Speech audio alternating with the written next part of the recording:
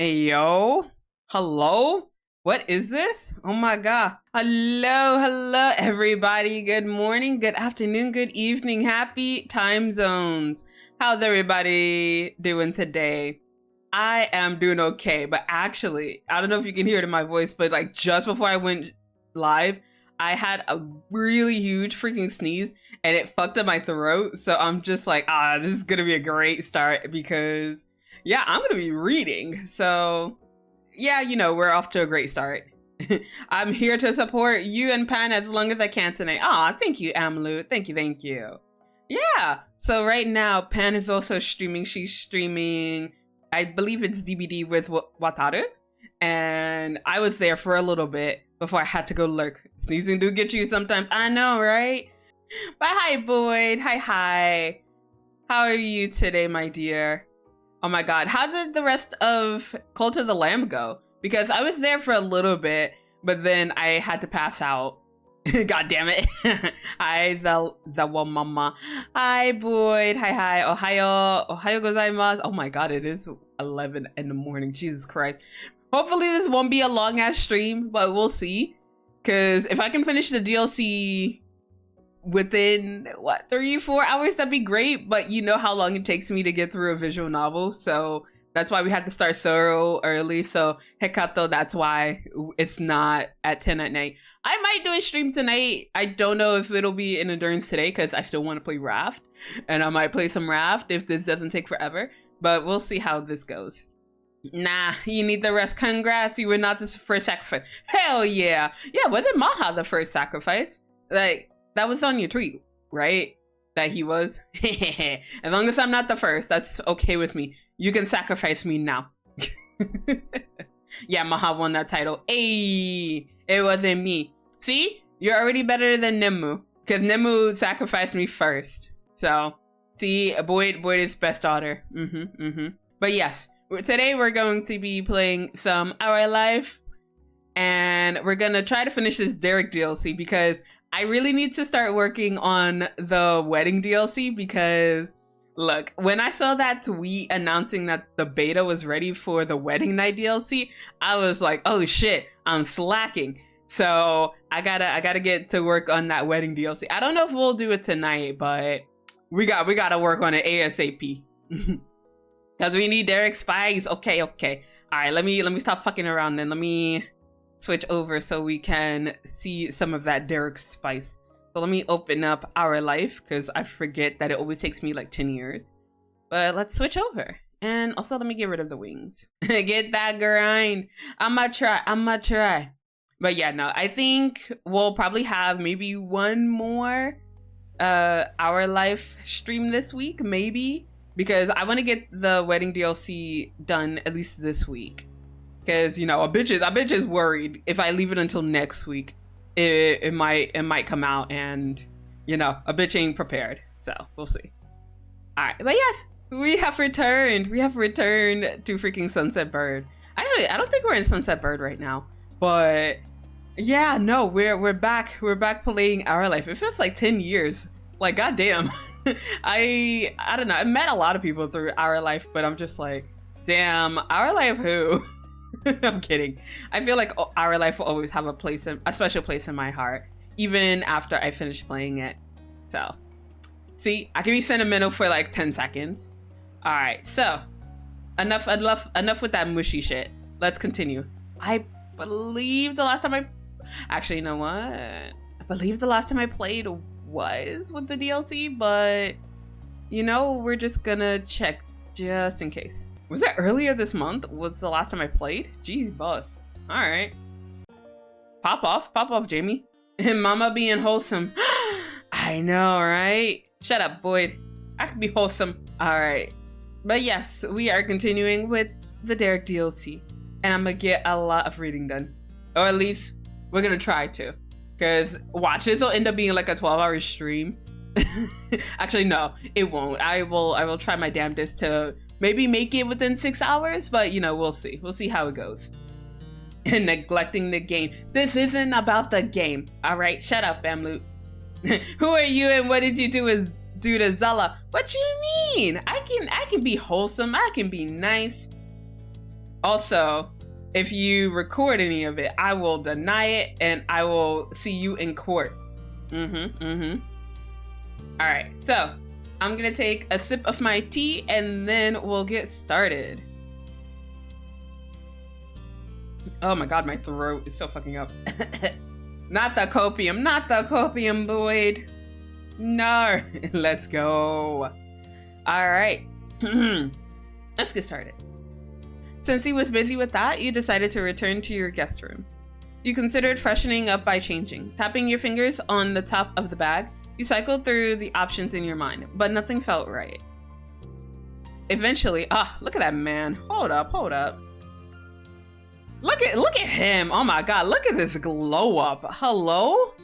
God damn. Hi, Derek.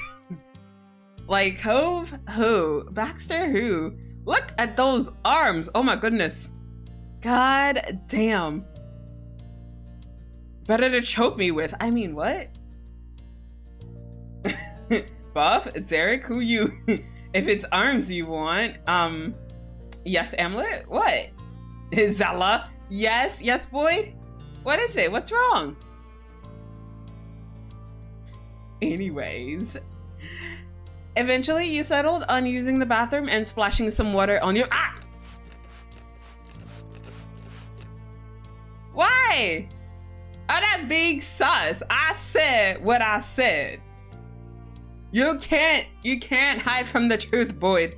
You see those arms? Those arms were made for one thing and for one thing only. It was for choking people out and opening pickle jars, all right?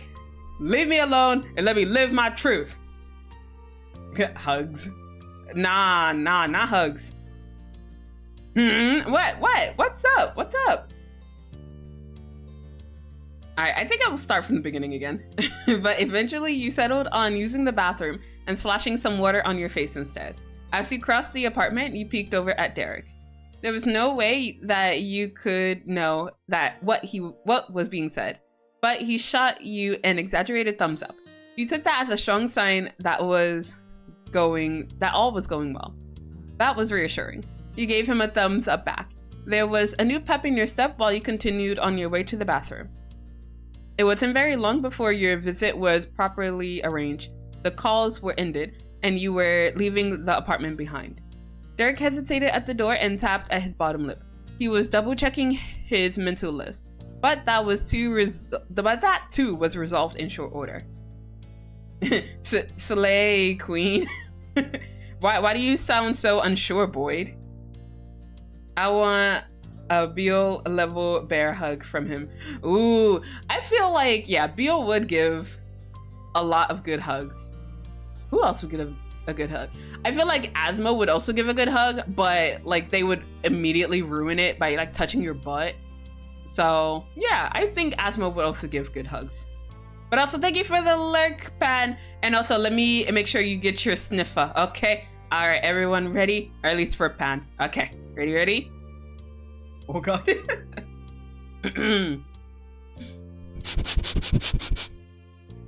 Hey, there's your sniffer. All right, go back to DBD.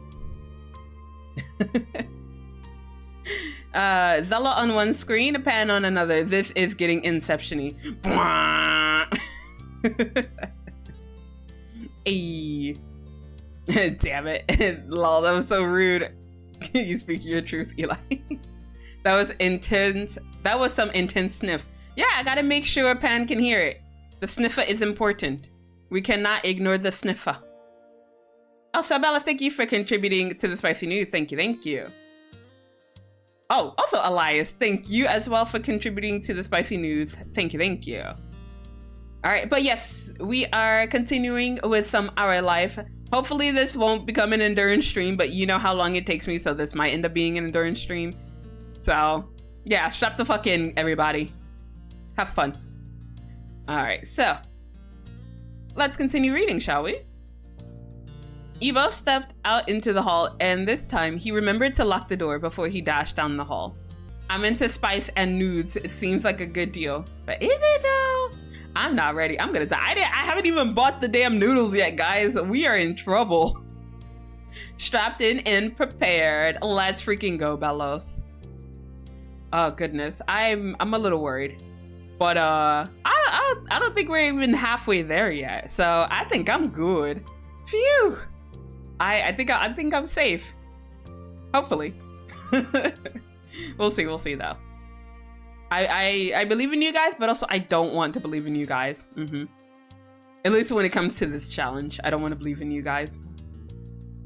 But anything else, I'll believe in you. All right, so. Excuse me? Mommy? Sorry. Mommy? Sorry. Mommy? Sorry. Mommy? Sorry. Mommy? I kind of miss that sound lyric. It's not often people redeem that one. I must lurk for I need to finish this model, but get with Derek. Smash! I will try, my son. But also, good luck on finishing the model. Good luck. I only bark for I don't know. I'm wow, okay. Elias. Pin of shame. Ma'am? What? I said nothing. What's that mean? I said what I said.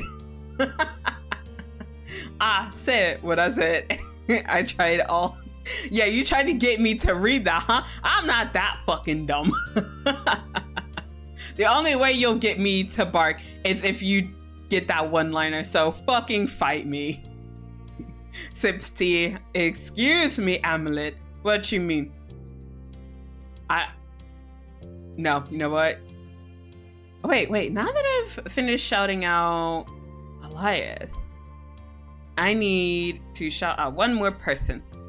And she's currently streaming right now, so she can't tell me no. Mwahaha. The only way you'll get me to bark is if you get it off a tree. Oh my god, Bellows, why? You know I'll fight. I know you would. Okay, to lurking. All right, enjoy the lurk. All right, but yes, everyone go check out Panic Ninja. She's currently streaming right now. If you want to, go say hi. Hey, yo, baby girl. No, not the baby girl. Goddamn. Barking Bellows, though? I don't know how I feel about a barking Bellows. I'd probably appreciate it, but I don't know. I appreciate that chin more. Because, goddamn, have you seen that chin? Ugh. Smash. Alright, back to reading. Thanks to slow-moving traffic, it was a 20-minute drive to reach his parents' new place. Derek pulled in and automatically noted how lucky you were that this condo had guest spots. Nodding along, you followed as he enthusiastically showed you the way. Derek knocked solidly, but not loudly, on the door. They knew you were coming. It didn't take you by surprise when the door almost immediately pulled open. Mrs. Suarez joyfully greeted you both. Hi, welcome home. Oh my god, look at his mom. Yo.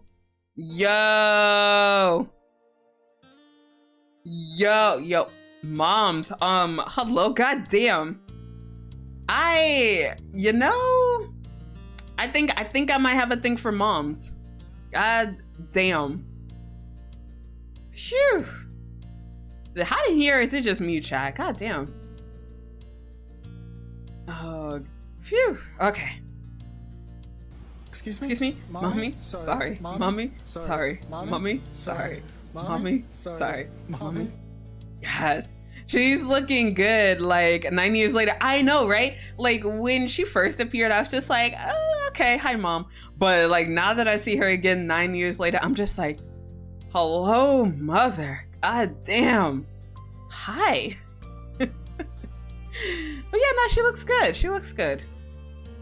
Wish I look good like that a couple years from now. All right, so let's continue.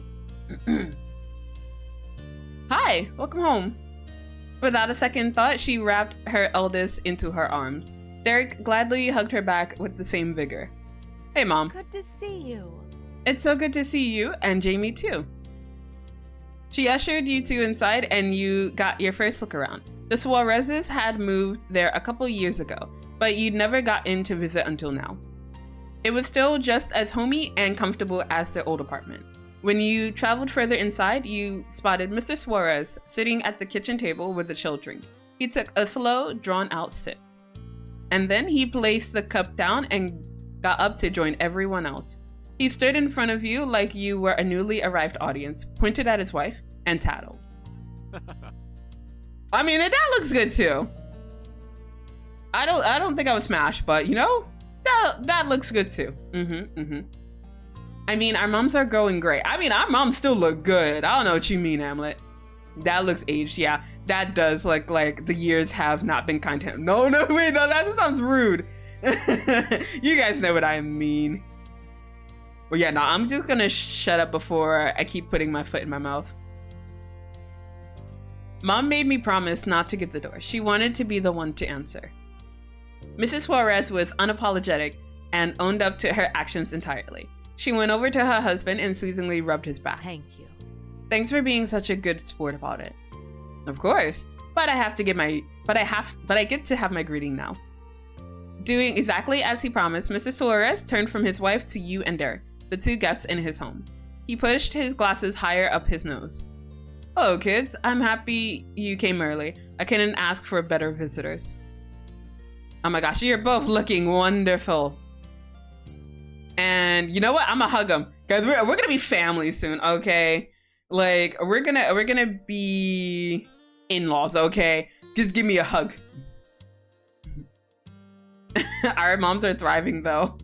Let's kind. Everybody shut up. Stop calling me out. Shush. Oh my goodness. But overwhelmed with joy, you pulled Mrs. Suarez into a big hug. When she let go, you did it all over again with Mr. Suarez. They were both just as delighted to squeeze you back. I thank you, Jamie. Mr. Suarez held himself proudly at your praise, while Mrs. Suarez tried to hold back her giggles. You're so sweet to us. It was easy for you to think of Mr. and Mrs. Suarez as a second set of parents after all the years they'd been a part of your life. You knew they'd always be there for you if you asked. Okay. Derek clapped his hands together and you couldn't help but smirk. The image reminded you so much of his mom trying to bring order to her rambunctious sons. And speaking of, so where are the bros? It's the same as always. You arrived first. It made sense to you that you had beaten Jorge there. He had to rearrange his day on the fly to make it. But why wasn't Nico there? Your eyebrows raised in surprise. You didn't have to ask for an explanation. Mrs. Suarez gabbed about it in an intentionally overdramatic tone. That is my question each day. Nico is never home with me anymore.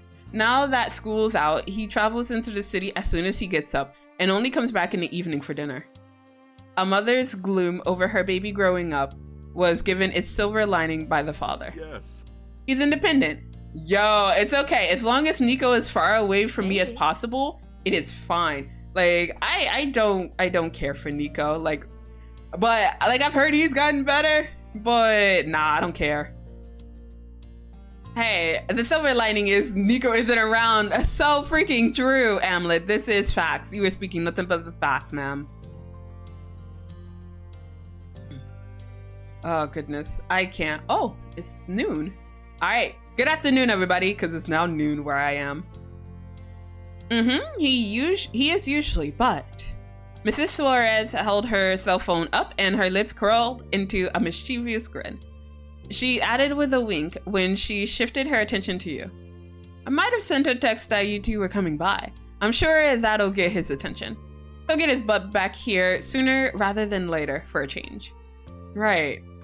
It struck you then by Derek's understanding tone that none of this was news to him. They were explaining Nico's habits for your sake. The whole family was as polite as they were perceptive. Since we got time, why don't you show Jamie the condo? Let's go. I was about to suggest the same thing. What do you think, Jamie? Want to take the tour?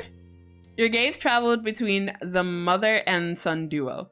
There was no way you could say no to them. Your lips pressed into an agreeable smile. Awesome. Mrs. Suarez's delight was evident. She endearingly looped her arm through yours to lead you directly. Similarly to what Derek had done earlier that day, his parents led you through the highlights of their new home. Mr. Suarez proudly listed all the amenities the complex offered outside as well. Derek leisurely followed along behind the group, loosely listening to the fact list. He had made a few notes to add here and there. Sometime later, a phone interrupted the conversation with a loud ding.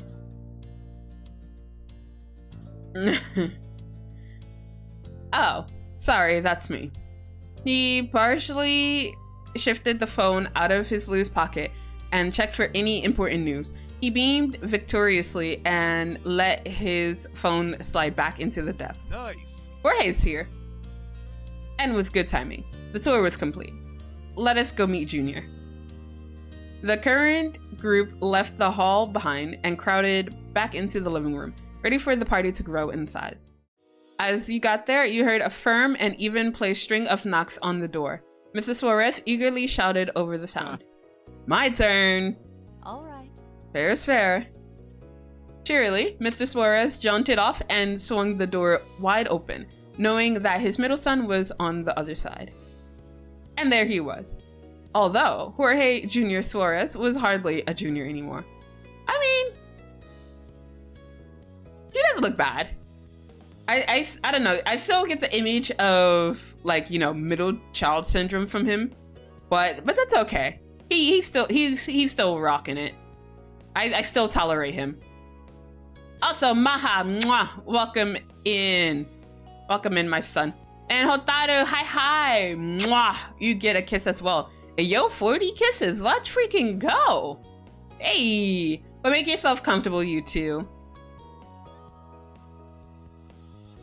So Jorge had not only grown taller than his big brother, but he also towered over his parents. Your jaw would have been on the floor if Derek hadn't mentioned this earlier. Still, from his neat sandy brown hair, his calm expression, and relaxed stance, you knew that he was still the same boy you knew as a kid. Jorge also remained a placid presence in his rambunctious family. They cheered at his arrival and he smiled sweetly. Hello, I hope I didn't keep you waiting. Welcome home, Junior. I mean, but that voice though. Yo? He'd be a viable bachelor if he were like this back in step 3. You're talking about Jorge?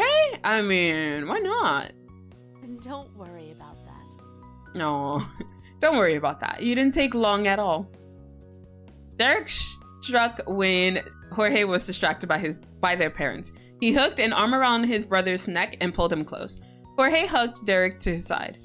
So, Derek's already here, huh? Yeah, I am. Never would have guessed that. The brothers let go and gave each other one last light shove. Jorge went over to you next. Hey, Jamie, it's been a while. Aw, he's adorable. Look at this smile. Ugh, he's adorable. You're all grown up? Oh my god, I'm so proud. This is me. This is me to my kids. I'm just like, I'm so proud you've grown into such a responsible young man. I mean, I don't think my kids are responsible, but they're good kids. Yeah, my kids are good. They're not responsible, but they're good. So yeah, I don't want to sound like a parent this time around. So maybe I missed you. Yeah, I missed you. Lies. You being nice to your kids? No, my kids are good. They're good kids. They're good kids. They're sussy, but you know, they're good. I don't think they're responsible because, you know, some of my kids, they stay up until ungodly hours, you know, taking after their mom and playing into the night. But, you know, they're still good kids.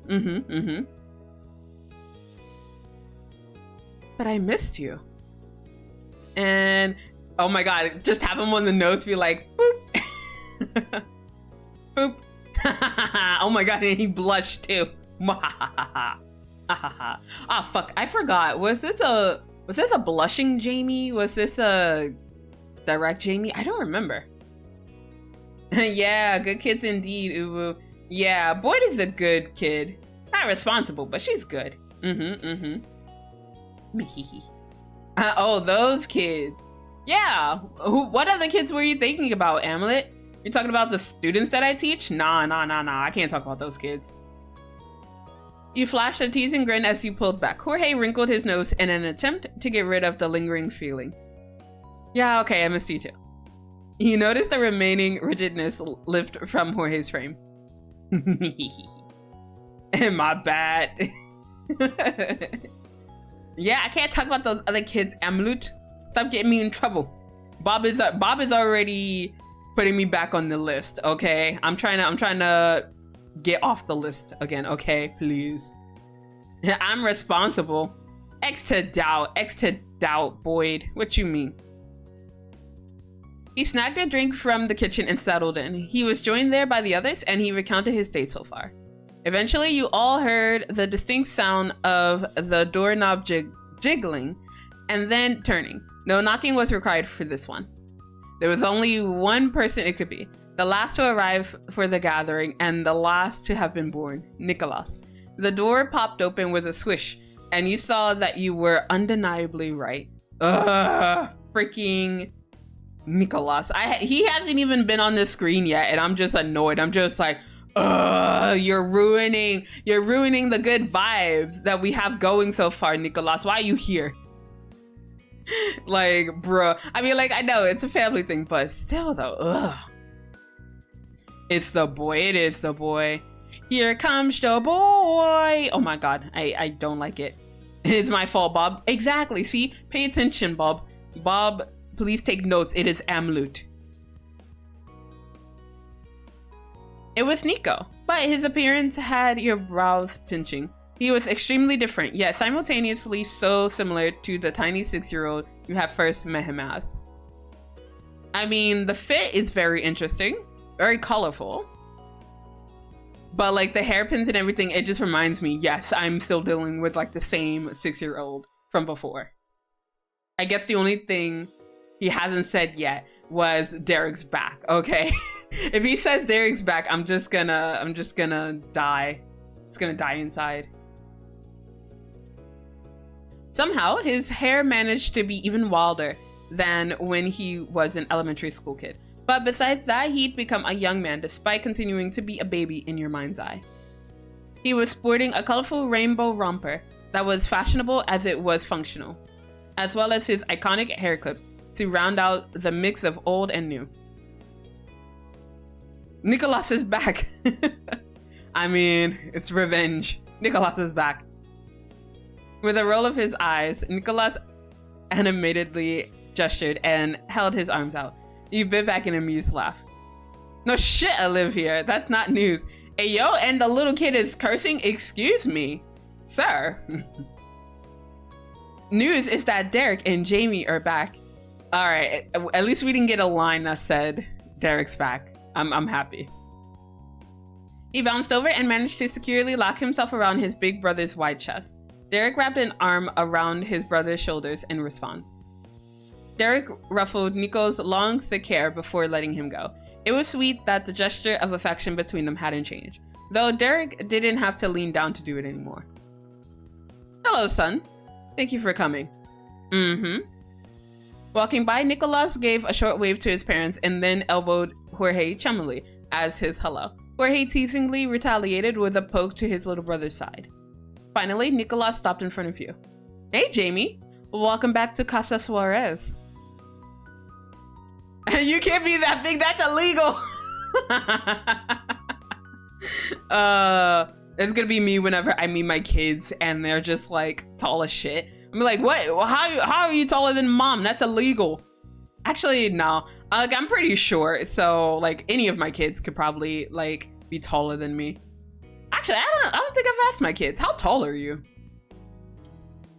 Kids these days. I know, right? So disrespectful. Back in my day, we respected our elders. He is in high school. Yeah, but still. How's your day, Mom? It's going okay. I woke up hella early today, and I was shocked because I didn't set an alarm. Well, I set alarms, but they were for much later. And yeah, I woke up, and I was just like, what the fuck? Why am I up this early? I wanted to go back to sleep, but I was just like, you know what? I'm just gonna stay up. So I stayed up and I watched a few people stream, and I did a little bit of editing, and I got ready for stream. So that's what I did. But how has your day been? Are you feeling a bit better, Hotaru? 161 centimeters. I am slightly taller than you, Boyd. Hey, okay, I'm okay with that. Yeah, I'm taller than my first child. I'm okay with that. So bow down. No, I'm just kidding. I was gonna say kneel, but let's not. No, yes, you are shorter than me. You're shorter than me, Boyd. Just accept it. Mom is taller. Mwahaha. I mean, I'm not that much taller, but mom is slightly taller than you. Mwahaha. I'm like 175, I guess, but that's like earlier. Gee, boss. Okay, y'all. Well, thought it was taller than me. God damn. But that's okay. My son can be taller than me, but my first child can't be taller than me, or I will fight. My driver's license has the wrong height on it. What does it say? And what is your actual height? What are you, Hotaru, a tree? You leave him alone, Boyd. You let him cook. Oh my goodness. Like when I went for my, well, not my driver's license, but my permit, it was, I think it was about the same as like my current height. So 5'11" is the wrong one. I never thought it was right and never questioned it. What the hell? Really? So wait, what's your actual height? Are you like 6 foot? Hey, yo. What the? Hi, Fizz. Welcome in. His siblings squabble. It's fine. That sounds like a lot of copium. Early stream. Yes, it is an early stream because, you know, it takes me forever to get through like scenes and stuff, right? So it takes me forever. So that's why we're doing it so early, just to cover my butt. Wait, so you're 180 centimeters. That's 5'9", no? Wow. Wait, is it 5'9"? I don't know. I'm terrible at converting. But whoa, sheesh. Hey. Doing better, but still stressed about the works. Currently break from meeting.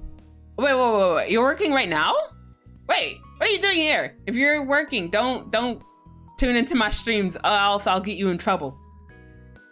Wait, did I hear someone being 6 foot? Oh yeah, I was talking about it. Yeah, my brother lied about his height to me, and I was like, okay, so that means I'm about that. Really, I'm like 5'7". Oh, okay. I think, I'm honestly not sure. I mean, you can go get checked. Like, if you go to the doctor, you can just ask them to check for you. So that's how I found out my height, and how my doctor did not want to let me have the 5'5". They were just like, bitch, you are not 5'5". And I'm like, come on, just give me that extra height, please. And they were like, no, you're not 5'5". But I want to be. I googled it because I don't know. Ooh, okay, fair.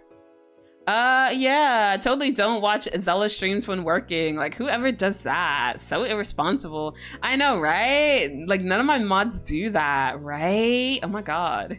And also me not hitting the headset as I'm pretending to, like, push back my hair. The DMV guy didn't fix it when I stood next to the height thing. Side-eye. Hey, don't give me the bombastic side-eye. Side-eye. Do you understand? Rude. I read through all my mangas yesterday night. Ended up passing out 3 times this morning. Gee, Buzz, Fizz, please get some proper rest. I just came by for a moment, Mom. Okay, well, get back to work, Hotaru. Have a good day at work, my son. Do your best. Shh, Boyd. Nah. None of my mods do that. Boyd, what you mean? Yeah, a letter totally doing work. Huh? Wait, Hotaru? Is that what you meant to say, Boyd?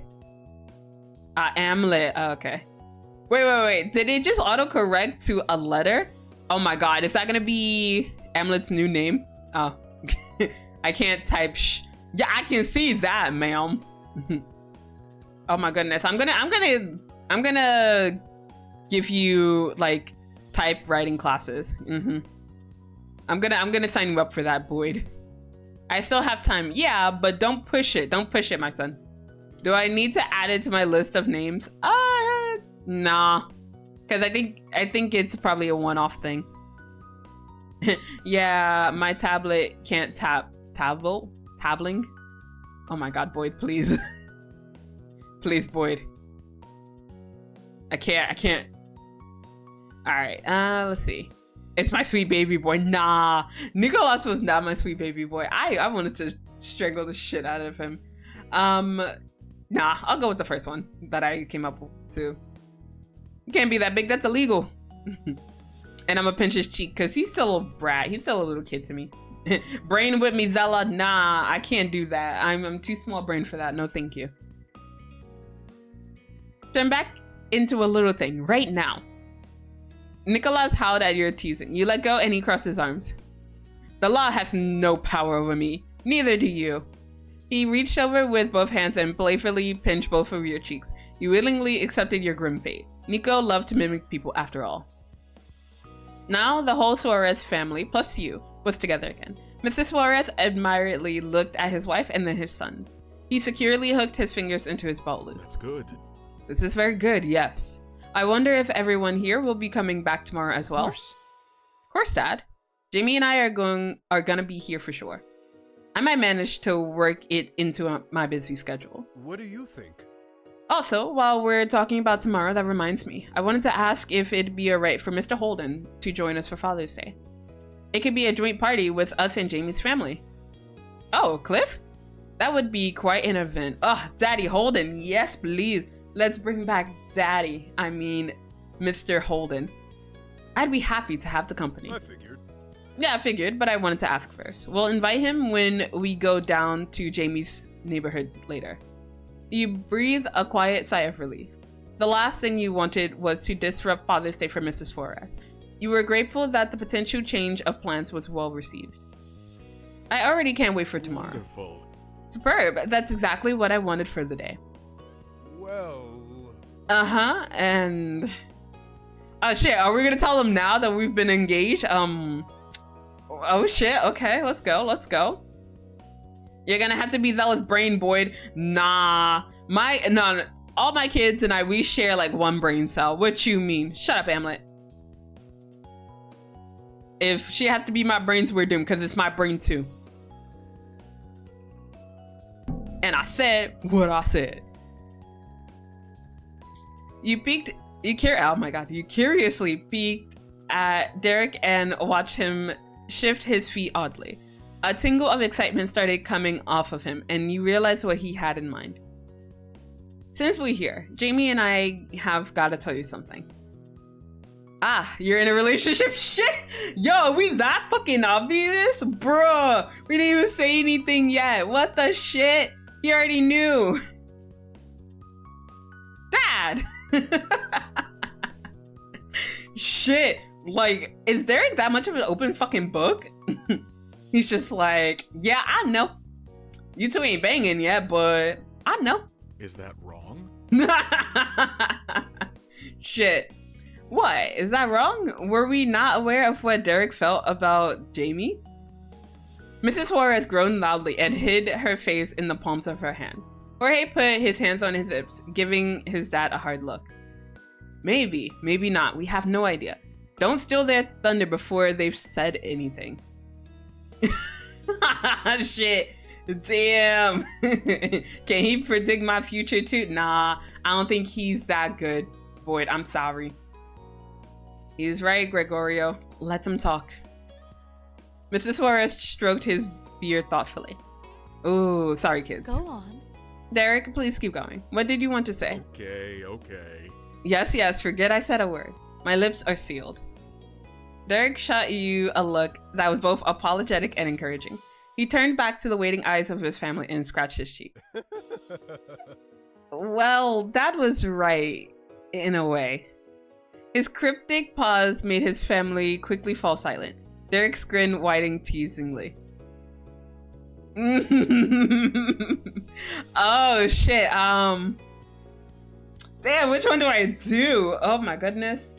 Hello? We're actually engaged in a way. Your son and I are considering a formal engagement, while me and Derek are considering marriage, sort of. Guess who's maybe gonna be a part of the family? You know what?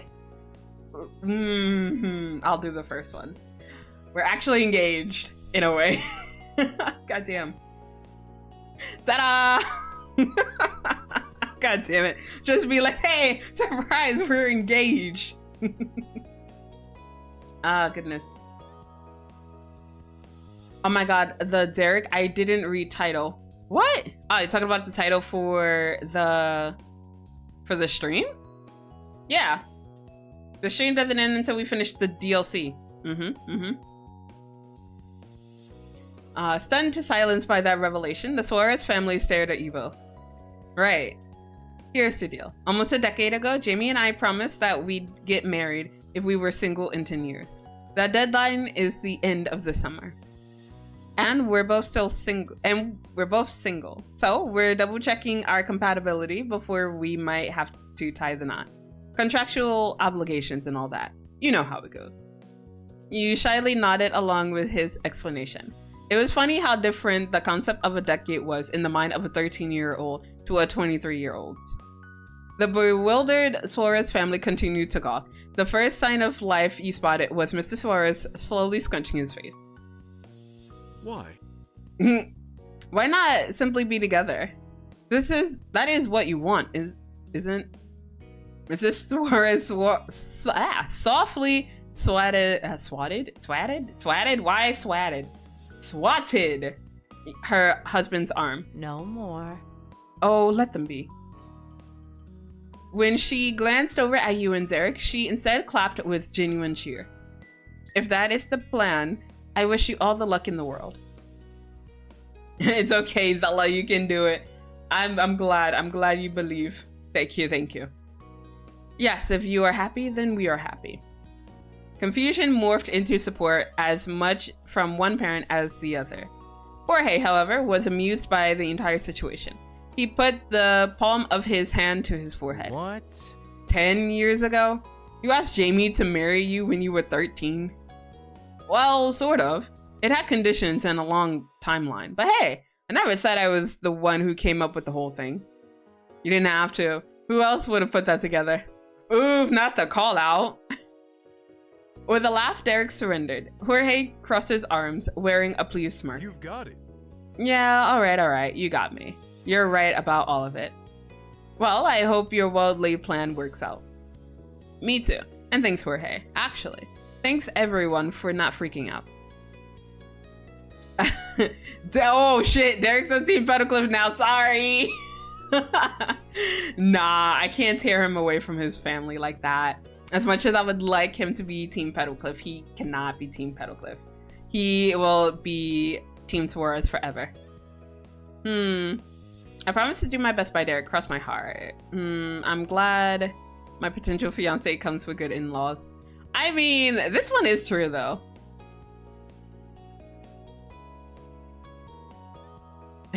But no Nico then.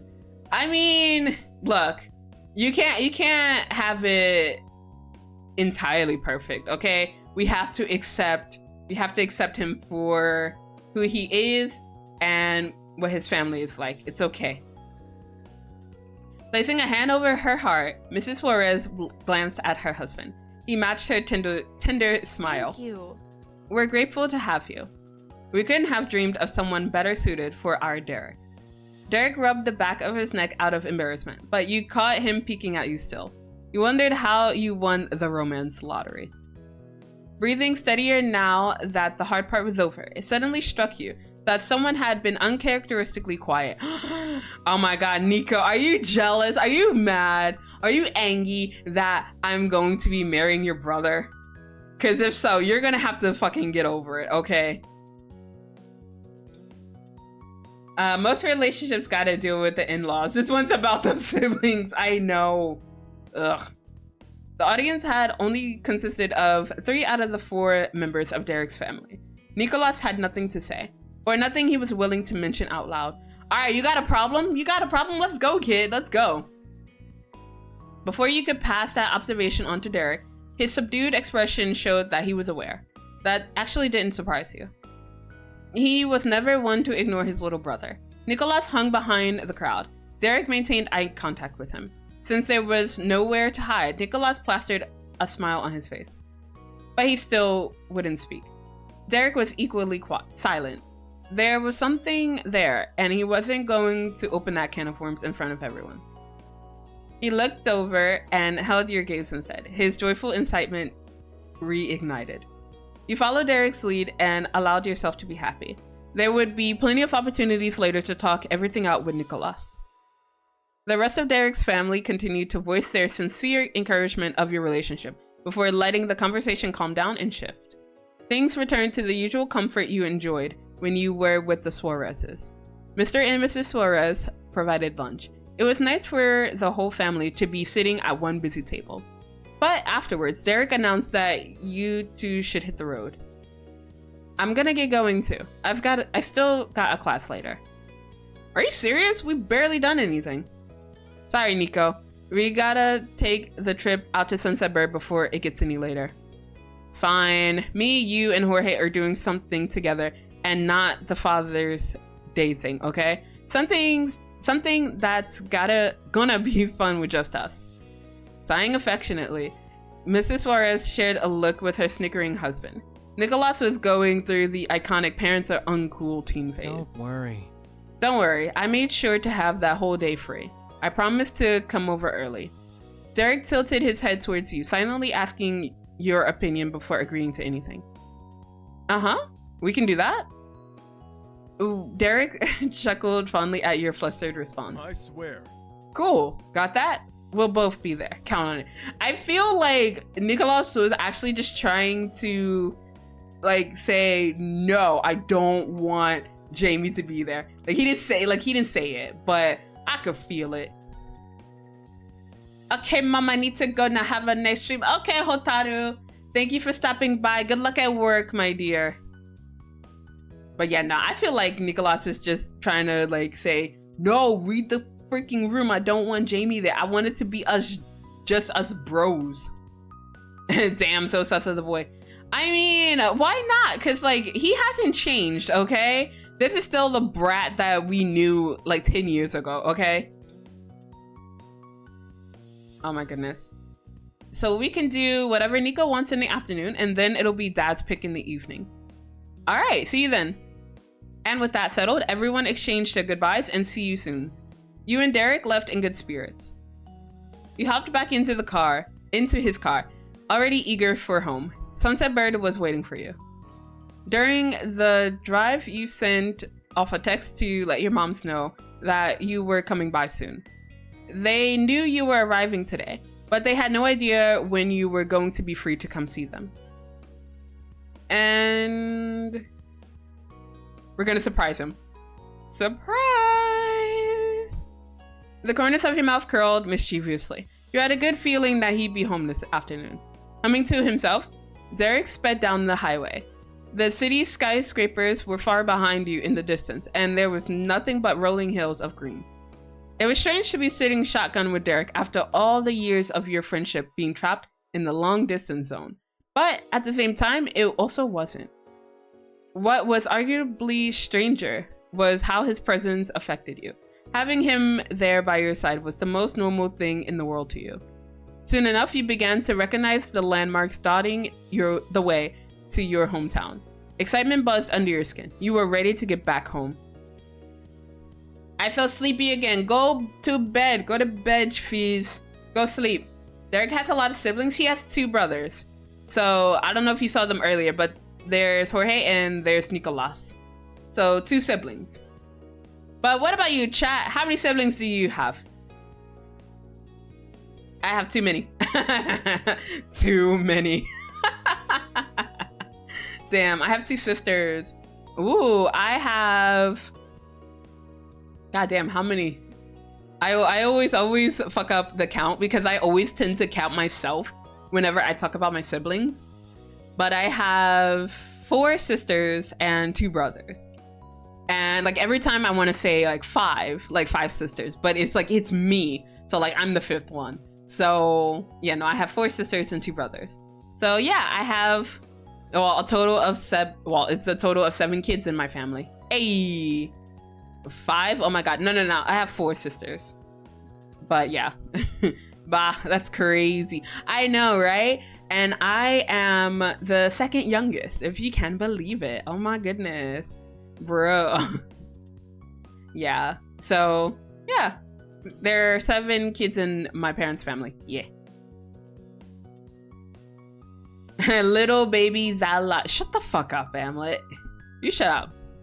Wait, aren't you like the big sister? Shut up. Shut up, Hamlet. Get out of here. Oh shit, I'm breaking shit. Don't bother me. Babu Zela. Shut the fuck up, Boyd. No, I'm the youngest. All right, then shut the fuck up, baby. You're a baby too, Amulet. You're a little baby. Baby Amulet. Also, Boyd, what you mean? Oh, I was about to say you're the youngest, but no, you're the oldest. Between you and Nemu, yeah, you'd be the oldest, right? That gives me the rights because I'm the oldest sibling. Nah, we just ignore the eldest. You support me? Nah, no support here. How dare? No support whatsoever. Oh my goodness. But yeah, like I don't know. I always had that feeling like it's like what, young child syndrome? I mean, not young child. English. Why can't I English? Middle child syndrome. That's the thing. That's what I'm looking for. But yeah, I get that feeling sometimes, but I'm like, I'm not the middle child. So, but I don't know. Maybe I should ask my siblings if they ever had that feeling of like being the middle child. Because my sister, one of my sisters would be considered. Wait, no. Yes. Yes. No. Yes. Yes. My oldest sister, one of my oldest sisters, I think she would be the middle child. But she was the wild child, so I don't think that really counts. Maybe I should ask my brother instead. The middle child syndrome sucks though. I wasn't, but I've seen kids grow up and deal with the struggles. Ah, yeah, I don't know. I haven't really talked to my siblings like that and asked. So, yeah, maybe it does suck. Thank you, Boyd. You support me anytime, Amulet. What the fuck is this? Mod supporting mods? No, not on my watch. Shut up, Stream Elements. We don't appreciate anybody here. Shut up. Oh God. As the eldest, oh my God, as the eldest and an Asian, it seems the title breadwinner was just placed onto me against my own will. It's pretty tough. Yeah, no, right? Like, I mean, I'm not the oldest, obviously, but yeah, I know like how that feels. Well, only because like my parents, they do that to me now. They treat me as if I'm like the oldest because like they have a lot of responsibilities they want to put onto me. So like once I move back to, well, partially the reason why I'm moving back to the States is because my parents need me to like support them. So I'm just like, yeah, okay. So that's partially why I'm moving back, because they want me to be in charge, because I don't think they trust anyone else in my family to do it. So they're just like, Zela, we want you to do this. And I'm like, okay. And then they want me to take care of other paperwork and stuff. And I'm just like, bro, I don't want to. Zela, good child. I don't want to be. I just want to relax. I just want to be like the kid where it's just like, I can just be spoiled. And if I ask for like a Lamborghini, I get it, okay? I usually squabble with my mom. Nah, like I just smile and nod to whatever my mom says. Just like, oh, you want me to do this? Okay. Don't do that? Okay. Like sometimes I'll pay attention. I'll be like, okay, yeah, I actually won't do it. Or I'll actually do it. But other times I'm just like, nah. I don't want to take care. I don't want to deal with it. So it just depends. I had kind of the same, but opposite. My brother's at the bar, and I was expected to at least meet it. Oof, but that pressure though, like, dude, I think I set the standard, and I was like the second last child. I think I set the standard to what a good kid would be, or at least in my delusion. That's what I like to think. My dad and I got that bro code going, you know. I mean. Yeah, just let me be Delulu for a little bit longer. Okay, chat, is that okay with you? that okay with you? But the thing is, my mom is quite the traditional woman, and they don't know I swing both ways. Ow! Thank you for the throw. Ow! Thank you for the head pat. Thank you, thank you. God damn. We're just waiting on that throw. Damn. But yeah, no, my parents, well, at least my mom knows that I'm not straight. So yeah. My sister came out as a lesbian and my mom lost it. I'm not supporting her studies. What the fuck? Nah, like my mom, she knows. And I don't think she cares. My parents, well, my mom doesn't care. Mama Petalcliff does not give a shit. She's just like, whatever, as long as you're happy. And it's kind of, I don't want to say it's like fake acceptance, but it's just like, it's not like full on acceptance, if you know what I mean. So yeah, that's how it is with Mama Petalcliff. Papa Petalcliff, I don't think he's as accepting, because like, I think he acknowledges it, but I don't think he accepts it, if that makes any sense. So if I were to, you know, get married to someone of like the same sex, I don't think he would be happy about it. But like, I did have this discussion with him when I was in high school, because like we got into the conversation of like same-sex marriage, and my dad was just like, no. And I was like, okay. I was like, so, because we were talking hypotheticals, and I was like, all right, so if in the event that I do get married to another woman, I'm not having you walk me down the aisle. You're not invited to my wedding. And he just looks so hurt, and I'm just like, look, you either you give it the times or you get left behind, Papa Petalcliff. So yeah. And we haven't talked about it since, but I'm just like, look, if it happens, look, I'll still invite you, but if you want to be a bitch about it, I'm not gonna have you walk me down the aisle. Mixed signals. Hey, yo. Also, hey, Mr. Licks, welcome in. It was now. Oh my god, mistype. Oh my god, Biz, get good with your typing. It's like the natural disposition is against, but they know they should be accepting, kind of like that, I guess. Yeah, it's kind of like that, Amulet. Total boss move, absolute respect. Like, look, I don't care. Like, if anything, I would like to have a wedding ceremony, and like I would like to have someone that I really care for walk me down the aisle. And if it's not my dad, it's not my dad. I would love it to be, but you know, if he's gonna be stuck in his ways, then I don't need that. Okay, so what I was trying to type earlier. All right, I believe in you, Fizz. You can try this. You can do this, I believe. Aw, cute. Shut up, Amulet. But yeah, no, I do want to get married. That is one of my goals in life. I do want to get married. I mean, I have a couple of wives, but I want to have another wedding, okay? I want to have a nice big wedding. I want to cry when I'm reading my vows. Yeah. So yeah, I want to have a ceremony. But I'm worried about having said ceremony because I worry that I will become a bridezilla because it has to be perfect. So that's what I'm worried about if I get married. Just like, that has to be perfect. I don't want to spend tens of thousands of dollars because it's just a one-day thing. But I still want it to be special because it's only going to happen once, hopefully. Only happen once.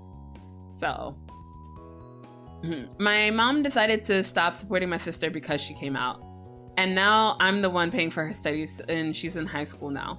Almost senior high. Oh my gosh. Good luck, Fizz. Bridezilla. Oh, boo. Amulet, boo. Boo, that was bad and you should feel bad, Amulet. Oh no, my Wi-Fi about to die. Oh no. Bye, Fizz. Farewell. Oh my goodness. I have no regrets. I have so many regrets. My first regret was making you mod. Second regret was playing Our Life. I'm kidding. I will never regret that. All right, but let's get back into it. Your car flew past. Your car? No car flew past the now leaving sign, and you rolled down the window to wave at it. Officially, you were finally back in Sunset Bird. It didn't take more than a few minutes to drive through the rest of town and roll into the sleepy neighborhood where you grew up. Derek parked along the curb and you both slid out. Nice work. We made it, safe and sound. Derek leisurely leaned on his car. He looked over the roof at you and lifted a questioning brow. So, what do you want to do first? See your moms or go check on Mr. Holden? Let's visit Mr. Holden first. If he's not there, then we can try again after seeing my mom's. And if he's there now, there's a chance he might not be when we're done with the other visit. Sounds reasonable to me. Together, you crossed the street and walked up to the familiar door. It was still a little odd remembering that the condo was now only inhabited by one single Holden. Oh no, no Cove. Hey y'all, Daddy. Hi, Daddy. Yo. Hello, Daddy. Sorry, Daddy. Goodness. Hi, Daddy Holden. I missed you. I mean, like the long hair, it still is a little getting used to, but goddamn, hi, Daddy Holden. I kind of wish we can have like the full sprite out, but you know, beggars can't be choosers right now. So you rang the doorbell and waited. Luckily, the familiar face of Mr. Holden appeared in the doorway and beamed at seeing you. Hey. Hi. Derek gave a big wave that Mr. Holden returned cheerily until his brain caught up enough to let him speak. Where in the world did you come from? Surprise! You tipped your head back and burst into a deep laugh. When you could breathe again, you pointed your thumb at Derek. He's letting me stay at his place so I can come visit. Come on. That's great. Come on in. He waited for you two to follow inside. You did, and he glanced back over his shoulder to address you further. So, what can I do for you two today? Well, there was something I wanted to ask you. Yeah? I'm all ears. You know, I know you're not really my dad, but I'd like you to be with me on Father's Day. Aww! That's adorable! I'm gonna ask him just like that, too. Zela ditches Derek to date her best friend's father. Come on, but do you see this man? Like, bruh. Looking disrespectfully, Liz. Better hope that he's holding you to. Oh my god, Ichi, I swear to God. I'm not even gonna say hello. Shut up, Ichi. Nervously, you twisted your fingers while you waited for Mr. Holden's shock to pass. He placed a hand on his chest with a thumb, giving himself a bit of a jump start. We'd be going to the Suarez's Father's Day celebration. Really? I can come? Yes. Jamie is right. My family loves you, and... He paused, glancing over at you. Derek knew how much this invitation meant. You're important to everybody that'll be there. So, would you join us? You could see the tears start to form in Mr. Holden's eyes. He was trying with great difficulty not to get too emotional. Aww, baby. Judging without mercy. Don't judge me. Don't judge me. Jump start. What if you half start? Aw, that one was bad. Boo. Boo, Ichi, boo. Okay. Then I'll be there. Just tell me when and where. No problem. I'll text you the details later tonight. Great. Mr. Holden shifted uncomfortably on his feet. He was still feeling overwhelmed by the situation, but he shyly faced you. I hope you've been doing well. We've been good. You gave him a thumbs up. He brightened at that news. How's it going? Glad to hear that. And your moms, are they doing all right? I haven't actually seen them yet. We're going there next. Oh, could I tag along? I've been meaning to visit them, and it'd be nice to stick with you two a while longer. Yeah, that'd be perfect. Wait, hold on. So you two live across from each other, and yet you don't go out and visit each other? Just be like, bruh, you're like right next door. Okay, I say that, but with my childhood friend, we live not that far from each other. But even then, it was just like we didn't really go and see each other that much. Like we did maybe every other, well, no, not every other weekend. It was longer than that.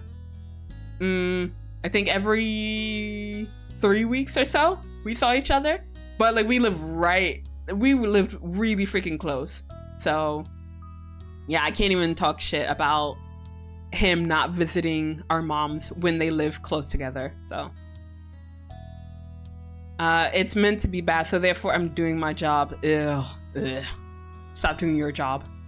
Well, that's understandable, to be honest. I know, right? Just like, oh, okay, well, I don't want to be a burden. I think part of the reason why I didn't go was because I was being a burden, but also I would have to tell my parents where I was going, and I never liked asking Mama Petalcliff like permission to go anywhere. So I would be like, oh, Mama Petalcliff, can I go over to John's house? That's not his name, but I'm like, can I go over to John's house? And she'd be like, no. Even if it was just we've known John's family for like years, but it's just like, even then my mom's still just like, stop being a burden to them. And I'm like, okay. So I think that's partially why I'm just like, I worry about being a burden to everyone. So like, if I ask you to like hop in on a collab with me or come over to my place for a party, I still feel like I'm being a burden, okay? So that hasn't changed. Like, young Zela still has that scar, okay? Even having you guys here now, I'm just like, I'm burdening everyone. Oh my goodness. Dude, college, when I finally got the freedom to leave whenever and wherever I wanted, it was so nice, bro. Like, oh my god, the first freaking day, like the first day that I moved into my dorms in university, I was just like, I'm here for myself. I don't gotta do shit. And like for breakfast the next day, sorry, not for breakfast, and for like dinner that night, I just had Pop-Tarts because I was just like, bro, I would have gotten yelled at by my mom if I just had Pop-Tarts for dinner. So I had Pop-Tarts for dinner. For lunch, I went to the campus dining area, but like for dinner, I had Pop-Tarts because I was like, you know what, I can do this. And then I had it again for breakfast. So yeah, Zela was living the high life in university, you know, just eating Pop-Tarts and eating terribly. Girl, yes, overwhelmingly free. Overwhelmingly free. Man, I want to have a pet hawk, but I don't want it to be a bird in. Any whoosies. Let's move this party across the street. Nothing else needed to be said after that. The newly arranged group pivoted out the door and strolled right over to your childhood home. Without missing a beat, you located and rang the oddly placed doorbell. Ma expectantly answered the door. Her eyes sparkled and landed on you immediately. Hi. Hello, sweetie, and Derek, welcome. A few seconds later, she realized there was a third, less anticipated guest at her doorstep.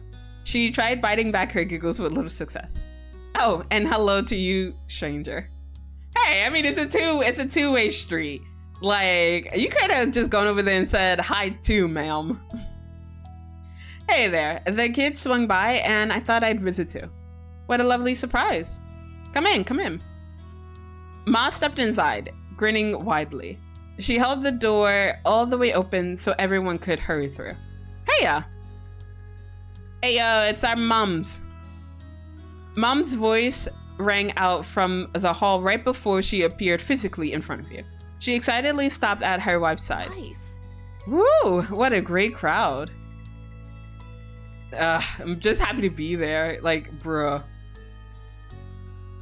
Yeah, no, I'm just gonna sigh. Just like, I missed you guys. Oh, hello there, miss. Does the sample slide? It's best mom. Hey, yo, moms. I know. Look at our moms. Our moms are great. I knew stepping into Kafka territory illegally will be worth it. Is it though? Is it though, Ichi? You sure about that? You sure about that? Yep, we're gonna throw our arms around both of them. Be like, I missed you guys! Feeling a bit teary-eyed, you clung onto them tightly. You could feel one of them soothingly rubbing circles into your back. Aww! They know I'm about to cry because, you know, I'm a simple bitch. Oh my god, I miss them so much. We're glad to see you, kiddo. We missed you. Aww! Damn, not me wanting to get a hug from my own goddamn parents. I haven't seen them since the beginning of the panini. Goddamn, I wouldn't be hugged like this. Goddamn. Oh my goodness. Derek gently worked his way into the conversation. You didn't miss the way his skin was suddenly a shade rosier than before. Good to see you.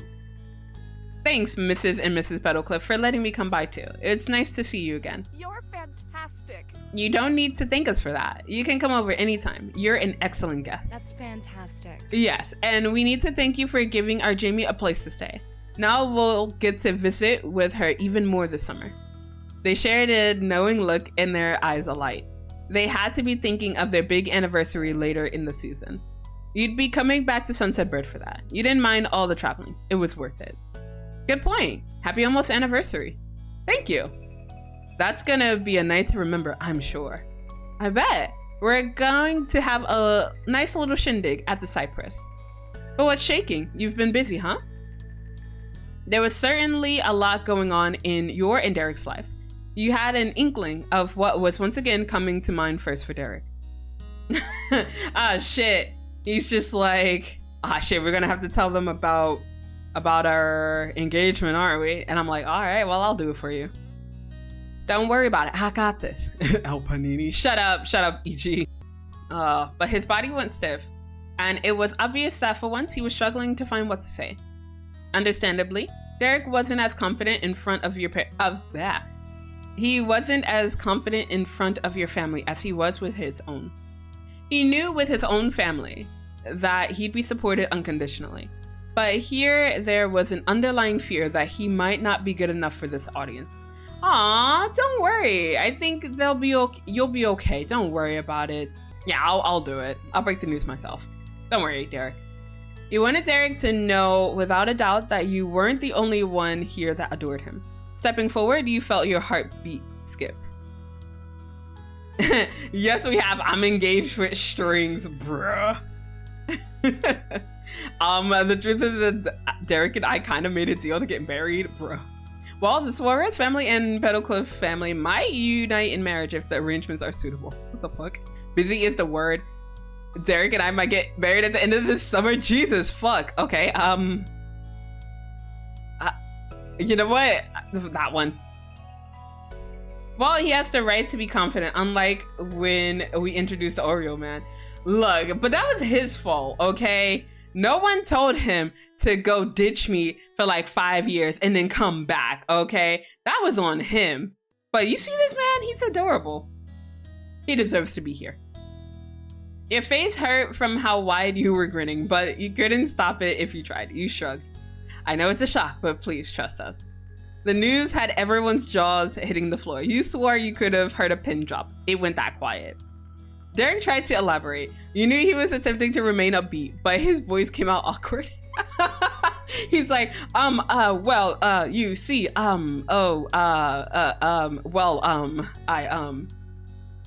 yeah, but that's my point. Shut up, Hamlet. Derek did nothing wrong. Hashtag Derek did nothing wrong. But yeah, no, he didn't do anything wrong. He just existed. He was being a good being. He is very respectful. So yeah, he has done nothing wrong. The truth is... Well, the thing is, 10 years ago, we said we would marry each other if we were both still single at this age. So that's what's happening now. We're gonna see how it goes. He managed to end it off on a confident sounding note.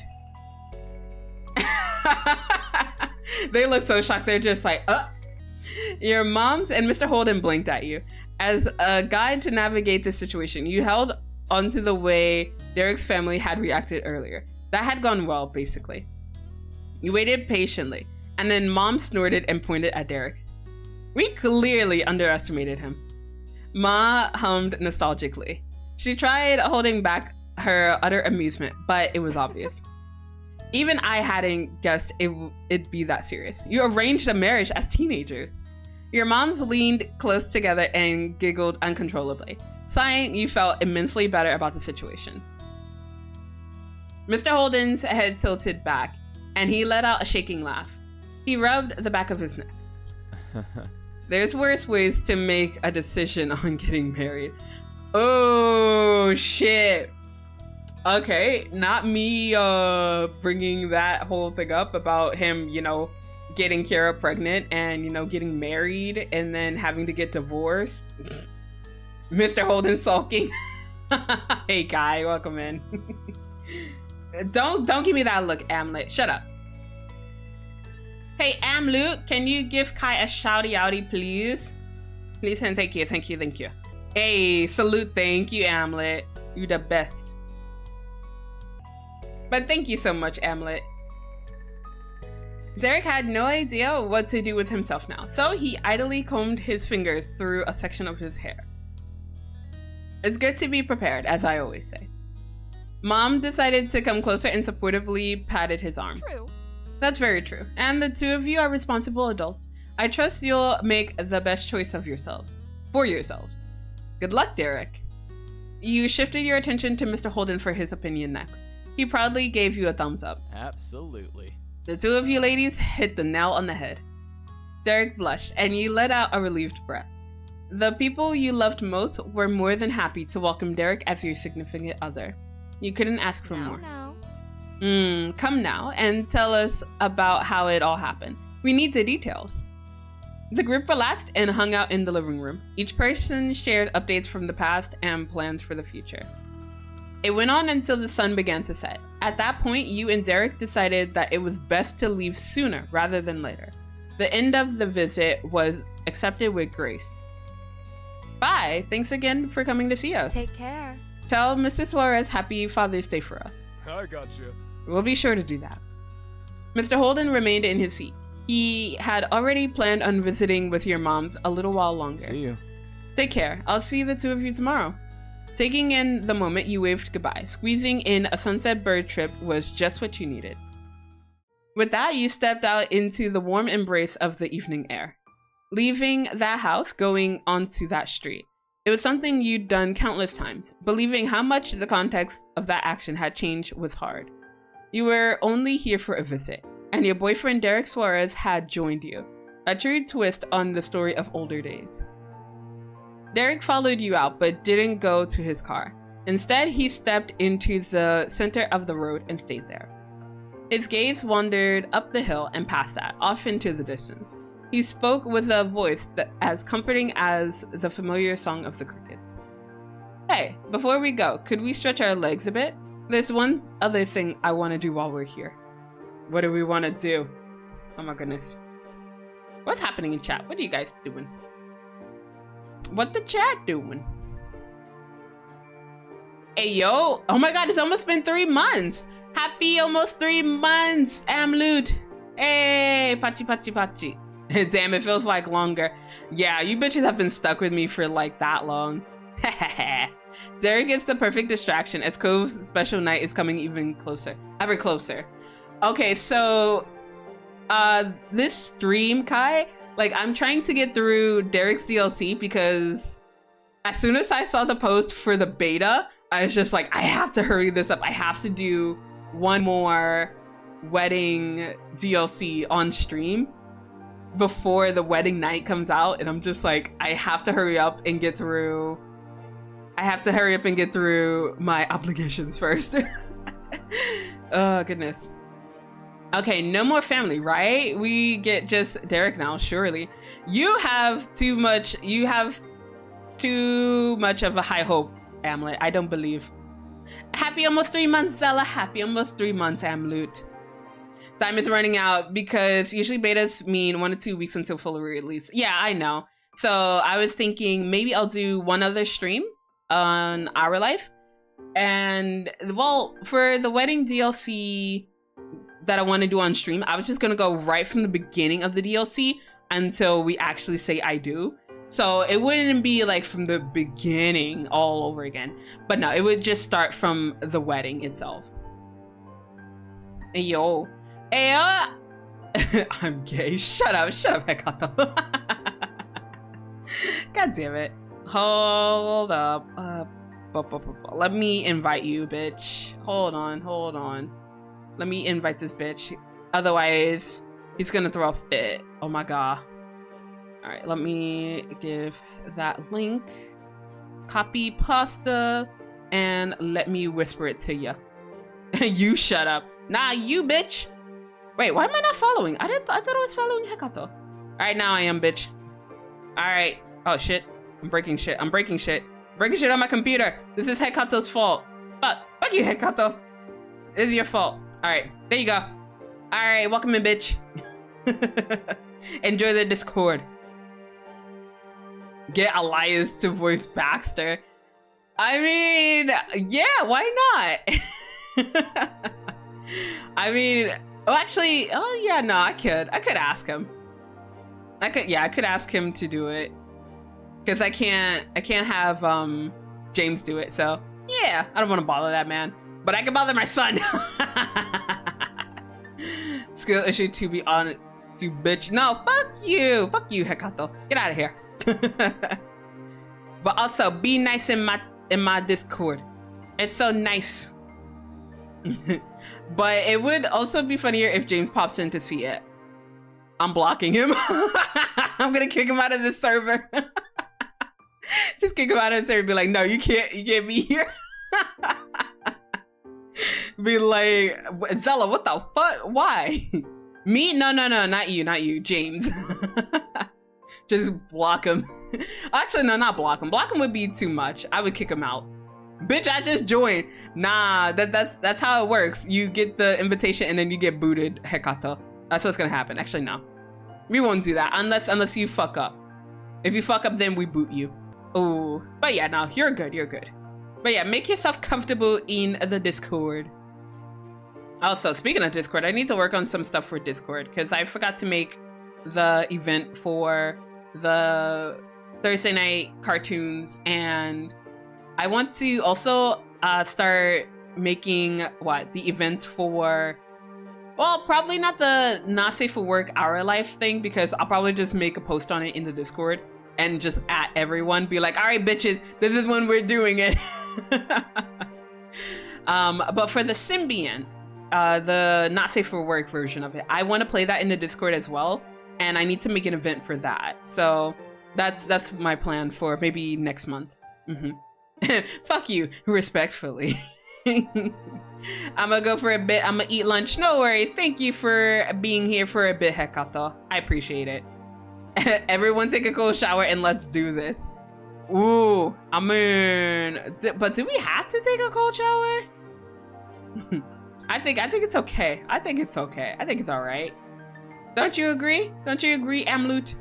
So without a second thought, you nodded in agreement. The weather was lovely and you were more than happy to stick around your hometown. Thank you. Cool, thanks. Derek tilted his head in the direction he wanted to go. His mouth hooked into a grin, and then he started scrolling. Yo, I spend too much time scrolling on Twitter. Cause like I'm over here just like, okay, what's happening in the VTubing community? What's happening on X, formerly known as Twitter? Cause like I know they had the hashtag, what was it? Like, leave Twitter Elon. Cause everyone was getting tired of his shit after the announcement that he was gonna disable the block feature. Like, bro. Blaze your glory. Shut up, Emily. I'm kidding. Hekato. God damn it. Wait, hold on. I have something for that. Hold on. Go. Enjoy, Hekato. Remember to say itadakimasu. Oh goodness. So his mouth hooked into a grin, and then he started strolling. You followed at his side. He gently slipped his fingers around yours. It made your heart flutter joyfully. Derek moved with wide, carefree strides. You giggled as your linked hands swung with each step. You found yourself headed outside of the residential area of Sunset Bird and onto the main street. It had been nice to refamiliarize yourself with the area during the Little Jaunt. Derek got a conversation going between you. Well, damn, that went better than I expected. Aw, did he think that it was gonna go terribly? Like our moms would have been like, no, you cannot date my daughter. You cannot marry my daughter. It wouldn't have been that bad. So I don't know why you were so worried. Oh my gosh. But Derek, you were adorable. Shy boy, so cute. I know, right? But yeah, no. I don't know. I think he might be giving Kova a run for his money, being adorable. With our families. Though, even saying it out loud to them still hasn't made it feel totally real yet. There's no way you're actually dating me. I think. Hey, you better start believing it because it's true. We owe it to ourselves to give this a shot. Derek cracked a smile before letting his gaze fall to the ground. The conversation hung on that note. The walk continued, and you had a good idea of where he was going at that point. There was something caught up in the middle of the path, and it wouldn't hold any interest to anyone other than you, Derek, and Cove. Oh shit, is our, what's it called? Is our handprint still there? For the three of you, it was special. Derek crouched down to the ground, right where you expected. He smiled wistfully at a decade-old inscription. The writing was well worn, but still visible. He slowly placed his finger over the small print he'd left in the concrete as a 13-year-old. He was so much larger than he used to be. His finger completely eclipsed the tiny mark, and yet he still seemed small again to you in that moment. Aww. Next, Derek moved to the initials you'd made. He dragged his fingertip over to carefully trace it.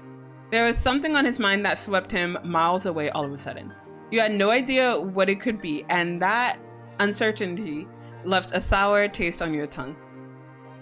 Derek remained transfixed with the concrete and his own internal musing. Gradually, his frown worsened. This sucks. Time is a sucky thing to play against. If you mess up, that's it. Even if you try to turn things around later, you're not getting what you lost back. It's just gone. Do you think you've messed something up? He chuckled, but it was the farthest thing from being reassuring. You nervously chewed at the inside of your cheek. I really messed up. Aw, what'd you mess up? Oh my god. Don't make me want to hug you, man. I messed up a lot of things. Wait, I'm so confused. What did he mess up? What the fuck? Huh? Wait. I'm totally lost. What did he mess up? Did he mess up on like the carving? I mean, not the carving, the handprint or whatever? Because I don't think you have. Like, it's okay, baby boy. You're fine. But that was all that came of it. Derek pushed off the ground and got back on his feet. He brushed some dirt off and took his phone out. Then he got a picture of himself giving a thumbs up in front of the concrete slab. The solemn air around him vanished. Okay. I'm gonna text this to Cove. Hey, I wanna be in the picture too. Oh, sure.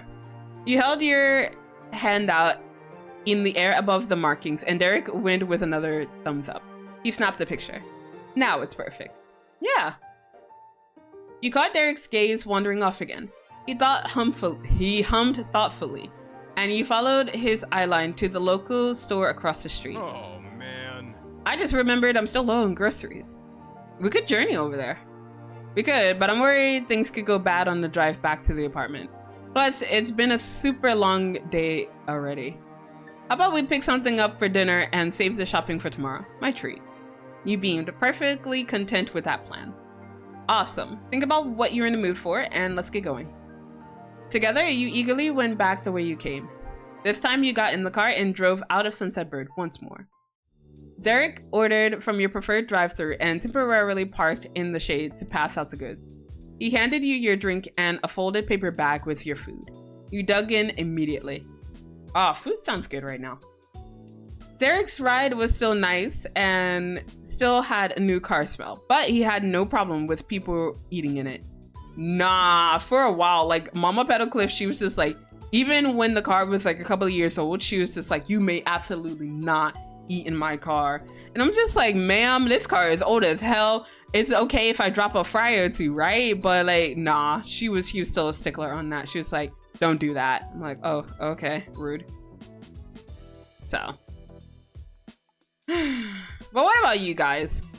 Is eating allowed in your car, or is it like not allowed? Some people in their cars.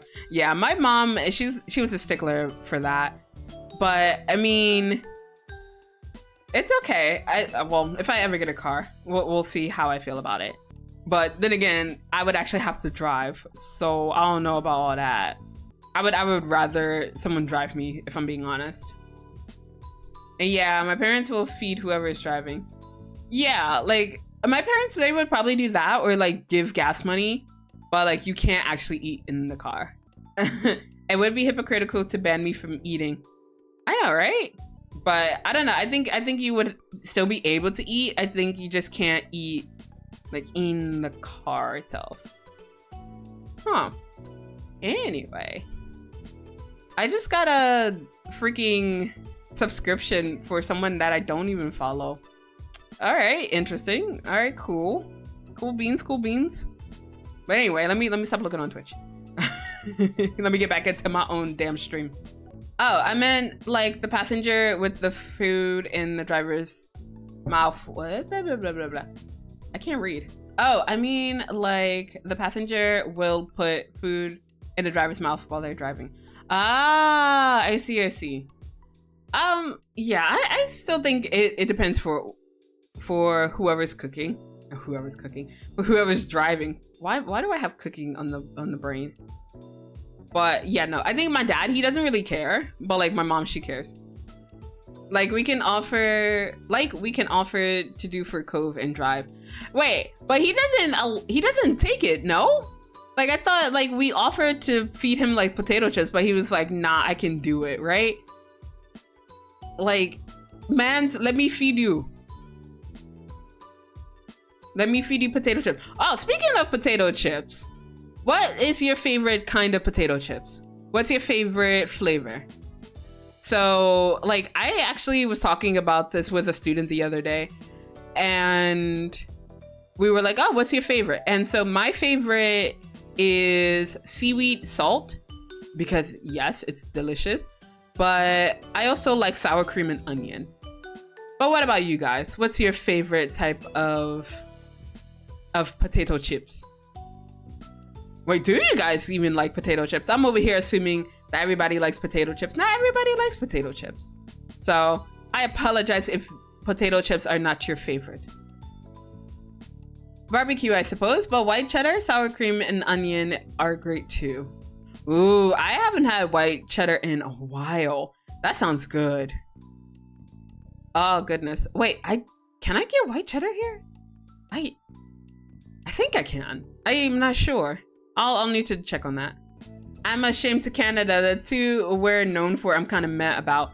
Wait. What is Canada known for? I'm small brain and I'm like a dumbass American, so I don't know what Canada is known for. Please inform me. Maple syrup? That's what I was thinking, but maple syrup potato chips? I mean, it wouldn't be too weird, but yeah, I don't think that'd be their staple. Their staple potato chip flavor. The ketchup flavor and all dressed flavor. Wait, what is all dressed flavor? What does that taste like? Because like ketchup flavor, I think I've tried that once before, but I don't remember. Interestingly, I've never seen maple flavored chips. I've seen like honey butter chips, but you know, that's about it. Sad. It's like all the flavors. Really? Oh shit. Barbecue, ketchup, salt and vinegar, etc. Holy shit, really? Is that delicious like at all? What the hell? That doesn't sound really appealing. It's an acquired taste. Yeah, that sounds like it. Oh my goodness. But now I kind of want to try it. But not like buy a whole bag. I just want to try like a few. Maybe I gotta find someone who actually likes it. Because that way, if I don't like it, I can just give it to them and be like, here, you can finish it. Because like that's what I do whenever I tell people to try like root beer here. Like I give it, like I buy it because like I don't mind drinking root beer. And so when I buy it and I pour like a little bit for my friends here and they taste it, they're just like, oh, this is disgusting. I'm like, well, I'ma still have it, so bottoms up. Well, come visit then, girl. All right, bet. I'm on my way. Actually, no, I'm not on my way. I will eventually. Once I move back to the States, I will plan this stuff with you, Amloot. Root beer. You like root beer? Oh my god, based mod, because like no one freaking likes root beer. And I'm just like, guys, what is wrong with you? Root beer is like, okay, it's not A tier, but it's so good. What the hell? What? Root beer is good though. I know, right? Especially if you have it like an ice cream, like a root beer float. Yes, freaking please. I mean, if I go to Okinawa, like yes, some people will like it, but not a lot of people like where I live enjoy it. So sad. Yeah, more folks overseas don't like root beer. Yeah, fair, but it's so good. It has a similar taste to some kind of denso thing. Yeah, like most of my friends here, or the people I've gotten to try it, they were like, oh, it tastes like medicine. I was like, what the fuck? This isn't medicine. Get out of here. I think root beer is fine. Depends on which kind. Yeah, if you get maybe like the old fashioned kind, maybe it's pretty freaking good. But I don't know. Yeah, like you said, it depends. We even have an old local root beer brand that is very famous here. Try pronouncing it. Sarsaparilla? I'm probably butchered that. I'm so sorry. Wait. Yeah, try to teach me how to say it, cause you know, I'm small brain. You have to help me out. That was right though. Hey yo, hey, hashtag first try. I'm amazing, but also you're amazing. You're amazing, chat. I think I've heard of that before. Yeah, it kind of sounds familiar, but yeah, now I'm not sure either. Oh my goodness, I want root beer now. But like, if I want root beer, I gotta go to like, what is it? I have to go to import store to go get it. And you know, I'm a lazy bitch and it's really humid outside. I'm not doing that. We're not doing that today. Yeah, like someone asked me, like, well, yesterday someone asked me, oh yeah, what are you doing this weekend? And I was just like, bruh, I'm doing the same thing that I did last week. I'm gonna stay home under the AC and I'm not gonna do jack shit until like maybe like at night. So but even then it's still iffy because I'm just like, I'm debating whether or not I want to stream later on if I'm not already still streaming. So I'm just like, nah, I ain't gonna do anything. No wait, actually the local brand one is Badak. My brain is missing. I think I probably butchered that as well. I apologize. Sarsaparilla is the flavor, but it tastes like root beer. Or is it root beer? I don't know. I don't know. The world may never know. No, that was right. Oh shit. Hey yo, hashtag first try again. Damn. I'm killing it with the pronunciations. Actually, no, I'm not. So usually whenever I look at something, I always take it as as if it's like reading katakana. So yeah, but like that doesn't always work in my favor, you know. Sometimes that will backfire on me and it'll sound like completely wrong. Or it's supposed to be like the American way of saying it. I'm just like, oh, okay. Well, I'm just a dumbass. Oops, sorry. So yeah, that's how I get away with pronouncing stuff. Is it always right? No. Can I pronounce anything properly? Definitely not. Look, I can barely pronounce Zela sometimes, okay? So don't expect a lot from me, chat. All right, but like we've gone way too long without, you know, taking care of freaking Derek. So let's get back into reading. He shared his philosophy of the inevitability that lived in stuff is going to get dirty. He wasn't going to get mad about normal wear and tear. With a big family of busy boys, an inability to keep things pristine certainly must have been an unavoidable fact of life for Derek. You and him enjoyed the meal. It was long finished when he pulled into his apartment's designated parking spot. With sunset dimmed down to inky blackness, it was hard to see. Derek switched on an interior car light as you gathered up in the trash. Yes, we're all just gonna gather up in the trash. Just like, all right, guys, the invitation is for us to meet up at this trash can. Are you in, chat? Are you in? Join us in the dumpster. God damn it. As you gathered up the trash in the bags that dinner had come in.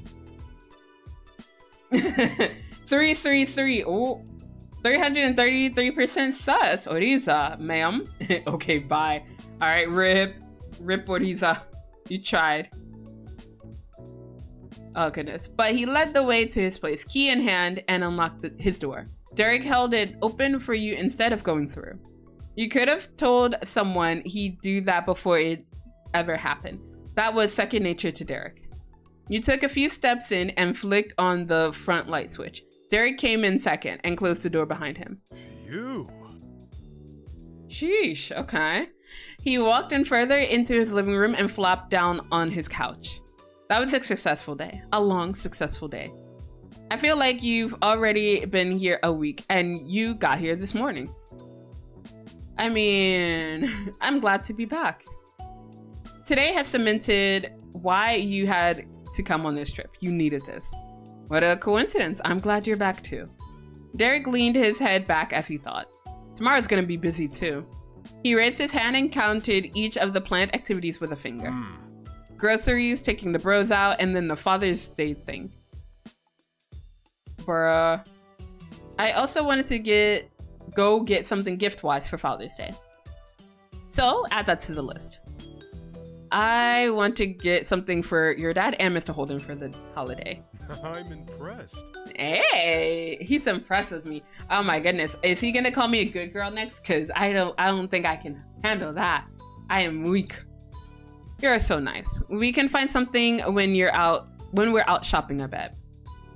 He was right. It shouldn't even add an extra stop to your long list of activities. Thanks. Derek blinked sleepily, sinking further into the couch. He looked cozy. He shook himself and suddenly clapped his hands together. But hey, you probably want to shower and settle in for real before it gets even later. He grabbed the back of the couch and hauled himself to his feet. Worries. We can always work on the schedule when we're not sweaty and exhausted. Yeah, thanks, Derek. Derek waved you off as you returned to the guest room. You got out your stuff, put your toiletries in the bathroom, and showered. You tried to be quick and were soon in your pajamas, winding down for the night. Once again, you were back in your room. You plugged in your phone charger and unpacked tomorrow's clothes. A knock rattled your door. Can I come in? Yeah. Thanks. You're welcome. I'd like it with that voice of his. What, him saying good girl? I mean, oh my God, but imagine though, okay. I mean, we don't technically have to imagine because we can kind of just ask James for it, but just imagine having all the love interest of our lives saying good girl or good boy or like good person. Oh my goodness. That would be too much power. I think I would die. I would be deceased if like all the love interests just said good girl. Like, god damn. Okay, but Derek though. Fuck Baxter. What? Hold up. I thought you were loyal to Baxter. What the fuck is this shift? Damn, you bitches ain't loyal. What the fuck? I thought you were team Baxter Amlet. These hoes ain't loyal. God damn. I'm telling. I'm snitching on all you bitches. Look, there's a time and a place for the best boy, but this is not it. Wait. Are we about to be called a good girl here? No, not that way, but like, is there something good about to happen? Am I gonna want to keep reading, or am I okay to, you know, just chill and chat? You need to inform me of these things. I don't know. What you mean you don't know, ma'am? I thought you went through this DLC too. God damn it. All right, well, I mean, I guess I could keep reading. Ugh. Derek accepted your invitation and shut the door behind him after he walked in. Sup, lovely lady? Ah, a lovely lady. Oof. Oof. You waved back at him. I mean, oh, I'm conflicted. Do I just walk over to him or do I just pat the bed? Be like, come here, baby. You know what? Come here, baby. You shut your suitcase and climbed on the edge of the bed. You scooted to the corner, leaving room for a Derek-sized person to sit down. Derek stood in the corner of your room, not getting the hint until you gestured at the empty space beside you. Oh my god. Him being oblivious, sir, please. Oh. Oh my fucking god. Boy, please. Look, we already had a dumbass, like, we already had a dumbass cove. I don't need another dumbass, okay? What's better than one dumbass? Two dumbasses. And push him on that bed. Clearly the option we should have gotten. Oof. Horny Amulet. You getting bonked. Harem? What? No harem here. No harem here. What you talking about? He strode forward and hopped onto the mattress. The bed bounced beneath you. Nope. Not gonna make a sussy joke. I'm just gonna keep reading. He grinned boyishly at you. Everything good in here? It looks like I forgot my wallet. I wonder who forgot their fucking wallet. But I mean, Derek's DLC came out before Baxter's, so... Oh my god. But imagine though, if I forgot my wallet. Bruh. Let's see. Nah, I'll joke. It looks like I forgot my wallet. That's alright, I can officially act as your boyfriend and pick up the tab. Derek would pay without comment though. He would. He's too nice. He's way too nice for us. You looked at him and tried to determine if he really had missed the fact you were joking. Your face felt hot at the realization that he took it so seriously. Oh my god, please. Just be like, sir, I was joking. I have my wallet. Just, do I have to show it to him and be like, look, I was joking. It's like right here, baby. Sir, please. So you looked at him and tried to deter... Oh, wait, no.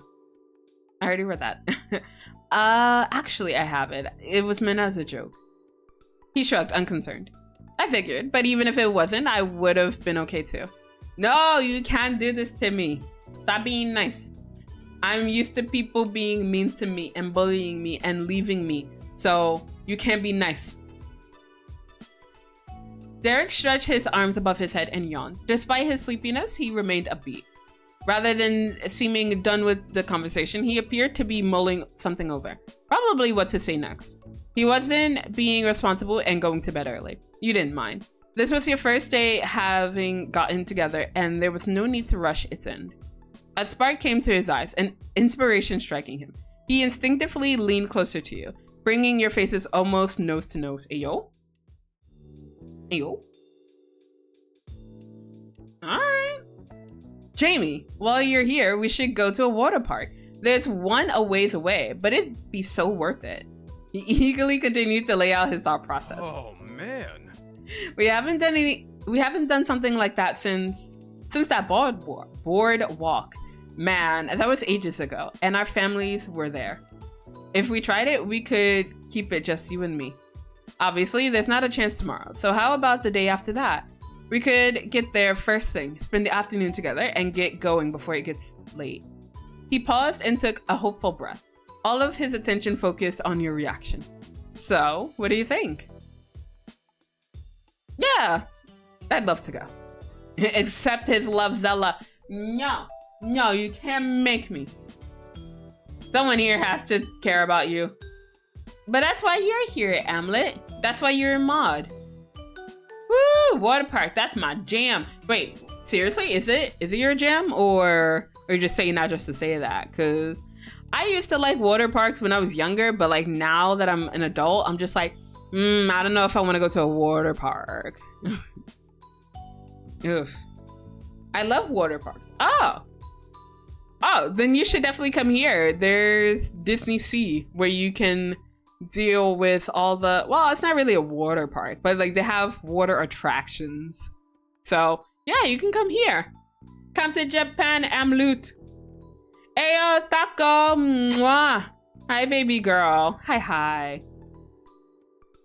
It sounded like a lot of fun. You remembered how much Derek had talked up water parks before. I just woke up. Good morning, Taco. I mean, it's probably like afternoon for you right now, but good morning, Taco. Ohayo. Yeah, so the reason why I started streaming this early is because I'm trying to get through the Derek DLC, and I think it'll take me forever and a day to actually get through it. So this may or may not become an endurance stream just to see how long it'll take me to fucking finish. So that's why I started so early. I could have started at my usual time, but I want to get some sleep. So yeah, that's why we're doing it early today. Morning. Good morning, Taco. Omelette. Jesus, yes. This might be a long ass stream. We'll see. But I also want to play Raft later on. So I'm gonna try to noob my way through. So we'll see. But yeah, make yourself comfortable, baby girl. I'm over here just existing. Don't worry. Going to a water park would be such a fantastic thing to do. Wait. Wait a second. His eyes went wide as something dawned on him. Would that be a date? Am I asking you on a date? Oh my god. He's too pure for this world. Maybe? The realization hit him hard. Derek's teeth were clenched and he leaned back as he tried to process. Oh, hold on. He held his hands in the air in front of you frantically and gestured for you to stay. I gotta go do something, but I'll be right back. Please, well, you know. I don't know. Ill Taco. Boyd, ma'am, be nice. Be nice to Taco. Too precious. I know, right? Goddamn. He launched himself off the bed and across the floor. He fled the room before you could blink. You stayed put, not sure what else to do. Derek should be okay. Hopefully. At least you thought he would be okay. You felt a nervous chill creep up your spine. What was wrong? Why would he accidentally ask you on a date and then have to run? Had your words scared him? Hey yo, are you scared of the word date? Cause if so, we're gonna have to work on that, Derek. Siri is up to me, please. What the fuck? Ah shit, I activated Siri. Oops. Hey yo, hydrate. All right, I got you. Thank you. Is there your order pizza? I mean, I think they could actually. Hold up, I think Zela might go dead, but we could try it. Hey Siri, order Pizza Hut. Okay, well, Siri's trying to dox me. Okay, cool.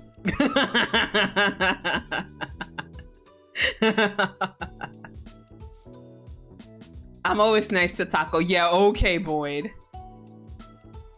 Oh wait, maybe let's see if that works, Taco. Hey Siri, play WAP by Cardi B. What's that? Now playing Megan Thee Stallion by Cardi B during the 7-day free preview. Just ask me to play any song on Apple Music.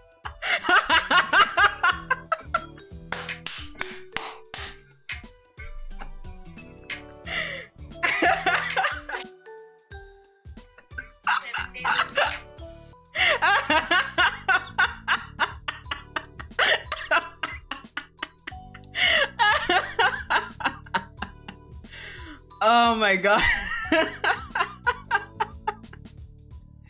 Oh my fucking god. Oh my god. Alexa played. Shut up. Shut up, Hamlet. Okay, here, so you're good. Did it actually? It did.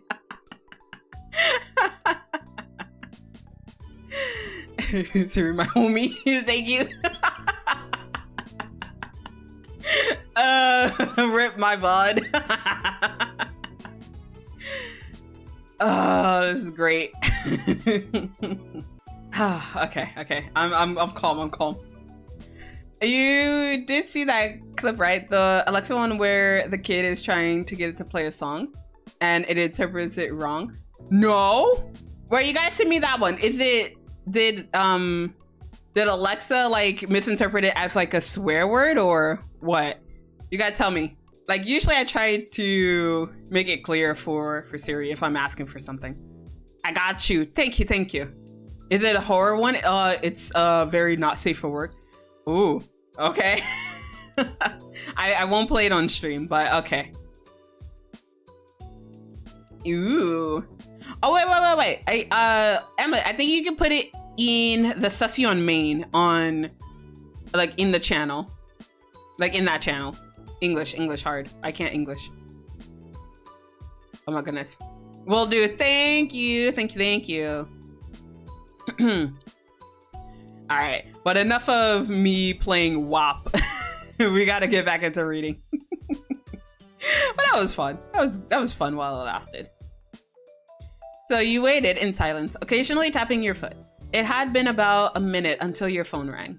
You couldn't help but chuckle at the absurd timing of the interruption. You glanced at your phone on the side table and then craned your neck to see if Derek was anywhere to be found. Derek wasn't in the hall. You went over to your phone and picked it up. You didn't plan on answering, but did want to see who in the world needed to ring right at that moment. The name lit up by your caller ID was Derek. Sir, please, why are you calling me? You were just in the room. Are you... Please don't tell me. Please do not tell me that he is doing a bit where he is going to call to ask us out on a date. Because I swear on all that is holy, if that is what you're doing, sir, I will die. Done. It's only 40 seconds, so enjoy it all. I mean, I can listen to it on my break. Because I can take a little break and then check it out. But yeah, no, I can't do it on stream. Oh my goodness. I'm scared. What? You paused, doing nothing but staring at the little jingling device in your palm. Then you slid your finger over the screen to answer. Hello? Derek chuckled. You could hear the nerves in his voice even through the slight distortion from the phone. Hello, this is Derek Suarez. You were on my mind and I want to see you. And so I'm calling to ask you if you agreed to go on a date on Monday. Oh my fucking god. Why? Oh my fucking god. Why? Derek, please. Oh my god. Oh my god. I swear. Why? Okay, first off, why am I so good at calling out what the fuck is gonna happen next? Secondly, why the fuck are you calling me? You goddamn nerd. I hate it here. I hate everything. God damn it. We're gonna marry this man. Oh my fucking god. Yo, I have not learned my lesson. We're just gonna be marrying himbos. God damn it. You instantly laughed, loudly but affectionately. Why did you have to call to ask me that? People arrange dates in person all the time. Derek hesitated before responding. Then he replied, soft and shy. Well, if you want the truth, since I was finally asking you out for real, I felt like I owed it to my younger self to do it over the phone. Oh my god. Derek, please. That only gave you more questions. You waited for him to continue. His voice quieted to almost a whisper. There were, over the years, I've thought about you a lot. You've never been forgettable. Aww. I missed you. Aww. No matter how busy I was, I'd still remember how great it was hanging out. I missed you. And then I hyped myself up. Tell myself to pick up the stupid phone and ask you out. It wouldn't be the end of the world if you didn't want to. And hey, maybe it would work out. I'd march over to the phone, put it to my ear and my fingers on the buttons, and then nothing. Aw. I put it back down with a sigh and think about how I didn't really have the time. And you probably were you were probably busy and you wouldn't want to date me anyway. This time I did it. I really called you and I said what I wanted to say. Aw. Yeah, I wouldn't have said no if you asked. I fixed my Wi-Fi. Welcome back, Fizz.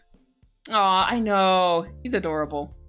You would have treasured hearing from him, and going out would have been wonderful. You had missed him too. Derek laughed, a short and uncomfortable sound. Thanks. Sucks even more that I didn't do it, but I'd still rather hear I missed the chance than that it was destined for failure. No one spoke, and the awkwardness began to press on you. But Derek brightened his voice, unwilling to let it linger any longer. Well, it's late. I shouldn't keep you up. I'll see you tomorrow, bright and early. We should plan to leave the apartment by around 8 for shopping. Everything's close enough that we can walk, if that's all right. Okay. Good night. Okay, great. Good night, Jamie. Good night, Derek. You heard a beep and the call ended. You put your phone back on the table in your empty room. After all of what? After all of what? Maybe all of that? You had earned your exhaustion. You were at your limit. Too sleepy to do anything else. You flicked the light switch and went straight to bed. You woke up the next morning in an unfamiliar but awfully comfortable bed. The sheets smelled of an unknown laundry detergent. You slowly absorbed your surroundings. This was Derek's place, wasn't it? And you were on a schedule. You groaned and rolled over to check the clock on the side table. If it was me, usually I wake up just before I have to leave. Sorry, not before I have to leave, but before I have to leave, like half an hour before. Wait, that doesn't sound right. Okay, so when I wake up, I wake up just before, like, I leave half an hour before? English, what the fuck? I wake up before I have to leave, okay? 30 minutes or more, okay? God damn it. English hard. Back to the world of internet having. Yes. Going out for lunch. We'll join back later. Love y'all. Bye, Taco. Enjoy lunch, baby girl. And also send pictures, because we want to see. We understand. Thank you. Yes, I leave 30 plus minutes before. And wake up before that, too. So, I don't know. But that's me living in Japan. Like, beforehand, when I lived in the States, I would wake up maybe 5 to 10 minutes before I had to leave. Like, oh, okay. Ah, shit. I gotta get going. Because I always wanted to sleep in. But, like, being here, I can't do that. So, it's been too ingrained that if I'm late, it's like dishonor on all my cows. So, I gotta wake up early. So, in this situation, I would wake up hours before I would have to leave. But going back to sleep wasn't happening. You slipped out of bed and casually got yourself ready. Soon you wandered into the living room, your mind drifting back to what Derek said last night. It was a heavy admission from him, his lack of confidence to reach out to you. You didn't want to dwell on it. It was a big day for the entire Suarez family, and you didn't want to rain on their parade just because you were aware that it used to flood in the past. Derek would bring it up if he wanted to talk more about it, but until then, you would let it lie. The man on your mind was there when you left the hall. Derek was fully dressed, a gym bag under his arms, and leaning over the kitchen counter with a pen in his hand. Whoa, morning, Jamie. He stretched backward and settled into a more upright position. I'm heading to the gym. Ayo? I mean, you gotta maintain those guns somehow. Ayo? Raid? Hello? Oh my god, hi! Welcome, Raiders! Hello! Hi! Welcome in, welcome in! Hi! Hello! Wait, hold on, let me get my wings out. Oof. Well, welcome in, Raiders! Hi! Welcome in! Hold on, let me do the shouty outy. But hello, welcome in, Raiders. My name is Zela Petalcliff. I am a Thunderfave VTuber. I play a lot of visual novels, and today we are playing I Life Beginnings and Always, where we are pursuing the muscly man on the screen. But to all my Raiders, you do not have to follow raid protocol. If you need to go touch grass, if you need to go eat, if you need to go drink, if you need to go kiss some babies, if you need to go make some babies, you can head out and hopefully I can see you in another stream. But how did your stream go? What were you playing? Wait, let me also follow, because hello?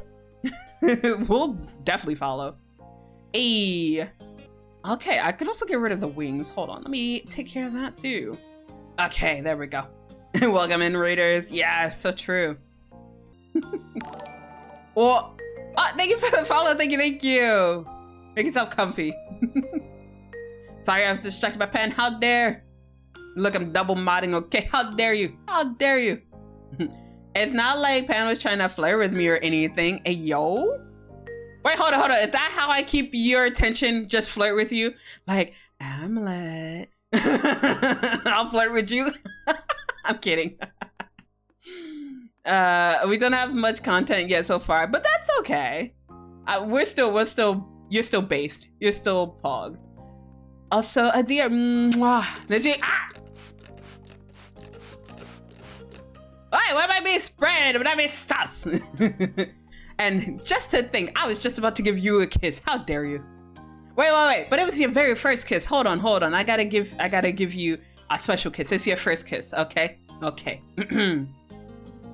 Mwah. There's your first kiss. I hope you enjoyed it, even though I got sprayed. Oh. Don't you dare. Don't start Amulet. I will do it. Well, you discovered a weakness. Aw, thank you. Yeah, no, thank you. Ow. Don't bunk me. That's that kind of bunk I want. I mean, what? But no, thank you for sharing your community with me. Shh, guy, no. Everyone fluster Amulet right now. Oh, goodness. So, wait. I think I got this. Amulet, you are such a good girl. Also, thank you for redeeming Turnip the Cat. Thank you. I hate you. Let's freaking go. Excuse me for one moment. Ma'am, you okay over there? I'm watching, giving you that bombastic side eye. What you doing? Okay, but yes, we were just continuing on with our visual novel where we're going to pursue this muscly man. Ugh. But yeah, make yourself comfortable, and if not, enjoy the rest of your day. Sorry for spraying you. Oh, no, don't worry about it. It doesn't really affect me IRL, so it's okay. Don't worry. And also, is calling you a deer okay? Please let me know. That goes to everyone who came in on the raid. What would you like me to call you? I can call you anything except mine, okay? Yep, okay. Thank you. All right, a deer. I got you. Yeah. All right. Nice. So let's continue reading, shall we? I'm heading to nah, I'm scared. What the fuck just happened? Call me prankster if you want, yo. But I'm glad you're here, Skay. All right. So, Skay, I got something for you. Ready? Ready? Skay, my love, you are such a good boy. Hey, yo. Hey, oh, hand a kiss? All right. I got a kiss for you, Skay. All right. I got you. Mwah. Yes, let's go. Oh, wow. Oh, goodness. But yeah, I'm glad you're here, Skay. Make yourself comfortable. All right. We're gonna get back into it. Let's read on. So I'm heading to the gym. You might have been able to guess. I was gonna leave a note in case you weren't up yet. I mean, I can join you in the gym. Oh, thank you for the follow. Thank you. Oh my goodness.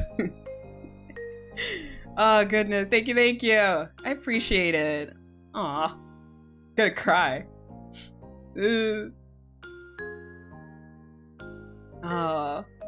So I was gonna oh wait, I already read that one.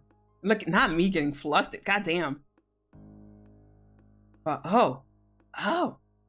But okay. Like, of course this man would be going to the gym. If he does not go to the gym every day, then I don't know, our life is a lie.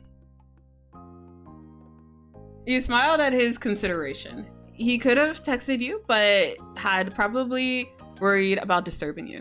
Making physical notes was an old habit of his. Oh, but that's so adorable though. Like, just leaving notes for your loved one. I mean, it depends. Because like, I feel like when I left notes for Rumi, half of the time it was just like, you stink. Or like other mean things. But you know, that's how I show my affection. Just writing like, you smell. Or, hey bitch. I miss my roommate. But now, speaking of Rumi, I was talking to her the other day. Like, I sent her a message on Messenger. I was just like, hey bitch, how are you doing? Because I miss you. And she was just like, I'm doing okay. But I mean, we weren't that close until like when it got closer to her leaving. So, it's whatever. Yes, Fizz. What's wrong? What's wrong? What's the game name? Oh, this game. This game is Our Life, Beginnings and Always. It is a visual novel, and it's free. Well, the version that I'm playing right now, it is not free. I had to pay for the DLC, but the base game is free. So if you are curious, you can play it yourself. It is free 99. My family came to my apartment. It is a complete surprise. Oof. Wait, like they're there now, Fizz? If so, what the hell are you doing here? Go spend time with family. Yes? Oh, Fizz, get the hell out of here. Go spend time with family. Why are you spending time watching a VTuber? Go spend time with family. It's not on Google Play. Oh, yeah, no, I don't. Wait, I think it's on Android. I don't know how to get it on Android, though. Hold on. Let me check that for you. Because I believe you can play it on Android, but I'm not sure how to get it. Let's see. Let's see. What? Let me check this for you. Because, like, I got it for my PC, but I swear, I could have sworn that you can play it, like, on Android. Not sure how, though. Okay. I found it. There we go. So, if you go to the link that I sent in chat, if you go onto the GP Patch website, further down below, there should be 3 downloads. There should be one for PC, Mac, and Android. You can download the one for Android if you have an Android phone. So, well, you said Google Play, so I'm assuming it's Android. So, yeah, you can download it from there and you can play it. I believe it should still be free though. So the base game is free. The DLCs you would have to pay for. So if you get to play it, let me know. Come back and let me know. It is on Steam. It is also on Steam. Yes, if you are a PC player. Amlut, welcome back. Welcome back, Amlut. You were being a good girl, right? You weren't being sussy while you were gone, right? Right, Amlet? I got it on Steam with DLC. Hey, yo? Wait. Did you get all Did you get all of the DLC, Fizz? Hey. By the way, your voice is amazing. Thank you. Well, tell me that. I'll get a big ass head. Thank you so much. I appreciate it. I got water. I was thirsty. I wonder why. Why were you so thirsty? All of them. Gee, boss. Hello? Wait. How much is that? Because like I got all of the. What is it? I got all of the DLC like at separate times, so I don't know how much it would cost me, but that sounds like a lot of money. I mean, it's not a lot of money because it's really not that expensive, but yeah, like getting it all at once. Yeah, no, I would cry. I was thinking if I could hire you as a VA for a free project. Yeah, I mean, we could talk more about it in like whispers if you are down for it. So yeah, you would have to yeah, slide into my DMs for that. Let's see. Thinking of Barb. Yeah. Sure you were, Amlet. And low-key ignoring my family shenanigans. Wait. You're ignoring them by being here? Hey. Don't be using me as your scapegoat. I don't know how much it was. It was a lot.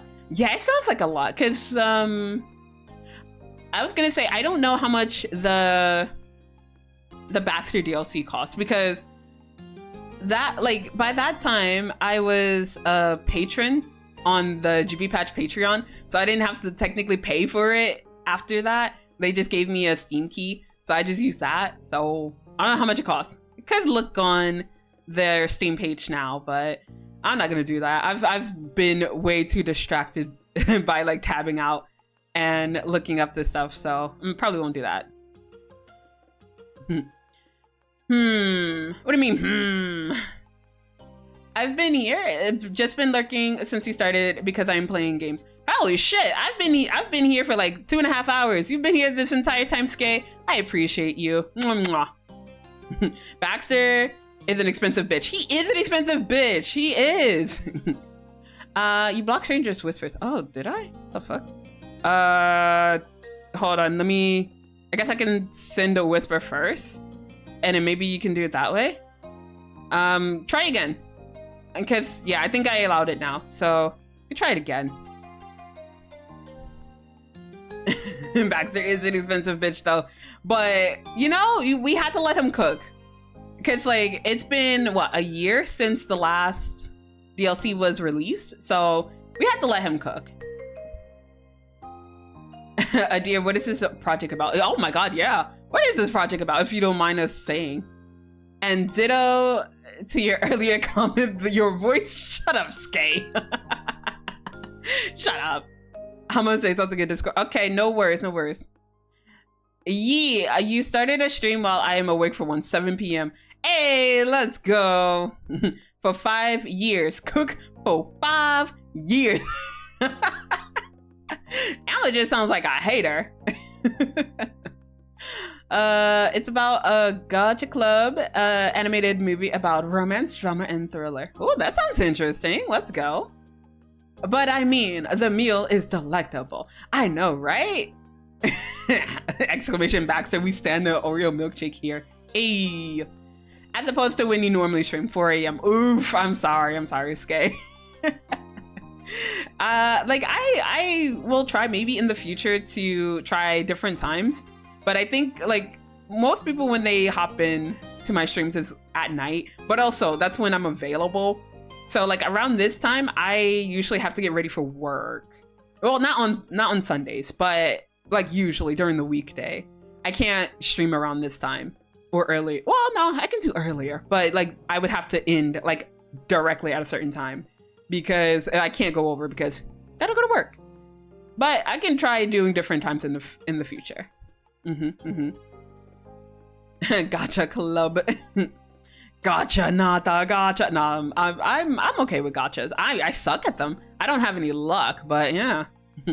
Specifically 4 a.m. when I have to be up at 8 a.m. for work. Oof. I'm so sorry, Skay. Time zone problems. No. I'm sorry.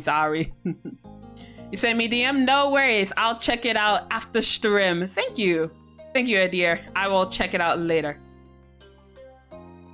But yeah, no, time zones are a bitch. I'm not really looking forward to dealing with that stuff once I move back to the States because yeah, like the usual time. Hey, don't bunk me. But yeah, no, the usual time that I stream is usually in the mornings, in what, Eastern Standard Time. And I'm just like, bro, if I go back and that's the time that I have to start actually like streaming and everything again, I'm like, nah, I can't wake up in the morning. Like, I've said it before in like Discord, but when other people wake up early for me to do like a collab, I'm just like, oh, thank you, I appreciate it. And I'm just like so grateful. But like whenever the tables have turned and I have to wake up early, I'm just complaining and I'm a bitch the entire time. Okay, I'm not really, but I'm just like, ugh, why I gotta be up so early? So I don't know how this whole this thing is gonna work out. Wait, GM +3? What for the time zones? I think Eastern would be -5. Am I wrong? I'm not completely sure because like I'm in +8 right now. So yes. Gee, imagine having to watch a stream so early. Oh my god, only Sims do that, Amulet. Like, come on, be realistic. Waking up early for Zela? Ew, sounds cringe. I know, right? Yeah, call him out, Fizz. Yeah, EST is -5. Okay, cool. Yeah, I'm in the West Coast, -8. Oof. Actually, I was thinking in the future that I would be moving to the West Coast, so that could be my new time zone. But for now, yeah, I'm gonna stick to the East Coast. Damn, I feel so called out. I'm leaving. Oh no. Anyway, no, I'm just kidding. No, Amlut, don't leave me. Don't leave. I have woken up early for her almost every time. Aw, Skye, please. The world will never know. Oh no. Oh yeah, I don't think I have that command. Wait, I probably should. I'm sorry, Skye. I'll work on that. Amlet, write that down for me. Write it down. Well, I do stay up late for her streams. Yeah, my streams do get a little late for people in my time zone. Oof. Yeah, so I want to like not have it as late because like I still have to go to bed and wake up early most of the time. So yeah, I'm gonna try to work on that, but you know, I get too distracted when I stream, so we'll see. Can I time out the streamer? No, you cannot. No, you cannot. But I mean, I could time you out if you want that instead. I recommend you to play D for DJ. Huh? What's that? I am terrible with acronyms, so I apologize. You would have to spell that out for me. I am very small brain. Can I end stream? Don't you fucking dare. I mean, you probably have the points for it. Don't you fucking dare. I mean, I would use that as an excuse. To end stream and just go play Raft. So yeah, you guys can go fuck around and find out. I will end stream. Thank you for the headpad. Thank you. Please do not abuse the mods. No promises. But yeah, if you end stream, I'm gonna raid out and I'm gonna play Raft.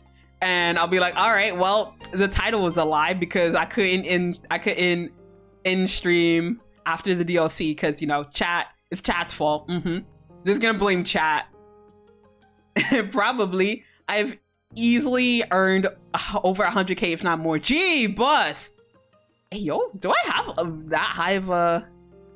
I mean, after the in-stream one, it's just a karaoke one, but I don't think anyone can really redeem that one. Gee, bus. Guys, please don't end stream. She'll drag me into her obsessions. No. Someone end stream. Someone end stream so I can play Raft. I'm gonna drag Amulet in and she can't go to sleep. I only have 65k right now. Oof, I'm sorry, Skye. No ending tonight. Damn it.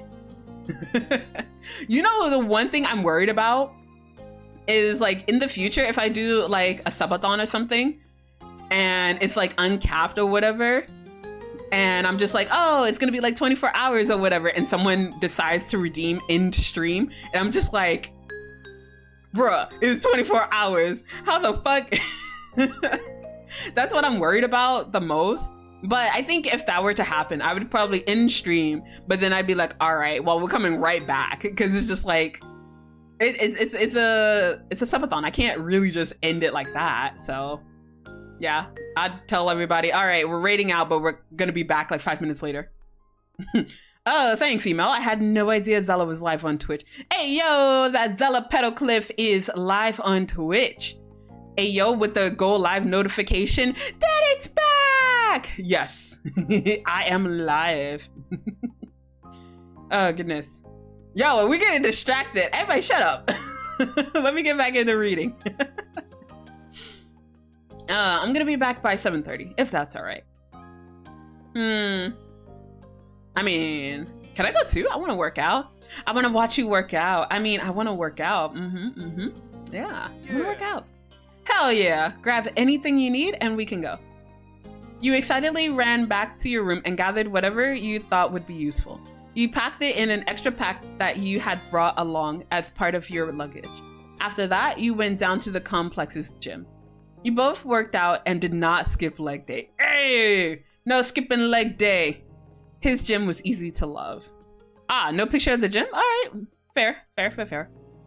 I'd only end a stream if it was in stream and hang out with me. Ooh, whoa. I mean, I don't think I would ever do that, but you know, you could be delusional and think that, Skye. While it was basic, it had a useful selection of equipment. You could try a bit of everything. Derek cheered you on with a wide smile. Your heart rate increased, and you worked up a decent sweat. After you finished, Derek showed you the drink vending machine and bought you a water. Once you recovered, Derek led you back to the apartment. You and Derek took a quick shower together. Hopefully together? I don't think so, but you know, a girl can dream. And you two left the apartment to run your errands before the day could start in earnest. Derek picked the most direct path to the nearby grocery store. Around you, the city bustled as people tried to get to work. Cars lined the streets and people hurried into various buildings. It took approximately 10 minutes to reach the automatic doors of the store and step into the air conditioning. Various displays tried to sell you on all the Father's Day deals. There wasn't much about it that set this one apart from the one in your old town. We're probably gonna need a cart. He pulled one out with a smooth movement. It had a slightly squeaky wheel. Let's get to it. There, we're ready to go. He leaned over the handle like he was at the start of a kart race, ready for the shot to go off. So, what protein do you want? I'm gonna be good. I'm not gonna be sus. I'm gonna be a good girl. It was a good question. At that point of your life, you were... I mean, I am a bit picky, but you know what? I'm not picky and I ate almost anything. You think I am not delusional because I am. Alright, well, admitting it is the first step, Skay. Derek is hot, not gonna lie. I know, right? You see his arms. I've said it once and I said it again. You see these arms, they are good for so many things. Like opening pickle jars, choking people, putting together stuff from IKEA. Hell yeah. Well, technically it's IKEA, but you know what I mean, chat. Ready, sis, right? I'm like, no. I've been good. I've been a good bean. What you mean? Opening yeah, jars. Pin of shame. Pin of shame, Amlut.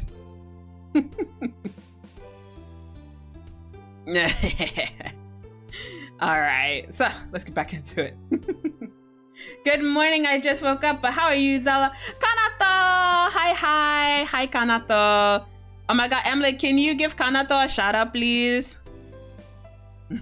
What's a cute door called? Adorable. Oof. But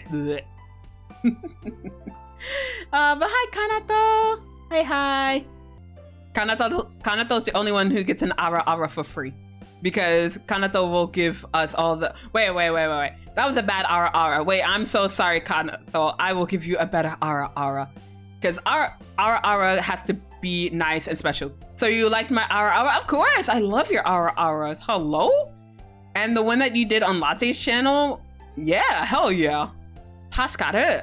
Alright, so let me give Kanato this fui awa and I will continue.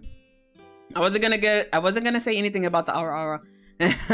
No, the one that I just did, it wasn't good enough. So I gotta do a better ara for Kanato. Cause she deserves it, okay? Ara. Alright, so welcome in, Kanato.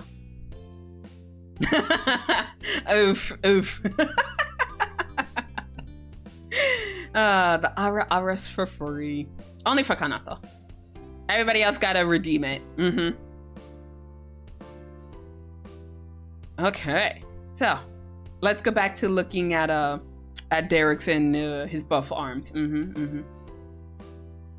It sounded like someone who ran 100k. Rip. That was something Derek was already aware of, but he couldn't make an entire meal plan for you. Yeah, he could. We can start cooking at home for some of your meals, though a lot of what we'll eat today will probably still be from my parents' house or restaurants. I'd say we'll only need 2 or 3 packs of things. What do you think? I'm thinking chicken. No, it's not. It sounds nice. Wait. Are you just trying to goad me into doing another one? Is that what you're trying to do, Adir? I'm watching you. I'm on to you. Hold on. Wait. I gotta redeem this. I gotta redeem this thing. Because I'm watching you.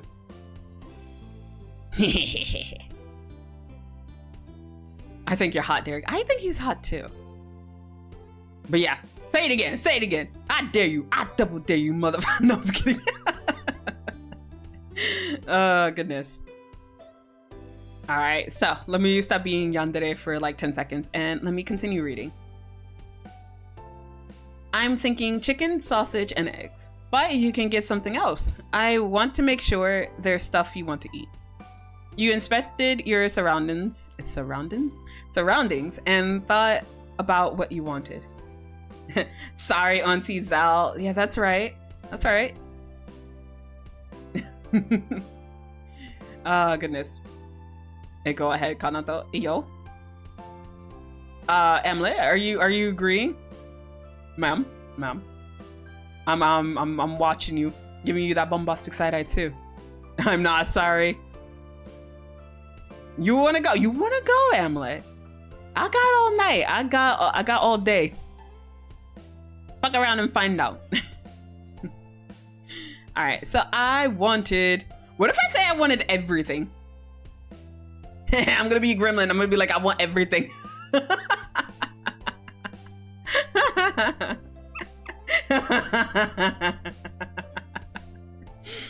Derek smirked and shook his head.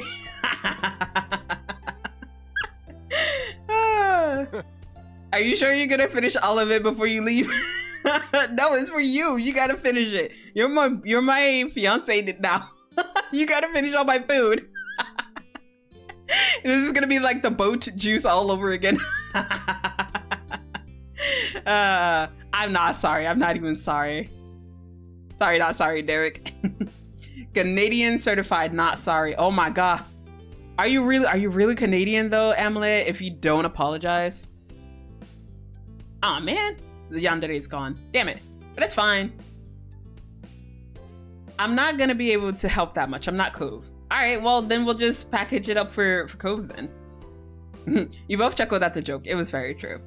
I'll just get what I can manage, don't worry. Alright, let's go grab some good vegetables to go with that and some rice or whatever. Ooh, we need pineapple. Oh my god, where's Fizz? Where's Fizz? We have pineapple. We gotta remember to check the discount rack. Lemonade. Ooh, oatmeal. Wait, where did the oatmeal come from?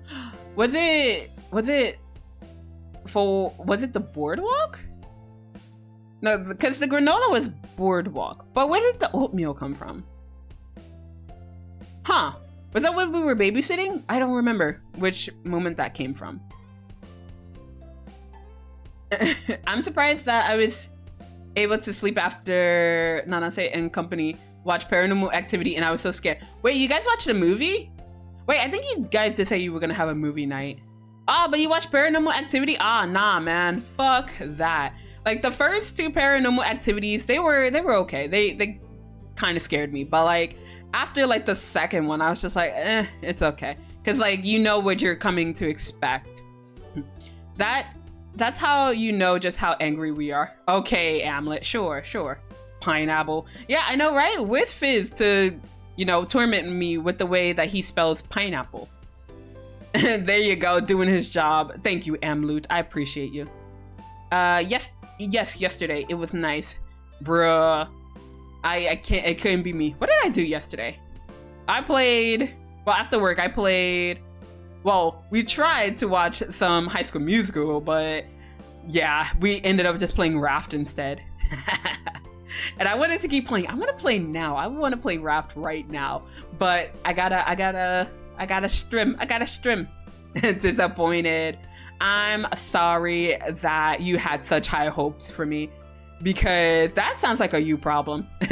Play the damn game. Play Raft like right now. But I can't. I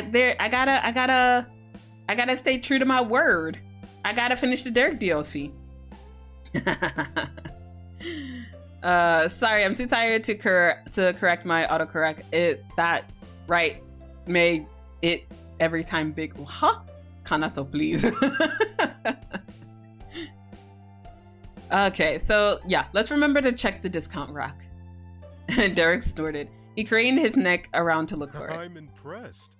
Oh, he's impressed. Oof. You're a genius. So? I know. Oh, and what were you thinking of getting for a gift? I gotta grab a card for Mr. Holden while we're at it. You considered your options. It need to be easy to transport. Something that could go bad probably wouldn't be the best choice. You thought about what Derek's dad would appreciate. You went for... I don't know. Because, like, we were talking about stuff that would go bad. So if I got, like, a cheese and meat sampling box, I think that would go bad. A tie? That sounds kind of dorky. Does he even wear ties? Does Mr. Holden even wear ties? Because, like, I know he would for the wedding, but in other situations, does he seem like the type to wear a tie? I feel like a cologne I would only get for, like, my actual dad. And I don't have one in this game, so I don't think I'd get cologne. A pack of socks seems a little indirect for me. It sounds very, like, touched off. A mug. So that leaves a mug, a box of chocolate, and a pack of cards. Do they even play card games? You know what? I will get him a mug. For Mr. Holden, you imagine what he'd enjoy. You selected... Oh, it's the same shit. You know what? A box of chocolate. Sure. I mean, I feel like it should probably be inverse, but you know what? We're just gonna stick with that. Because, like, I don't know. I feel like Derek could have at least given us, like, an idea of what his dad would like, but it's fine. It's fine. Kana, I thought you good? No. It is a big on is big tune. I hate my phone. Kana, though. Please get your phone checked, ma'am. Nah, I'm kidding. Cool. You began your very purposeful browsing. Derek speed walked with the cart. He kept things moving, but wasn't rushing you either. It was nearly as leisurely as when you first shopped with him. Neither of you were in a rush and appreciated the company. However, as adults, the atmosphere between you was markedly different. Before, you had investigated the store as if every shelf could hold buried treasure. Now, the items took little attention, and you spent more energy absorbing each other's presence. Aww. Grocery shopping was more of a chore and less of an experience. However, even chores weren't bad with Derek. You both debated brands, helped spot elusive items, and encouraged each other to get what you wanted. If one of you hesitated over something, the other would compel the other to treat themselves. Hey, yo, that is definitely me. Just, like, go up to my partner and be like, treat yourself. So I definitely would. Mutual decisions were praised for the good taste, and strange selections were jokingly critiqued. It was the best visit to the grocery store you had in ages. When you checked the discount rack, there were small packets from the store's bakery, mostly cookies from the day before. It wasn't grand, but it was a more reasonably sized treat for two than, say, a whole pie. That's how Derek felt about it. He grabbed one and dropped it in the cart. Knowing him, he planned to share. Aww. Adorable. After getting the goods, you went through the self-checkout to pay for it all. Derek scanned and you bagged until everything was put away and bagged and paid for. The first part of the shopping trip was over. Now you had to carry it all back on foot. Can I just give it to Derek and be like, here, my arms, they're so weak. Can you do this for me? My phone is not able to correct English. It's always big and it was written wrong. I'm sorry. It's okay. It's okay. I'll just have to try harder on determining what you're writing. Like if it isn't clear the first time. So no, it's okay. Derek loaded himself up with supplies eagerly. It was nice seeing him in a good mood. He continued to grab the bags without asking you to help. It soon became obvious that he intended to carry all of them. Oh, I mean, well, if you insist. Yeah, no, I hurried and snatched a few bags before you could. Because, okay, as much as I would love to, like, not carry anything, because I hate carrying bags, I would feel bad if someone held the stuff that I bought. This boy. I know. God damn it. We love him. We stan him. You wouldn't let him get away with such a scheme. Oh, well, thank you. You retraced the path back to the apartment, crossing through the crowded streets with bundles of groceries. The pace was brisk. The two of you had places to be and people to see. As soon as you returned, Derek dumped the bags onto the counter. He turned his head over his shoulder to face you. We can just put the cold stuff in the fridge and leave the rest. We've gotta go soon. You placed what you carried on the end of the counter. You snatched the eggs and opened the nearly empty refrigerator. We're in the fridge. Whatever works. Wherever you remember it being. What sage organizational advice? You nodded along with Derek's enthusiasm. Let's do it. With confident determination, the two of you tore through the bags in search of goods that needed to stay chilled. With the team effort, it only took a couple of minutes to put the groceries away safely. Nice work, Jamie. He offered you a triumphant high five. Hell yeah! You gave his hand a loud smack. Oh shit. Not me doing that preemptively. Oops. Now, nothing's stopping us. We can actually eat some of these groceries we got. You equally hungered for breakfast and grinned at him in agreement. Yo. I hate to make adorable people a hard time. I hate to make adorable people a hard time to read my writing. It's okay. It's a lovely puzzle, Kanata. I'm here to solve it. That's not the only thing I'd love to give a smack to. Yo. Amulet? Please elaborate. Please explain. I was about to do the Mingen and Peg thing, but you know, I'm not gonna do that. Cause like, maybe for Baxter, but for Derek?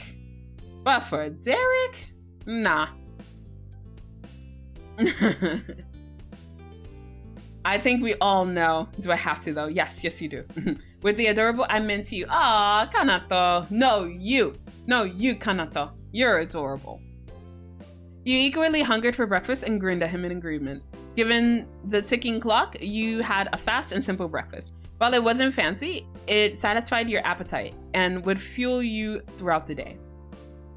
When you were done, Derek placed the dirty dishes in the sink. He gave them a light rinse and wiped his hands. Right. We gotta go. The bros are waiting. In short order, you exited the apartment. As he would be staying out longer, Derek was more cautious leaving his place. Derek double-checked that he locked the door and went to his car. You jumped in the passenger seat and buckled your seatbelt. Derek started the ignition and checked behind him before he easily pulled out of the spot. Jorge texted me and said he was already at mom and dad's place. He's gonna leave his car there, and then you, me, him, and Nico will all go in mine. It'd be too much of an extra hassle to make Jorge drive behind us. He grinned cheekily with a knowing glance. But I did already tell him that you had dibs on the shotgun.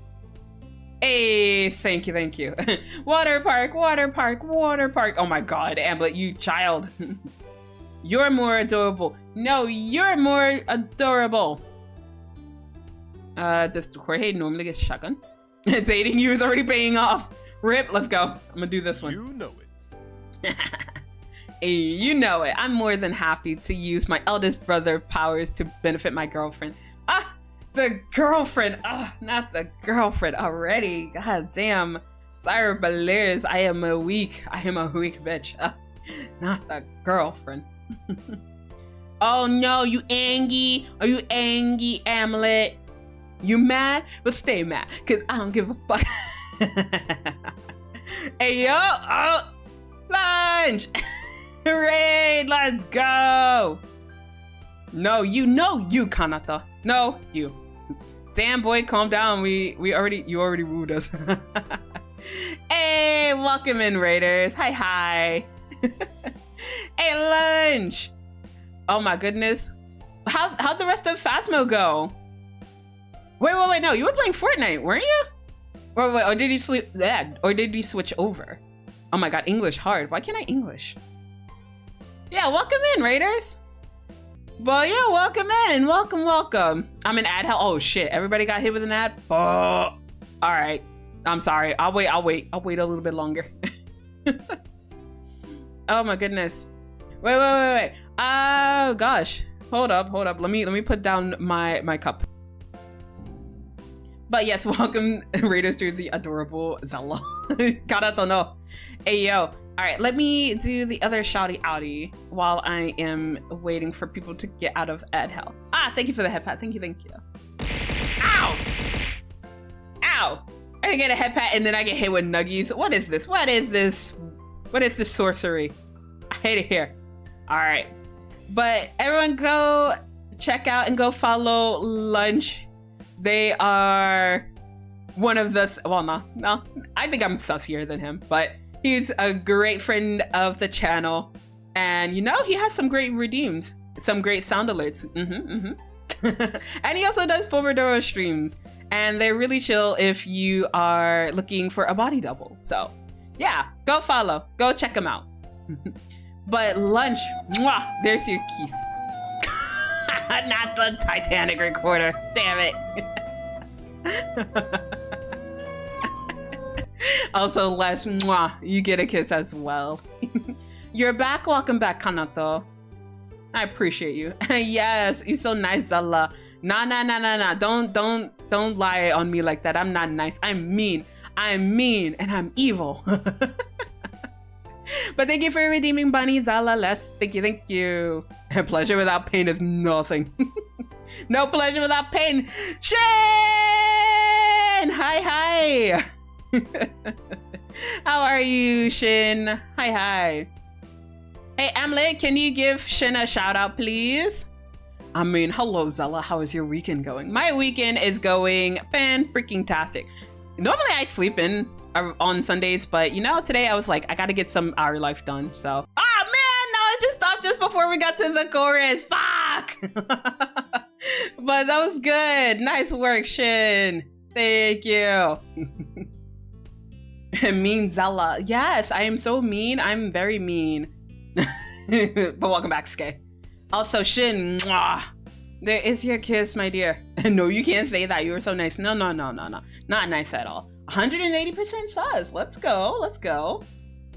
227. Oh my gosh, Kanato. You can't be sus. You're too sweet to be sus. The stream is 38% chaotic. I mean, just give it time. Chat will probably get more unhinged as we keep going. We're only like, what, 3 hours in? So, yeah, just let chat cook. What a tease. I know, right? Like, come on, I was waiting to get to the chorus. I was gonna sing along. What the hell? And we Plore. Mwah. There's your kiss. Hello, my dear. How are you? Hi. 285. All right, Lunch. I see you. Being sus. Oh yeah, but how'd the rest of your stream go? Were you still playing? Cause like when I checked in to make sure that you hydrated and stretched, I saw you were playing Fortnite. Did you just continue playing Fortnite or did you switch over to Phasmo? Because I think you were saying you were gonna look into Phasmo. Ooh, a 10. Oof. Okay, I see. I was singing in karaoke yesterday in Kubi's stream. Hey, yo, what were you singing, Kanato? Oh my goodness. I need to watch everyone's karaoke streams. Oh my god, speaking of karaoke, Lunch is going to do a karaoke like kart, like I believe Mario Kart. So I'm looking forward to that. And you know, if I participate, I may sing. I don't know. So if you want to hear me sing terribly, go over to Lunch's channel. There you go, shameless plug. I'm good, I'm just woke up. All right, good morning. Ohayou gozaimasu. Stretch, all right. Amulet, is this a say-so stretch or is this a sushi stretch, ma'am? I sang everything. Pog, let's go. We went to Faz to get a few rounds in before the Tatsum Peep beckoned. Ooh, okay. Like I've heard that Phasmo has gotten like a bit of an update. Has it gotten like harder or scarier? Cause like I know some people were saying that Phasmo has gotten stale, but has the update come through yet? I'm not sure. Hey yo, the critical hit. Hello, Kanato. Nice. Who would you like to shout out, my dear? It's the karaoke loophole. It is the loophole. That's how you'll get me to sing. Oh, safe. Just take care of yourself. Yo? What? Not that I care or anything. Ah, Hamlet, you soon. Both, I love it. Ayy. 413. Damn, Skay. Okay. Sus king over there. I thought I got a ban. No. You get a critical hit. You get to ooh. Zela did. No, you get to shout out whoever you like, my dear. Daddy, please. Daddy, please. Yes, exactly. 17. All right, I see you, Skay. I'll give adorable Zela a shout out. I guess I can shout myself out, but it's me. Why am I shouting myself out? What the hell? All right. Hopefully it's not a sussy clip. Fingers crossed. Like shots? Oh! Shot!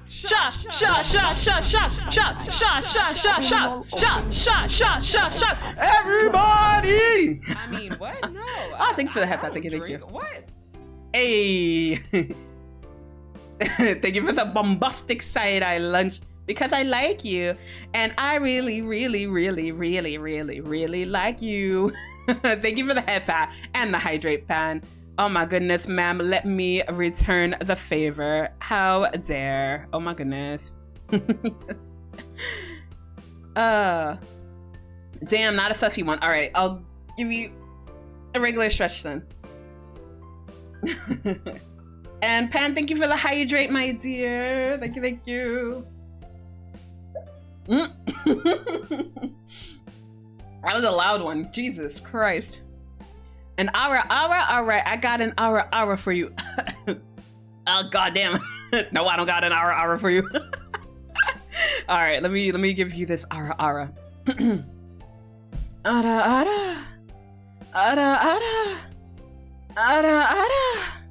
There you go. Oh goodness. Yeah, so I think with the auras, I think I might do like at least 3 because, you know, I gotta make it seem worth it with how with how many points it is. So,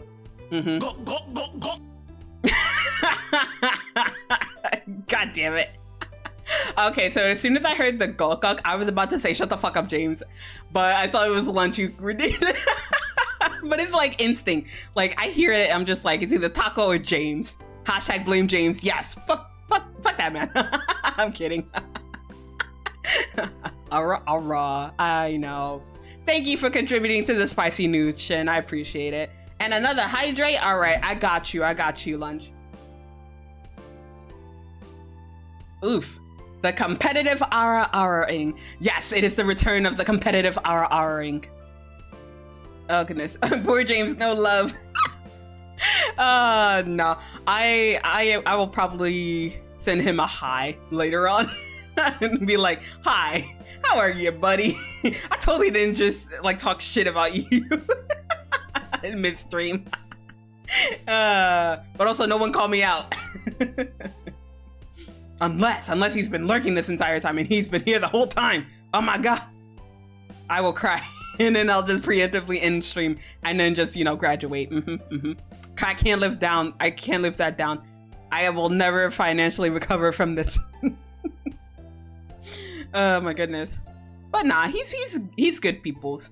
Actually, while I'm here, let me do exclamation Patreon. Yes. Just to make up for it. Oh goodness. All right. Let me stop faffing about. Let me get back into reading. God damn it.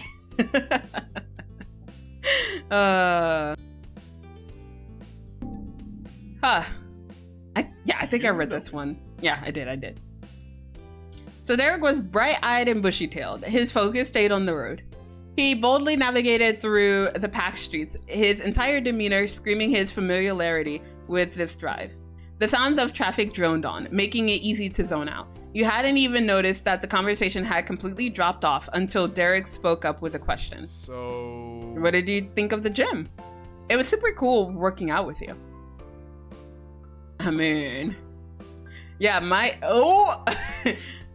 normal gym's better, but that gym doesn't have you. What the fuck? Why? Nah. I don't care about gyms. I just wanted to spend more time with you. I mean, I don't like either of these, but I do want to say I had a good time with him. Aww. Aww. Flirting. Yeah. Like, I got that Riz, y'all.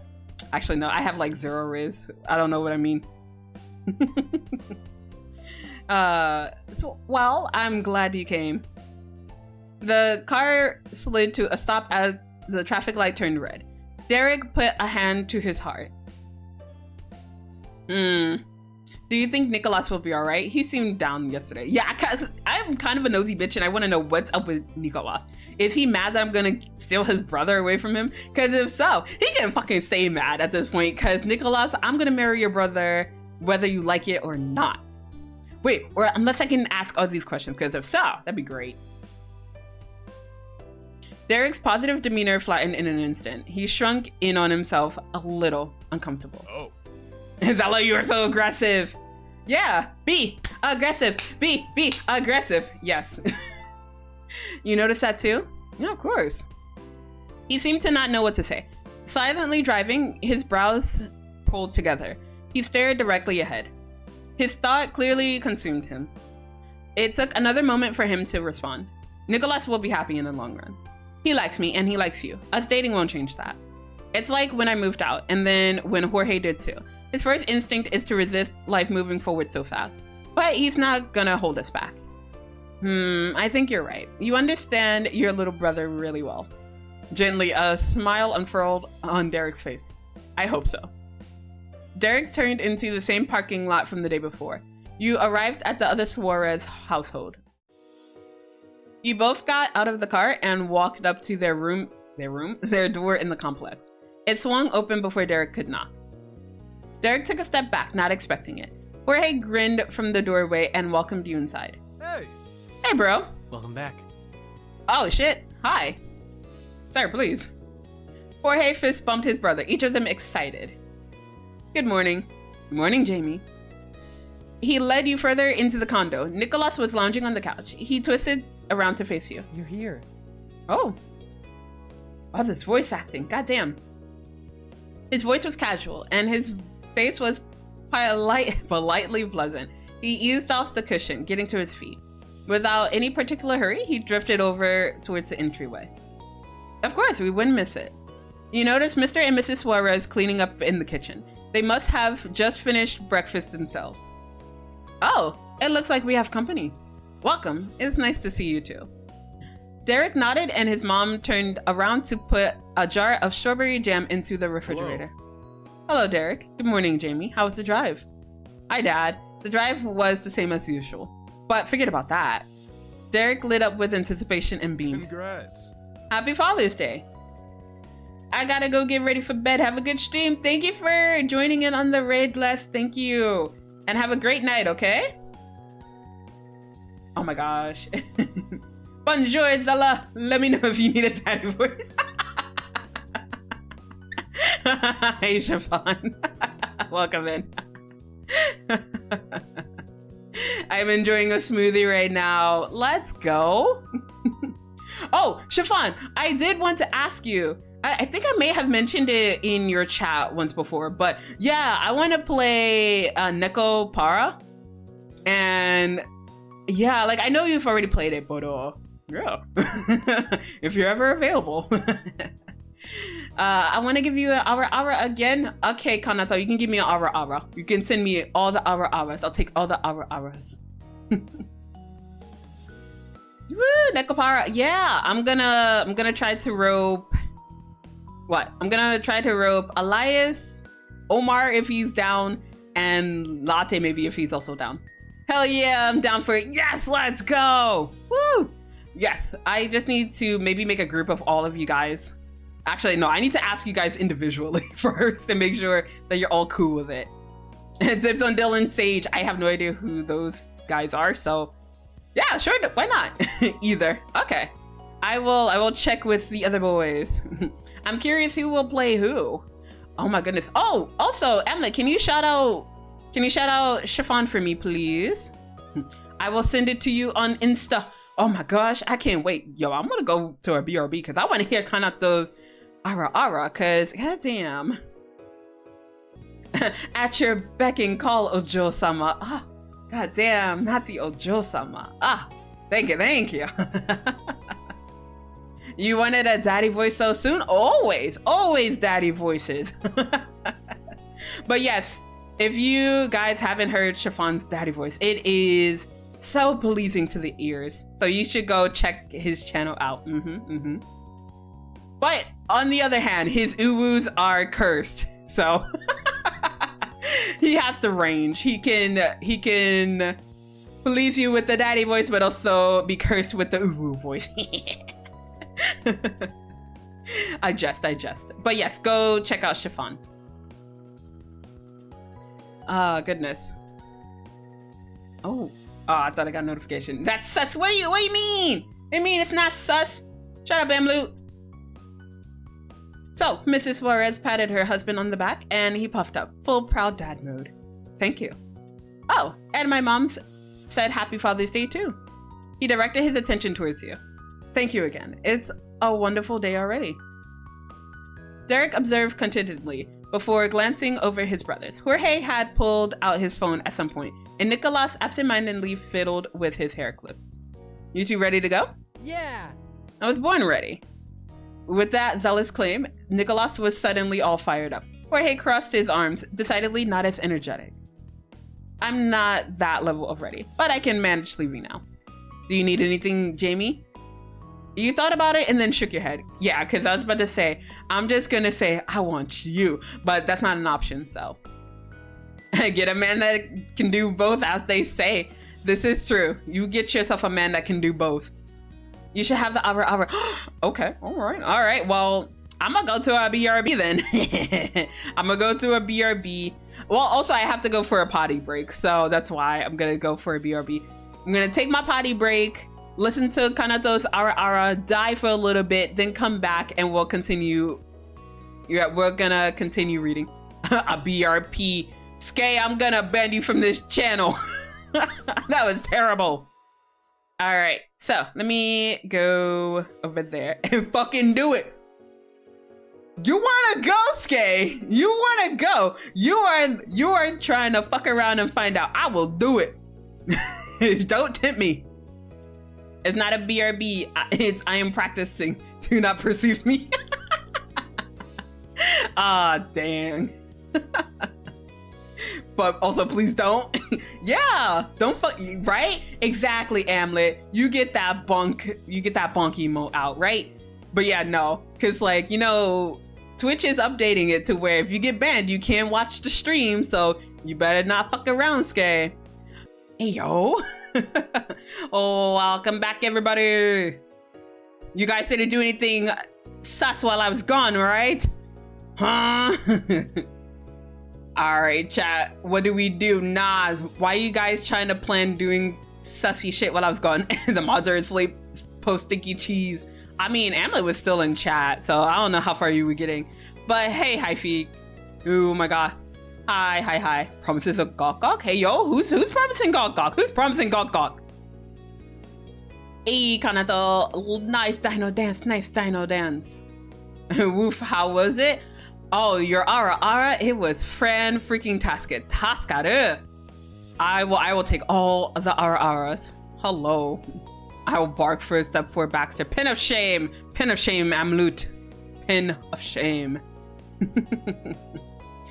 Ew, ooh-woo? Who's ooh-woo in here? We don't ooh-woo here. No ooh-woos here. Actually, no. For Kanato's Aras, we will gladly ooh-woo. Oh my goodness. I'm a proud Baxter simp, damn it. Damn, couldn't be me, can't relate. I don't think I simp for that man that much anymore. Oh, goodness. All right, but let's get back into it because we are still pursuing Derek. We don't know who that Baxter guy is. We don't know who that monochrome man is. So, let's continue. All right, then, let's go. Are you sure? No one needs to go potty. Bruh, they're like grown-ass adults at this point. Mrs. Suarez, what are you doing? Mrs. Suarez poked her head into the conversation, her expression too innocent. All three of her sons slumped their shoulders inside. Yes, Mom. Yes, Mom. Mom, please. I know. Yes, Mom. Perfect. She clapped her hands together and the boys relaxed, all showing different degrees of amusement. Have a good one. Have fun and we'll see you this evening. Goodbye. Talk to you later. See you tonight. We'll be there. Now, let's roll out. Derek led the way after waving to his parents. He held the door for you and his brothers. Aw, such a gentleman. Outside, he unlocked the car and it beeped. Jorge and Nicolas beelined for the vehicle. Jorge initially went for the passenger seat before catching himself and opening the back car door. Nicolas barreled into the backseat without hesitation. You and Derek got into the car, completing the seating arrangement that Derek had discussed prior. As Derek turned the key in the ignition, it struck you that the last time you had been on an outing with only the four of you was when you'd been the boys' babysitter. Now Jorge was an actual adult, and Nicolas wasn't that far behind him. It was surreal, thinking about how much had changed over the years. Everyone had grown up. You wondered how Nicolas and Jorge felt about hanging out with the big kids as equals. You glanced at the two through the rear view mirror and noticed Nicolas's gaze on you with an expression that you couldn't quite place. Wait, are you gonna try to take me out? What's happening? Derek cranked up the AC, but kept the car in park. He leaned his head back. What's up? So, Nico, where am I going? The youngest leaned forward, sticking his head through the gap between the car's front seats. I want to go to a shake. It's a bakery. Hey, yo, we're gonna see Xavier? Derek raised his eyebrows and exchanged a look with Jorge. Oh, that is a surprise. Even more of one than I had figured. You're not a fan of cakes and cupcakes and all things sugary? Yeah, I thought you grew out of all that. Jorge's tone was more teasing than Derek's, dry with mock skepticism. Holy shit. Hey, yo, Stormy? Ma'am? Oh my god. 8 months with the Zela Bella and she's better than Coachella. She's a friend that's not a fella. Oh my god. Hey, Stormy, thank you for the 8 months, my dear. But how you be, Stormy? And there is your kiss, Stormy. Hi. God damn it. I was trying to talk about that new drink from Gamers. Ooh. And it was guacamole piss farts? What the fuck? I don't want that kind of drink. I'm good. I will pass on that. Oh, goodness. Oh, boy, speaking of game... No, I'm just kidding. I was about to say, but speaking of the gamer drinks, this stream is now sponsored by... Actually, no, I haven't done that yet. Maybe in the future. But I don't know. I want to move out first before I even think about taking on any sponsorships. And no, it's the Gaku Mole Gamer Farts. Oh, I see. What the fuck? I'm chilling now in Nana's server while an insect is chilling on my ceiling. Hey, yo? Nah, couldn't be me, Kanato. If it was me, I would probably kill the insect. I will get a broom and I would kill it. Like, there are 3 places, like, okay, no. If it's an insect, I'll kill it. If it's a spider, they are usually safe in my house except for 3 places. The bathroom, the bedroom, and the kitchen. They are not safe in those rooms and I will kill it. The streamer room, it depends on where they are. Because if they're close to the computer, I will kill them. If they're far away off in the corner, then I'm just like, okay, you can stay up there. As long as you stay up there. No moving. Let's see. I can't spell it. I can't spell either. I'm not sure what you're referring to, my dear. Wait, what? Guac drinks? Oh gosh. I wanted to kill it, but I'm too short. Get a broom. Go get a broom, Kanato. I'd be good though. About to head to bed. Maybe mostly not. How you be? I'm okay. My throat is a little fucked up, but that's because I had like a weird ass sneeze before I started stream. But other than that, I'm doing okay. And yeah, I can't end stream until I finish this DLC, so we might be here for a while. No, I don't want to get up. What? Then, Kanato, if it falls on your face, don't say anything. Oh, goodness. Get one of those salt shotguns. Oh my god, chiffon, please. Zela, yes, Stormy. What is it? Oh, goodness. I'm concerned. Is it gonna be about the DLC? Is it about my stream? What? I don't like the ellipsis that followed behind it, so. There's 2 goddamn scenes I'm waiting for in this DLC, goddammit. And we have not gotten either yet. Amla, you already know. It's gonna take me 10 years to get through it. You should rest, you goober. Nah, I'll do that on Monday. Cause like normally on Sundays, it's my recovery day. Recovering in quotation marks. And I just sleep the entire day. But you know what? Today I was just like, I need to get some more out of your life stuff done before the wedding night DLC comes out. So I need to hurry the fuck up. And I'm still on the back to DLC, so I need to do that now. But you know who should rest? You should rest. You should rest up, Stormy. It doesn't want to, so why would I be scared to be so close to my face? Nah, fuck that. Isn't it like mid-afternoon for Zela? Yes, it is. It is 3 p.m. for me. The Derek DLC.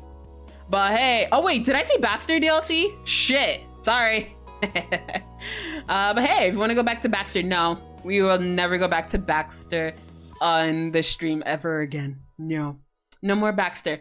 I already said goodbye to Baxter during my last collab, okay? So no more Baxter.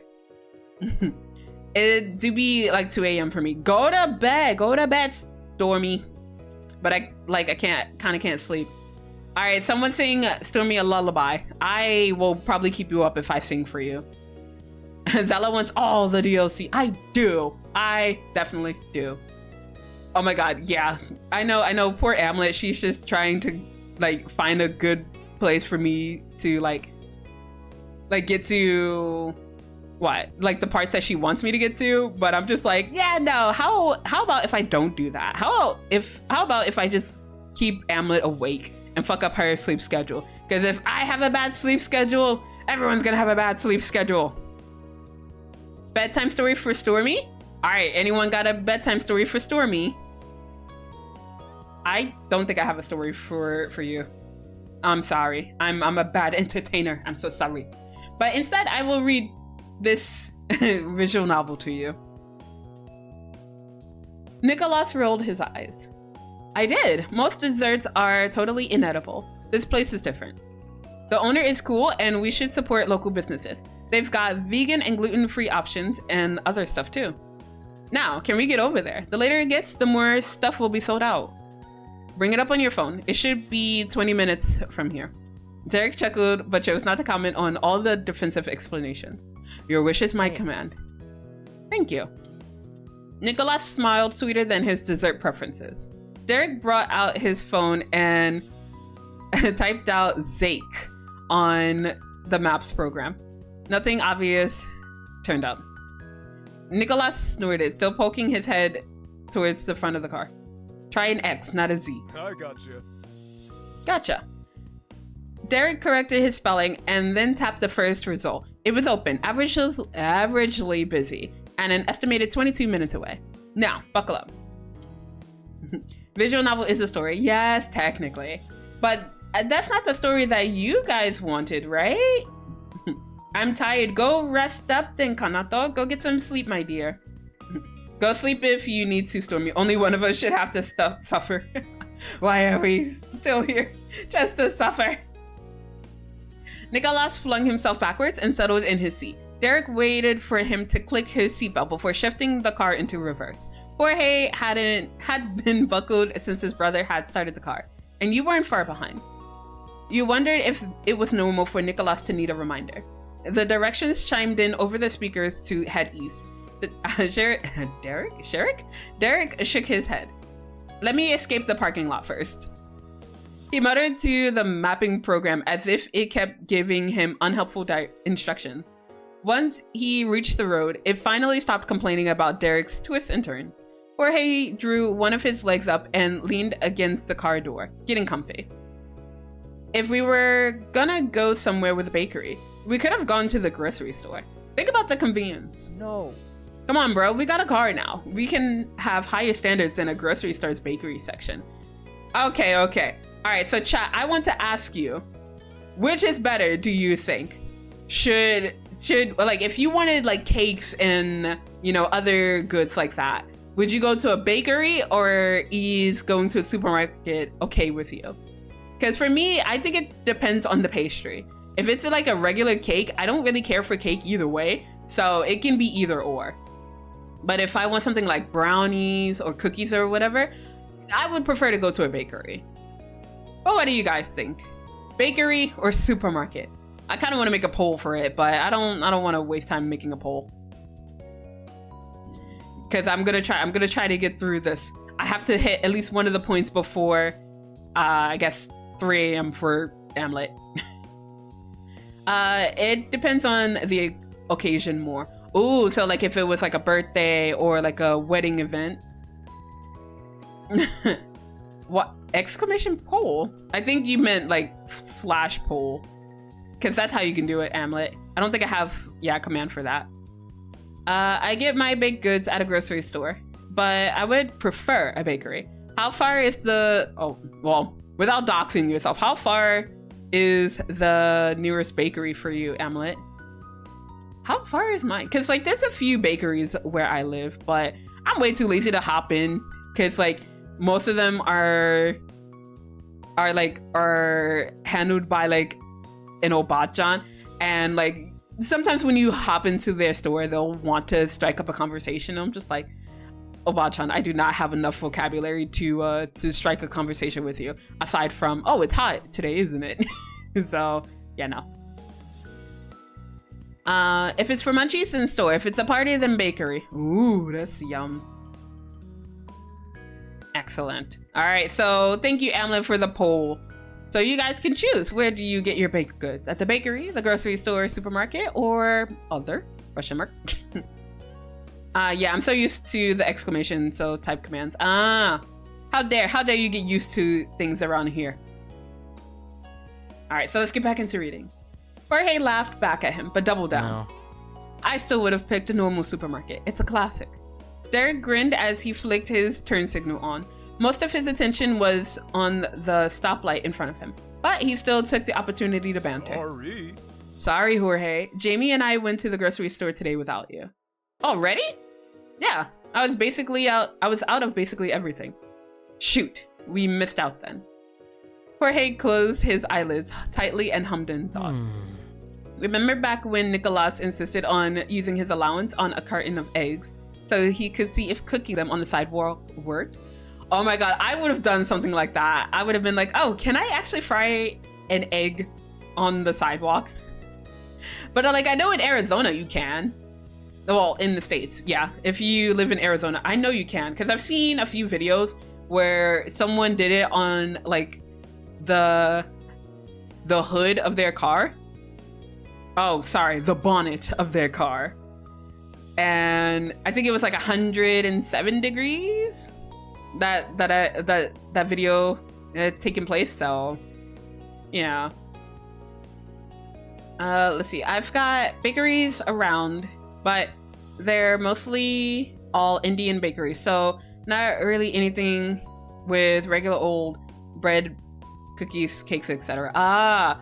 So okay, so it's a specialty bakery then. Okay, I see. Oh my goodness, I want cookies now, but because I haven't had cookies in a while. I want cookies. Someone bring me cookies, please, and thank you. Oh, I'm joking. Yeah, I also remember all the raw egg puddles and eating scrambled eggs for breakfast and dinner. Nicolas shrugged his shoulders high, justified but hiding his embarrassment. Inquiring minds had to know.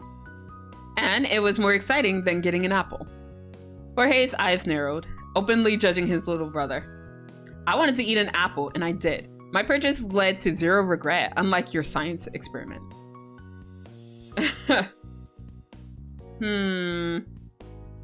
Jorge is still Jorge. Ugh, that's bad, and you should feel bad, Jamie. Ooh, you know what? Yeah, let's break the tension. Hey, did you two do the thing where you stuck your hands in the veggie mist? Yeah, you didn't. I don't know. It's only natural to stick your hand in the mist when it turns on. It's refreshing. But have you guys ever done that?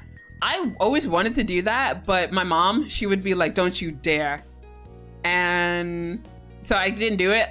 And it wasn't until I was older where like but I was reaching for some veggies, but then the mist went on and I was just like, oh, this feels nice. But I bet it would have been even more fun when I was younger.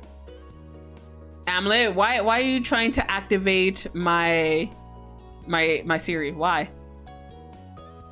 I'm watching you. Maybe. It never went off when I was around. Aw. Kingwin, thank you for the follow. Thank you, thank you. Make yourself comfortable. Also, is Pan doing all right over there?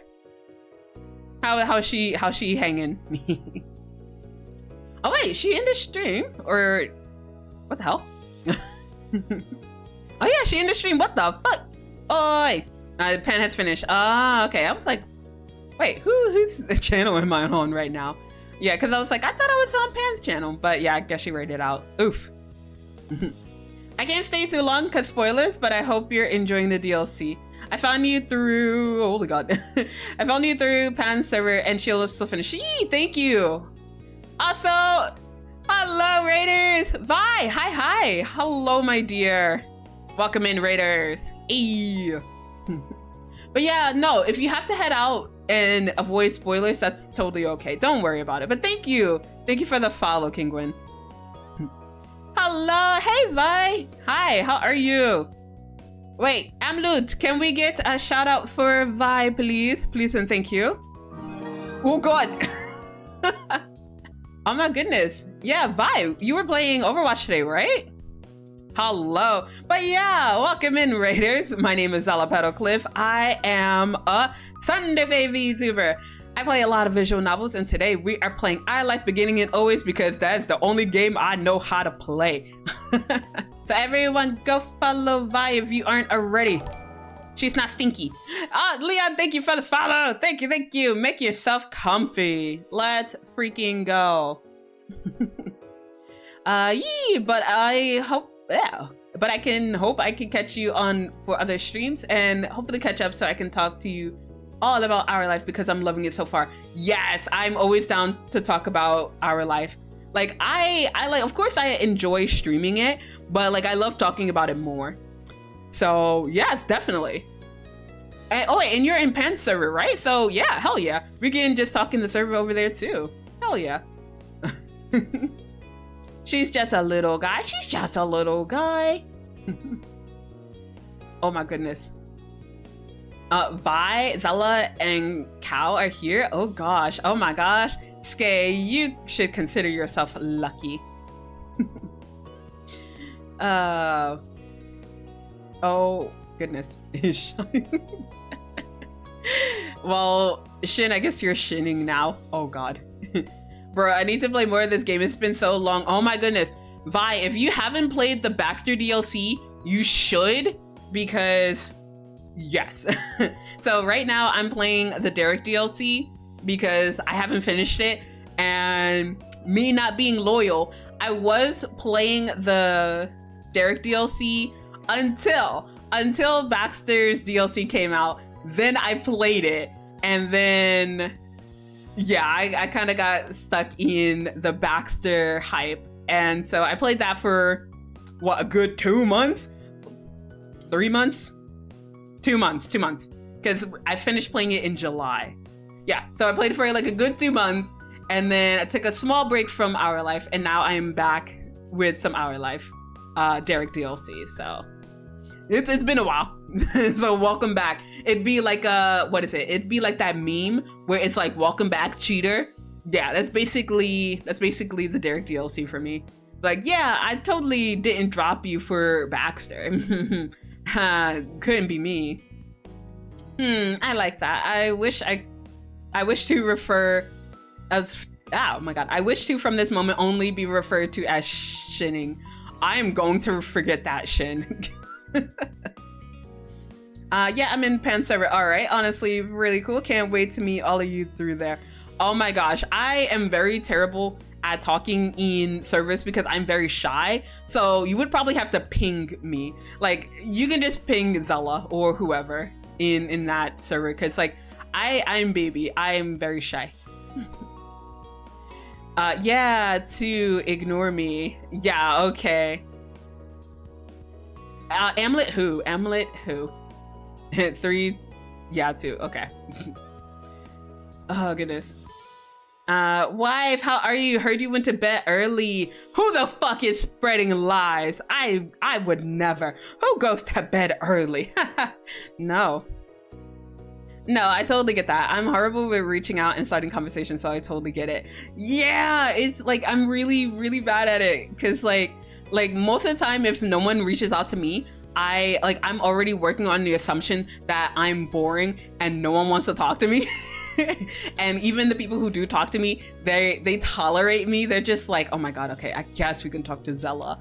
So yeah, I'm that way. So for people who like want to like reach out and like do collabs and stuff, I'm very hesitant on starting or reaching out to start a collab. So like the collabs that you see on my channel right now, well, on my schedule on like Twitter, the people reached out to me.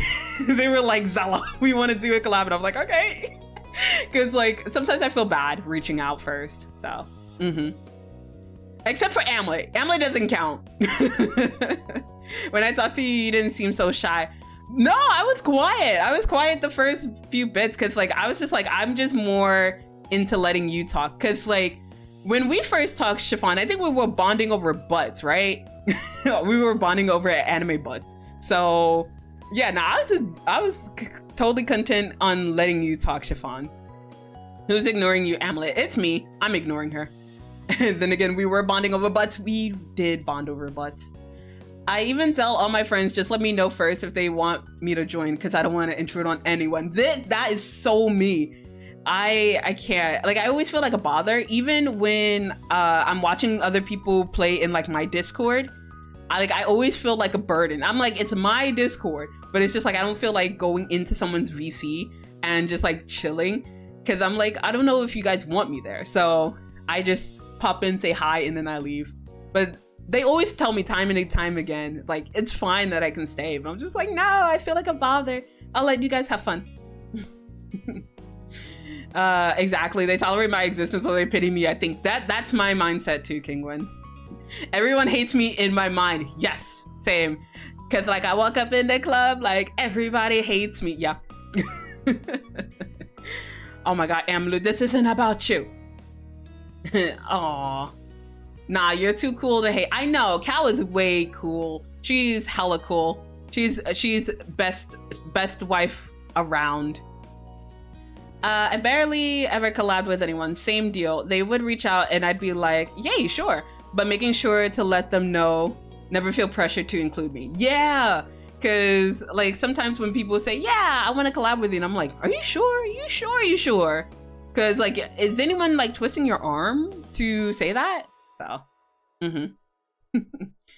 for what it's worth, I always want you there. Aw, Hamlet. Social anxiety go brr. Yes. Like what? Hey yo, and it's an Iron Mouse emote. Let's freaking go. Damn. Cal is pretty great. Cal is pretty great. I need points to join your Discord. Yes, unfortunately, because I'm trying to prevent people from, you know, hate raiding in there and spamming all the inappropriate stuff. So, yeah, unfortunately, we need points. But, unfortunately, you need points. But once you get the points, I do refund your points back to you. I don't keep it because it's just like, see, I knew, well, some people they're already pre-approved. Like, okay, I know you're cool. But like others, I'm just like, I don't know about you yet. So yeah, once you save up that many points, I'm just like, okay, I'll just give it to you. No, you're the cool ones. No, you. Don't be mad at us, Cal. You're the cool ones. Yeah, I love Iron Mouse. Hey, let's go. With a Wiggly as well. Let's go. All right, so I'm gonna tell you guys my goal. No, it's not really a goal, but I think it would be pretty cool if it ever happened. Is like if I ever got to be on the Speak of the Devil, that would be so cool. That makes sense. Nice safety precaution. Yeah, I would love to have it just available if someone did like exclamation Discord. But the thing is, I can't be too sure of, you know, everyone. So yeah, I gotta do all this and it's annoying, but can't be helped. Hey yo, okay, I see that invite. I will send you a link. Shoto mate kudasai. Let me copy imposter. Also, people get to know you as well. Yay! Yeah, just get to know me. That's actually really clever to keep the bads out of your Discord. Yeah, like if you go through all the effort to, you know, save all these points and then be a dick in the Discord, I'd be like, all right, props to you for playing the long game. That's too much work. And also there is your link, Chiffon. Welcome in, welcome. Ooh, that'd be cool. 11:30 for me, gotta go to bed. All right, have a good night, Chiffon. Night. Also, let me refund these points back just before I forget. Because I believe Hekato did it as well, and I need to give him back his points too. So let me take care of that. I don't think there's a lot in the queue, so it shouldn't be too long to refund it. Yeah, it's only 33 requests. So let me give that back to Chiffon and Hekato. Where is Hekato's request? Oh, goodness. There it is. I see it. All right. So everyone who did the Discord invite, you get your points back. You're welcome. We get our points back? Yeah, for the Discord invite. You get your points back for that. Like other redeems, no, you don't get your points back. But for the Discord, yes, you do. Today I learned. Well, yeah. The only redeems. Jesus Christ, Skay, why? Yeah, the only redeems that I can't refund back to you are the sound alerts, because once they're used, they're gone. I can't refund that to you. Oh no, Skay, why? Skay, why? Why do you do this? All right, let me do the Wheel of Misfortune. All right, I need to feel something. Oh my God, if you get a timeout, I'm going to die. All right, Wheel of Misfortune. Let's see, what do we get? Ayo, VIP or mod. All right, let's see. We're gonna let him cook. Yo, all right, let's see. Is he gonna be mod or is he gonna be VIP? Oh shit! Ayo! Oh! All right, Skay, you are now gonna be mod for the rest of the stream. Congratulations. Ayo. All right, so you get to be mod for the rest of the stream. All right, let me do that right now. Okay. Oh, don't ban Skay. All right, mod for the rest of the stream. There you go. Congratulations. Skay's karma is finally coming around. Damn it. I'm so bad because like I loved just watching him get tied out and getting unlucky. All right. But yeah, congratulations, Skay. You are now mod. All right, but mod responsibly. If you constantly time people out or ban them, I will revoke your privileges. I've already had that mistake happen once, okay? I don't need that to happen again. Exactly. Don't be a James, okay?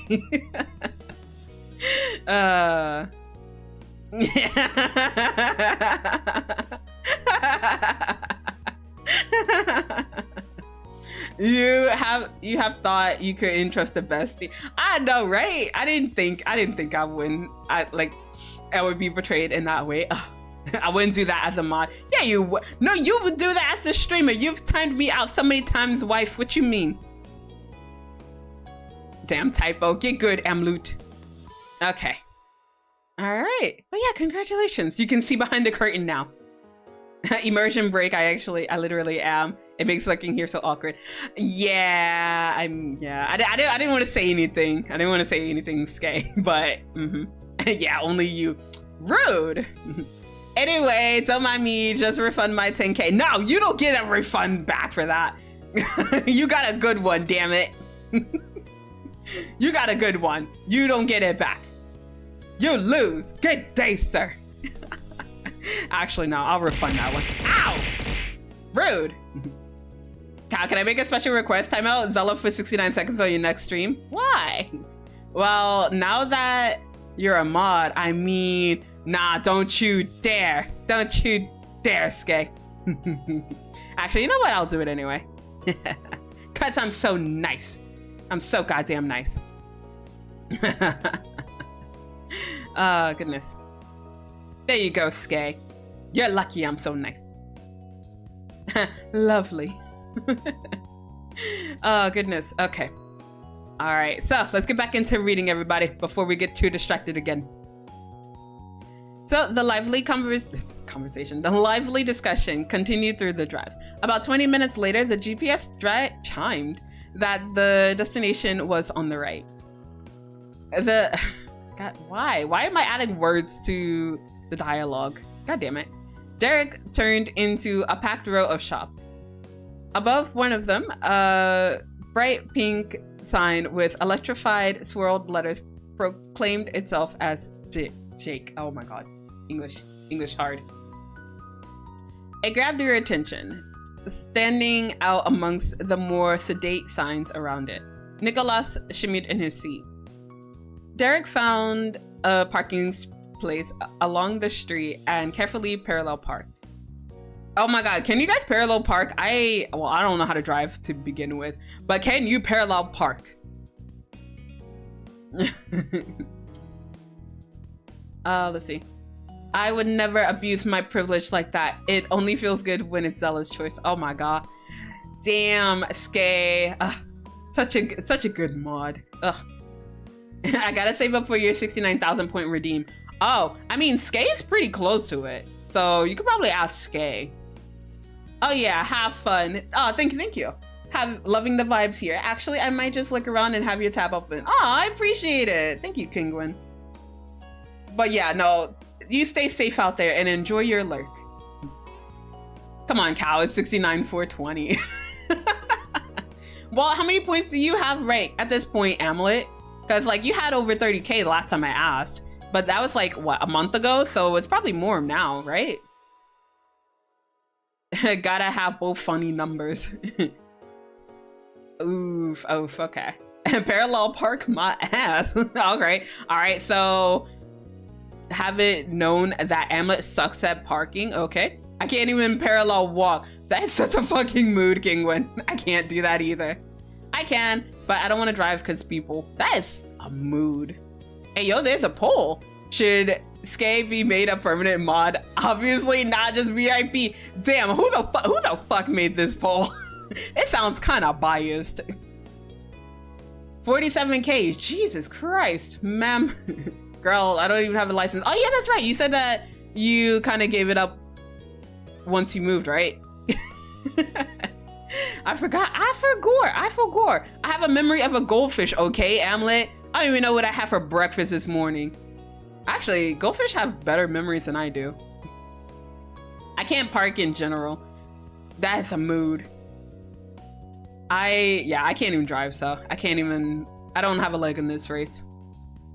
I'm flattered you remember that about me. I remember a lot of things about you, Amulet. Actually, no, that's not true. I'm lying. But I remember a few things about people. So, yeah. I remember at least one thing about people who have like tuned in and like are regulars here.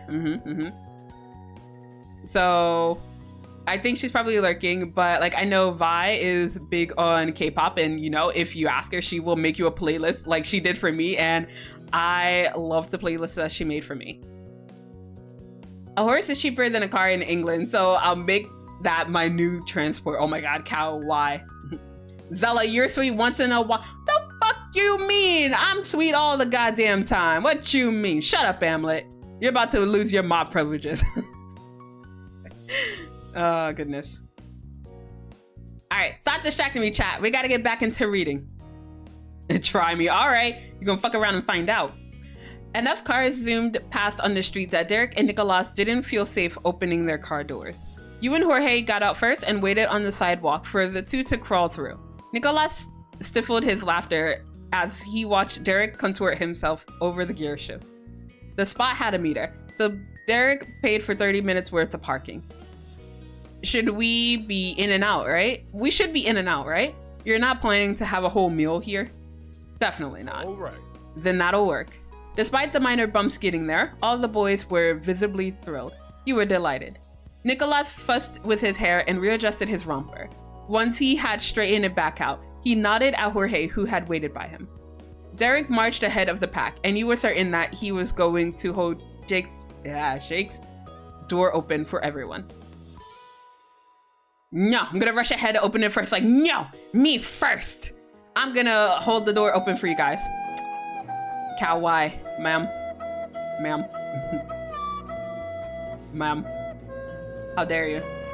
We can have a farm together. We could try. We could have a farm. But you know, I'm gonna make you do all the work, wife. I'm too much of a bougie bitch to do it myself. So I'm sorry. You're gonna do all the heavy lifting, Cow. You'll lose your raft privileges. Oh no. Anyway. Zela and I are basically in a stalemate with each having something on the other. I mean, if she wanted to, like, it would suck. Like, all that progress just goes to shit. But you do realize I do have my solo world. I could just build up from there. I'll make it better. And I'll have a nice raft with blackjack and hookers. Oh my god, that poll is still going? How long is the poll, guys? Is it like 10 minutes? Gee bus. So Derek approached the door as expected, but you whipped your arm past him to grab the handle. He stopped in place, stunned. You took advantage of his confusion, pulled the door and held it. You gestured to the others to go in. Derek remained glued to the ground, still awkwardly processing that you sniped the door from him. Jorge and Nicholas did not have that trouble. They strolled past, finding the event hilarious. Yes. Thank you, Jamie. Yeah, you're too kind. You nearly tapped your foot while waiting for Derek. Finally, he responded, raising his chin and smirking. I see how it is. His competitive side took over. His posture relaxed in the way a tiger's did before pouncing. Thank you. He walked in but kept his sharp gaze entirely focused on you. Then he winked. You got me. Don't plan to make it a habit. You knew that only meant it wouldn't be as easy to beat him going forward. Well, that was fine with you. You followed the voice and let the doors shut behind you. The swinging of the doors as it closed jingled a sprightly bell. It set the tone of the place immediately, a classy yet cozy atmosphere that was full to bursting with warm and inviting scents, and most everything was some shade of pink or cream. If the owner could have made the green leaves of live plants around the room a delicate baby pink instead, you didn't doubt they would have. The four of you went over and clustered together near the front of the shop. Today's freshly made confections sat in perfectly aligned rows inside a glass display. Each had its own paper doily underneath. No other customers were inside at the time, but you weren't alone for more than a minute. The bell had announced your arrival, and the sound drew out someone from the back. They blended in with the store's style, so exactly, it had to be intentional. Okay, what's happening with chat? Oh, but thank you for the head pat. Thank you so much. Thank you. It's staying for as long as is needed for me to build support. Now you're gonna have to go through a trial, Skay. We're gonna have to go through court and see if you should stay as a mod. Lurk, have a good time, beautiful people. Shinning out. Have a good one, Shin. And thank you for the lurk. You stay safe out there. Thank you. But yeah, no, you gotta go through court first, Skay. You gotta prove your case. You gotta have evidence. You gotta show the receipts. And then maybe we'll make you a permanent mod. You have to sell your soul. Yes, this is true. Sell your soul, and then maybe you can be a mod, a permanent mod. Their softly pointed face was painted with expertly applied makeup that could rival the pristine details of the cakes on offer. That was framed by a few strands of shoulder-length pastel pink hair. The rest of it was propped into a fancy updo with floral accessories. As glamorous as the employee was, they weren't too good for a homey apron to protect their pretty clothes from messy behind-the-scenes work that lovely baked treats demanded. A shiny purple button on one strap had their pronouns printed out in black letters. They, them. They greeted the small crowd with a gentle, amiable tone. Welcome to Cake. Thanks for stopping by. My name's Xavier, the head baker, and I own the shop too. Hey. Sup, Xavier? His reply was familiar to the point of being flippant.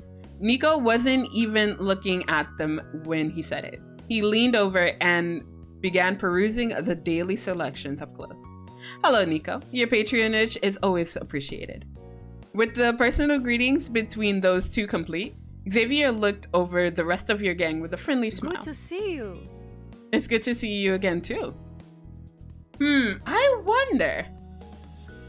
Okay, so I didn't get to play the Derek DLC before finishing the Baxter DLC, but for those of you who did get to play the Derek DLC before Baxter DLC came out, I'm assuming that they had the sprite for Xavier, but they didn't have a voice line, right? That's what I'm assuming. You guys can correct me if I'm wrong. Because I don't know. Crap. That's what she doesn't tell you. Shush, shush, Emily, shush. Let me see if I can go buy it back first. Who the fuck did you sell it to first? What the hell? Xavier is badass. Yeah, I don't believe there was a voice. Okay, that's what I figured. I'm like, because like in the wedding DLC, Xavier didn't even have a sprite. So yeah, that's what I'm just like, okay, maybe in the Derek DLC, they had the sprite, but no voice. But like once Baxter's DLC came out, they had the sprite and the voice. So I'm just gonna assume that's what happened. All right. Thank you for listening to my ramblings about a potential sprite and voice. Derek's usual conversationalist skills failed him. He was loath to embarrass another person by pointing out the little fact that they weren't seeing each other again. A total stall in the exchange was avoided thanks to the fact that Jorge didn't have the same reservations. He could speak far more frankly. We've never been here before. Only Nico. Though maybe Jamie has? I can't speak for her. He raised an eyebrow while glancing your way. He paused his small correction to let you contribute your side concerning the bakery. You shook your head at the possibility of this being a repeat spot for you. As far as you knew, Chick didn't even exist the last time you were in the city. That's what I thought. You don't know us. Damn! He is so blunt about it. God damn. Jorge never changed. Xavier's grin was undaunted. That might have been a customer service skill, but Nicolas snickering mischievously in the background gave away that something else was likely the reason for their calm reaction to Jorge's directness. You Suarez brothers may not have been all together in my bakery before, but we certainly have already met more than once. 4 eyes went wide and 2 mouths grimaced at the same time in the same way. Xavier spoke so surely and plainly. Derek and Jorge flipped instantly from viewing them as a stranger to embarrassment over forgetting someone they should have known. And Jamie, was it? I think we might be acquainted too. Huh? Hey, yo? Have I? What the? Huh? What? When have I met them before? I signed an NDA. I cannot reveal that, Zela. Oh my god, just break the NDA. God. Huh?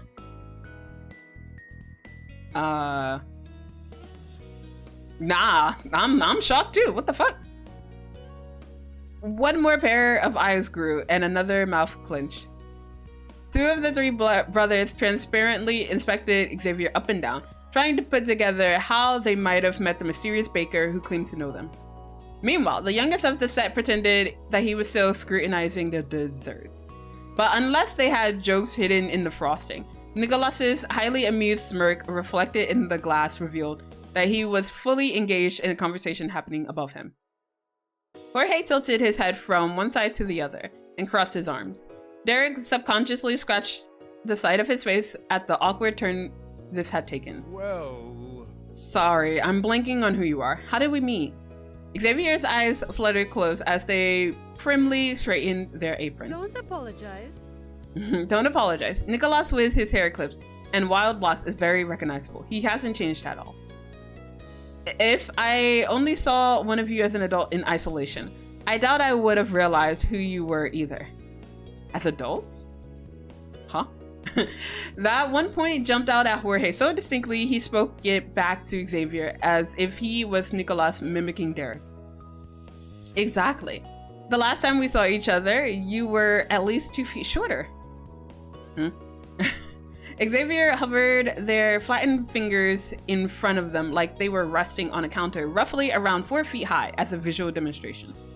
They progressively lifted their hand up until their palm was high enough that it could have sat on top of a fully grown Jorge's head if he was closer. Utilizing their tiptoes was necessary for the feat. I've always had an artist soul, but my medium wasn't always decorative pastries. My first job stayed on. Holy shit! Holy shit! I just realized who the fuck that. Oh my god! Holy shit!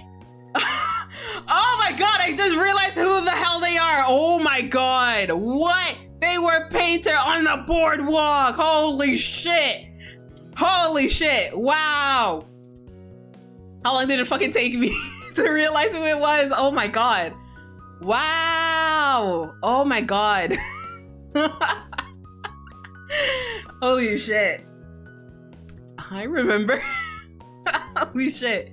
We did meet them before. Fuck.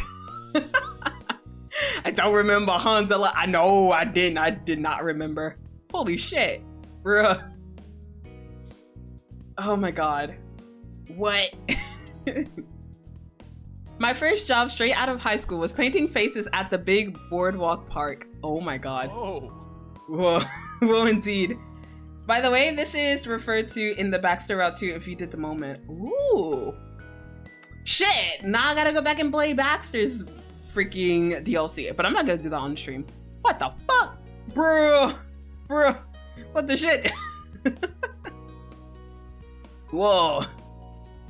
Derek's face went alight with a flash of recognition. The fingers that had been scraping his skin twitched, then started to searchingly press along the length of his cheek, as though a painted rainbow might have suddenly appeared there. Jorge slapped his hand against his forehead. It had all become so obvious to him. The trio of excitable yet well-behaved brothers, who'd come by a few times a year, were some of my favorite customers. But Xavier, quite literally, didn't forget about you either, and they shifted their gaze to rest on you. And I'm relatively sure one time the boys brought friends with them, and that one of those friends was you. Holy shit. Oh, you finally got it. That day on the boardwalk had been memorable for many reasons, but embarrassingly, the identity of the artist has slipped through the mental cracks. A tiny chuckle bubbled out. This wasn't even the first time a lack of recollection led to an amusing reunion. You weren't as good as recognizing faces as Baxter, clearly. A huge, childlike grin filled out Derek's face. He looked no different than he did all the years ago when you first met Xavier. Massive muscles aside. I'm impressed. You're spot on. One time, Jamie and her oldest sis came with us, and we all stopped by your face painting stall. I can't believe we met again, and like this, in a bakery of all things. It's awesome. Derek resolved to restart the interaction on the right foot, and he finally gave a greeting of his own to Xavier. Hey again, Xavier the artist. The middle brother followed the eldest example and offered a reprise to his original statement. Oh, okay. Good to see you again, too. Wow, small world, Xavier. Xavier was just tickled by the reception. The visit was gonna be worth it for them, even if you walked away without purchasing a single piece of cake. At some point, Nicholas has stopped eyeballing the pastries and had leaned coolly against the counter. He also finally rejoined the conversation instead of existing as an entertained audience member. Told you the owner was cool. Oh, thank you for talking me up, Nicholas. Now that we're all reacquainted, is there anything I can do for you? Nico slipped his hands into his pockets, staying totally chill. We'll probably just get a couple things to go. I want... He paused to squint down over his shoulder at the treats one more time. What? Clipped, by the way. Yeah. What? When, what? My small brain moment where I totally forgot about Xavier? Is that what you're talking about, Amlet? God damn it. Oh, yeah. The light bulb moment. Shut up, Amlet. I hate it. 10 out of 10 moment. God damn it. It's gonna be me being small brained. I hate it here. Go away, Amlet. Goddamn menace. I mean, my office job. You get full dental? What the fuck? I want full dental. Unless head pats from Zela are a benefit. Aw, I mean, I can give you a head pat. I can give you a head pat and I can call you a good boy. I got great benefits. Hey, yo, share that with me. What the fuck? I want those. Not the dog. Not the dog, Skay. Goddamn. But yes, Skay, you are a good boy. Oh, goodness. All right, so give me an eclair and a cup of water too. Will do. Anything else? Ooh. All right, never mind. You got this. You got this, Xavier. They surveyed the other 3 people in the room as they asked the question and waited for a response. Jorge approached his only little brother at the front display, shooting him a wry smile upon his arrival. But then he quite seriously considered what was available. I'll have a blueberry muffin, the one in the middle and on the left, my left. It looks like it has the most berries. Xavier gave 2 quick nods. Their hands were already busy putting together a box for Nico's selected pastry. Derek, however, stayed back, and his focus went to you rather than the baker or their wares. Ready? What are you thinking? I'm gonna pass. Why not try something new? No. Nah, but thanks. I can claim a bite of Nico's or Jorge's. That's enough for me. Maybe I could try yours if you want any. I mean, oh yeah, that's fair, because like his brothers probably aren't gonna finish anything, so yeah, he knows his brothers all too well. Yo. I have great benefits at work, but I can only share them if someone marries me. Oh, maybe we should get married, Skay. Just kidding. Unless. So I can't share with you. I mean, if we get married, I mean, I have to return. Welcome back, Fizz. And mwah, there is your daily kiss. I forgot. You forgot about your kiss. How dare? How dare you? Same though. Hey, yo. Amlet, Skay, you looking for a marriage partner? Cause you know, I'm looking for some benefits. I mean, a partner. JK, unless. Did I hear marriage? Shut up, Biz. I'm trying to get some benefits over here. Shut up. I'm telling Cal. Hey. I just need more people for the harem. Shut up, Amlut. Full medical, vision, and dental. I'm buying the ring right now, Skay. Where do you want me to propose to you? With 250k AD&D and shirt. Oh, all right. I'm buying. What color ring do you want?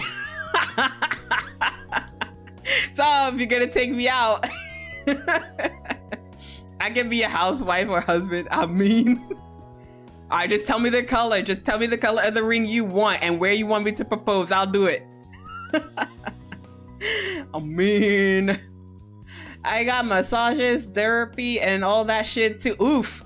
Damn. Okay. Amlet and Skay, they're just competing. All right. I'm here for it. Also, Kristen Beth, hello, and thank you for contributing to the Spicy News Challenge. My company is big on mental health, so yo, I need some therapy. That too. Chiropractic and acupuncture, goddamn English, are full coverage too. Damn, I'm over here just like looking between these two, just like hello, who am I gonna marry? Therapy is not specifically covered though. That's fair. That's okay. Oh my god, it's Bethany. Shut up, Biz. But is probably still semi-covered, I think. All right. I mean, I'll still take anything. Look, I get medical benefits, okay? You had me at the medical benefits. You had me at full dental, okay? Yay, team benefits scale. Hey, welcome in, Crystal Beth. Hi. Not 100% certain exactly for that area of medical. That's okay. I'll take anything. Look, I'm paying for all my medical situations, so I'll take anything. Damn it, Zela already knew this. That's why she doesn't provide them. Shush.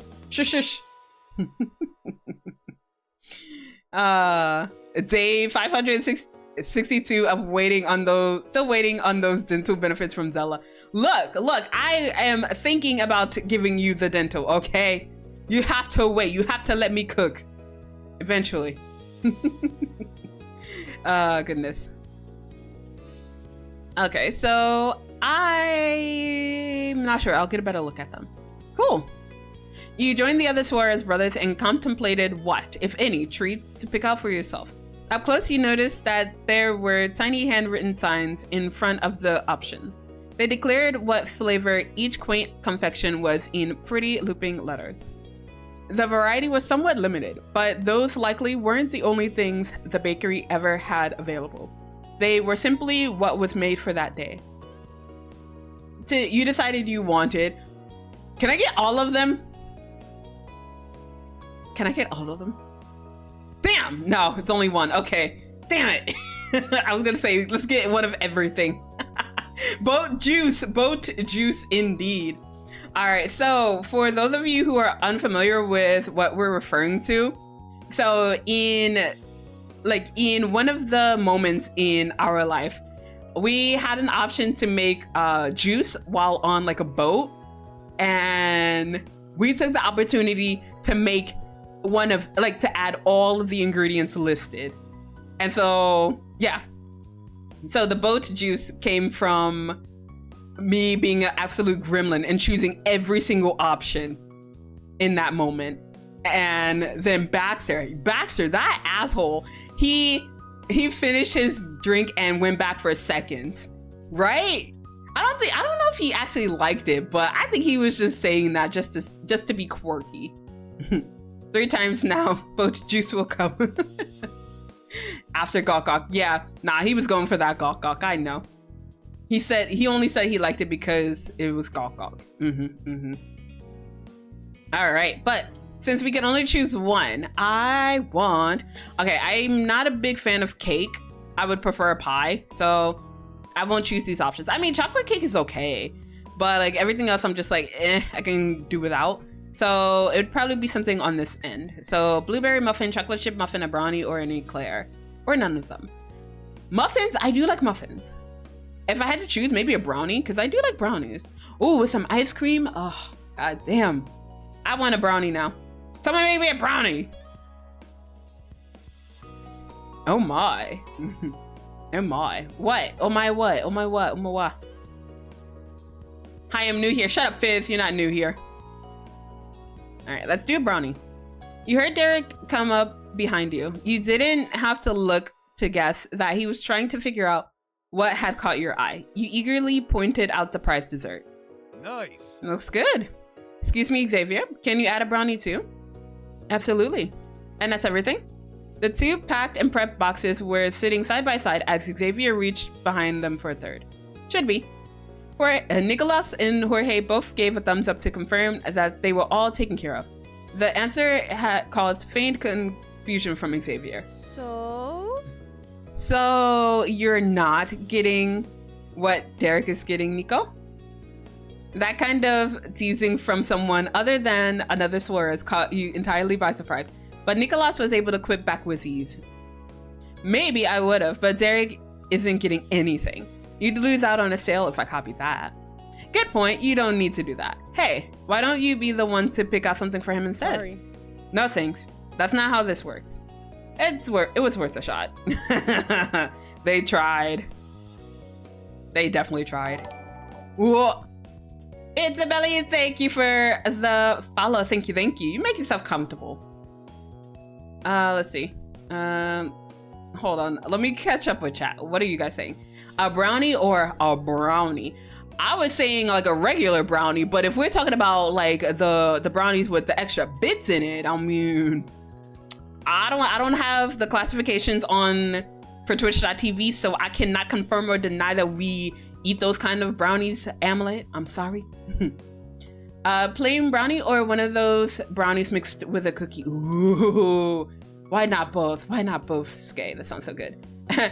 Baxter, boat juice, and gawk gawk. Pin of shame. But you live your truth. Wait, you don't have the tags for that. Never mind. Yeah, I don't. Brownies are so good. They are good. Hi, I'm new here. No, you're not, Cow, you liar. You're not new. And brownies with walnuts so good. They are good. Yummy, yum. How to explode. It's so hot. Oh my god, I'm so sorry. Do you have like AC or something? Just stay under the AC. Or get something cold to drink. It's so hot. You want a brownie? Well, too bad. They're beans. Rude. Hi, I'm new here. Shut up, Skay. You're not new here. AC dead, family gone. Oh, no. Wait, so your family left? Wait, how long did they come by and visit? And have you been on this stream for that long while they were here? I have cold apples. Ooh, yum. We're all new now. I'm not giving back y'all points. Exactly. Based mod, don't give them back their points. They came by like, I don't care. I don't know. Oh, shit. All right, I think it was like maybe like a good hour or two, no? Because I think you were gone for about an hour.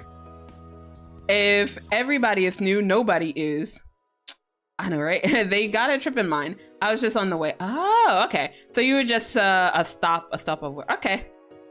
All right. Well, glad you're back then, Fizz. I was here since earlier. Yeah. Yeah. You said that you were tuning them out, right? You were tuning out your parents. I mean, yeah, you were tuning them out to like be in stream. Don't give me that bombastic side eye. Do you understand? Yeah, I ignore. How dare you ignore?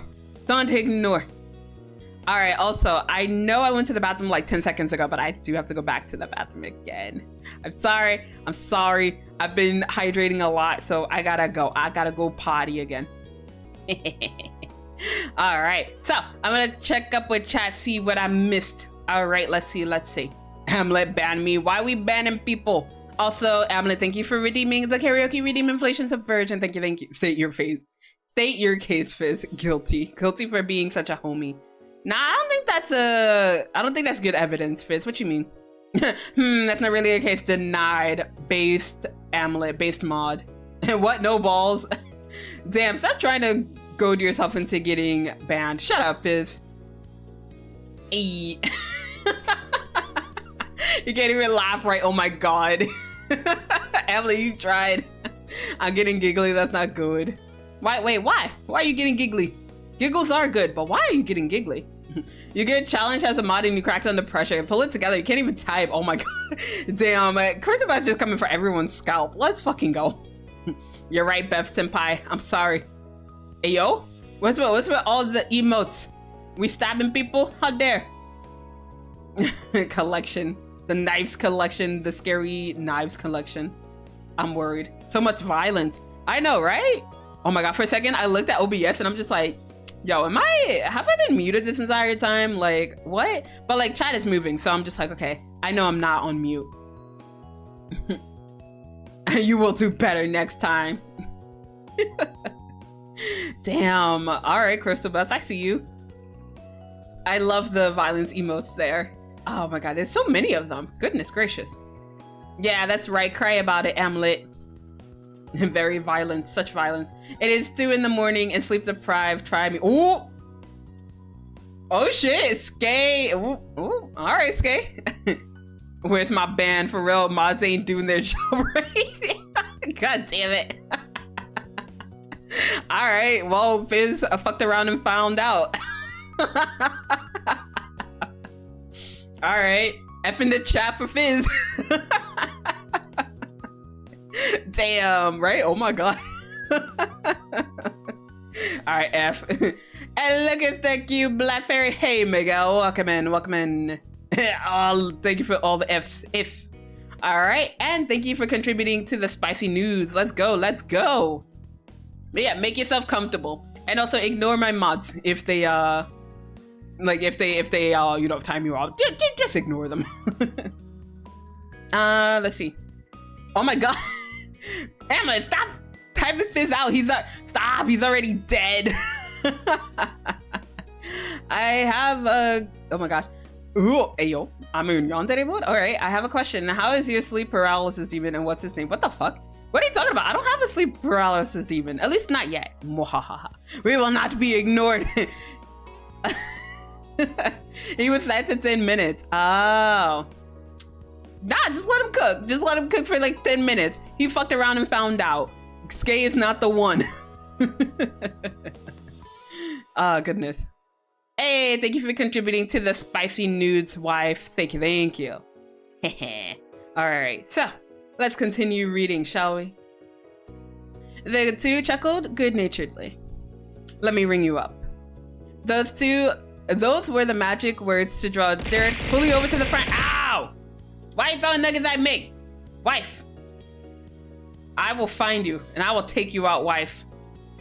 Not on a date. I will take you out of this world. You keep it up. You keep trying me, wife. Sorry, the inline shortcut in chat is set to 10 minutes. I was too lazy to type it out manually. 10 minutes, you can do better than that. Do it. All right, wife. All right. Fuck around. Do it, no balls. All right, bitch. Let's go. Let's fucking go. Where is... There you go. Bye. Bye, wife. Also, Skate, thank you for contributing to the spicy nudes. Let's go. F in the chat for Cal. And no, do not reset the timers. You let her cook. You let her cook for those 10 minutes. Poor cow. Nah, don't poor cow. You know how many times this woman has timed me out on her channel? Nah, fuck cow. I say that, but she's gonna spam the shit out of like the nuggies once she gets back. Also, why timeout? Why wasn't it banned? Because I think, like, I don't want to fuck around with the whole banning thing now that it, like, on Twitch, if you get banned, you can't view the stream. So yeah, I don't want to fuck with that. So it's only a timeout.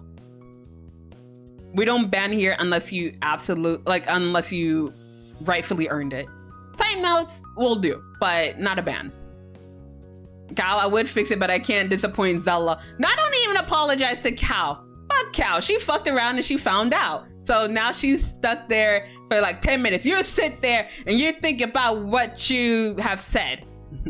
And Cal is getting cooked so hard that she's gonna come back to the brisket.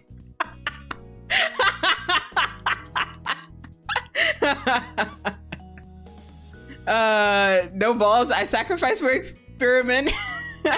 Also, how the fuck do I have 15 timeouts? I don't know. How the fuck did you get 15 timeouts, Amlet? Did James really time me out that much? I mean, I think you probably got timed out once or twice from Lucky. So I don't know if it was entirely James. I don't know why they make it so you can't watch if you banned, as if you can't just either log out or go into incognito tab and watch while logged off. I mean, yeah, I mean, it is kind of like a workaway solution. It's just like you can just, you know, do that incognito. So yeah, you can, but I mean, I don't know. If I got banned from someone's stream, I wouldn't want to watch them afterwards. So that's like, if you get banned, you can still see the live. I know that because I've been banned by some streamers and I can still see their lives. I mean, I don't know if they have set that up right now, but like I know it's coming. So I don't know. I think it's an upcoming feature. I somehow only have 4 timeouts. Yeah, and I think most of them came from when you spun the wheel, Skay. Where did you guys come from? Oh, and I think maybe Random Exile once too. Yeah, I think you probably got hit with that. That was scary. It's about inconvenience, especially if they're on their phone or tablet. Yeah, it is kind of a pain in the ass to just work around that. No, wait. No, that time we made a bet about whether you could be nice. Oh yeah, I did time you out for that. and I got bonked. Yeah, I agree. What's the point that if you get banned, you will not be watching live? Yeah, like if I get banned, I'm just like, oh, okay, well, I won't fuck with you anymore. Like if it was done as a joke, I mean, I don't know. I feel like banning is kind of like very serious. So I wouldn't see it as a joke, even if it was someone that I was familiar with. Like if Cal were to ban me, I'd be like, oh shit, I forgot about Cal. I forgot about the wife. I forgot she's still timed out. Shit.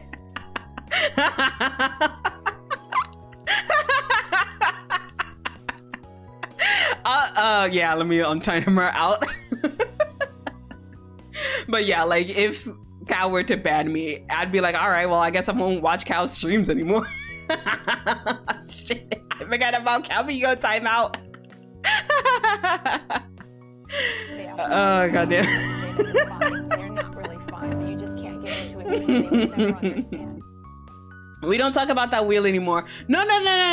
So Krista Beth, it was good this time. It was good this time. Skate became mod because of it today. So we can talk about the mod.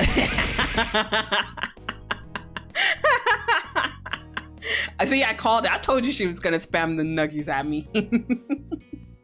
What the hell? I'm not a brisket. Ma'am. What? You want to go back into timeout? I'll forget about you again. You want to go back in? You want to go back into a timeout? I'm glad to put you back into a timeout, ma'am. Oh, and mwah, there is your kiss, Miguel. Because there was a streamer who used to play the same game I did. And since there was no one on, we kept getting in the same match. And she went off on me, calling me a stream sniper. And I looked at her stream later and found out I was banned. Oof. That sucks, but come on, that's kind of outrageous. Like, if you don't have any proof that they're stream sniping, then I wouldn't go out and call you out on it. I feel like angry bedtimes is in the future for you. It probably is. Y'all better pull Cal out like I like my steak medium rare. Toasty. Normally I go medium, but in this instance I'd rather take her raw. Skay, boo. That was terrible. Now you call me a good girl right now. No, I'm gonna refund you your points. I'm not calling you a good girl. You're not a good girl. That was awful. I'm sorry. Yeah, that was bad and you should feel bad. Exile. All right. So any mod, can you time out Fizz for 2 minutes, please? Please and thank you. Thank you. So 120 seconds, please. I can't get timed out without paying for it. I mean, all right. I decided to stop caring in every game I saw her in. Oh gosh. I went full bully mode because I was cracked at that game and could get away with it. Let's go, Kai. I paid you. Tell me good girl. No, fuck that. And you don't get a kiss either. Hey, thank you, Crystal Beth. Best mod. All right, hold on. You can do that all you want, wife. I'm just gonna refund you your points. You get that back, you get your kiss back, and you get your other compliment back. Y'all don't want your points. Your points are no good here. You keep your goddamn points.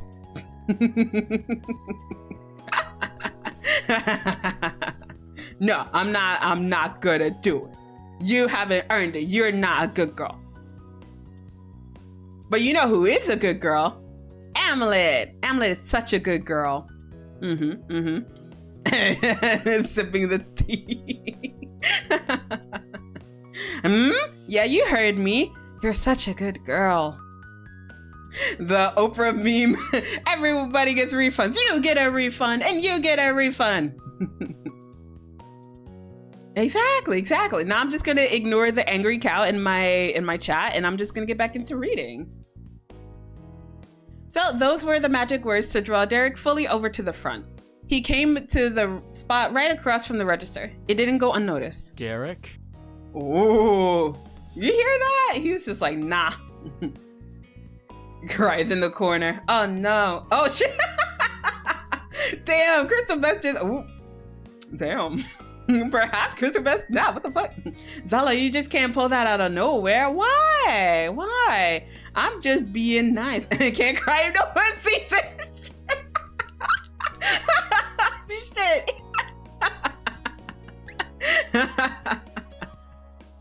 Damn. Savage. Powerful. Yeah, nah. Beth is savage. It would be a shame if you know, she gets times out again.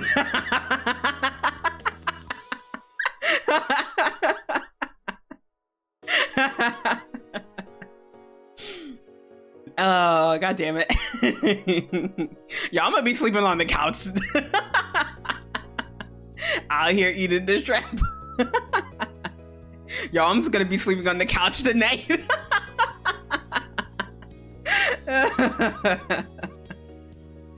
I love it. I love it here. Yeah, I'm definitely sleeping on the couch tonight. Worth it. Okay. So Derek, you're the only one who didn't get anything. You shouldn't pay. Nico snapped his head around with a look of true offense at what had gone on behind his back. He folded his arms disapprovingly, catching Derek with his hand in the metaphorical cookie jar.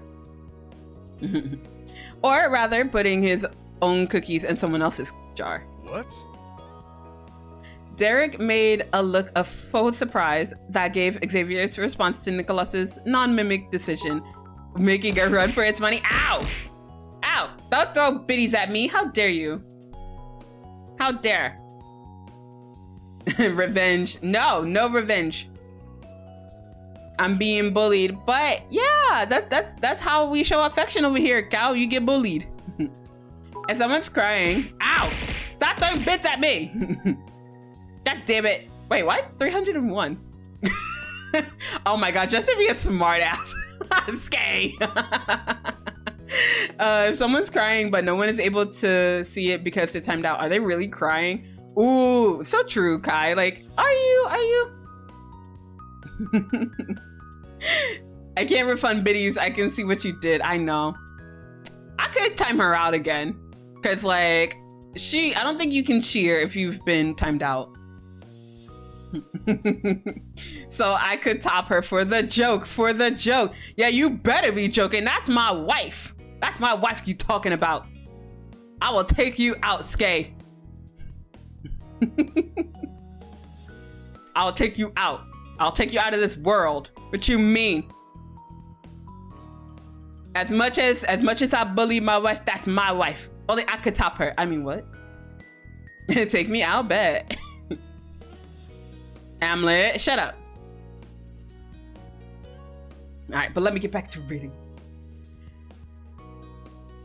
You can't take away my oldest child privilege of treating my little brothers. And Jamie is my girlfriend. Why wouldn't I pick up the tab for her? The middle and youngest Suarezes shared concerned glances with one another, their brows knit and their frowns salty.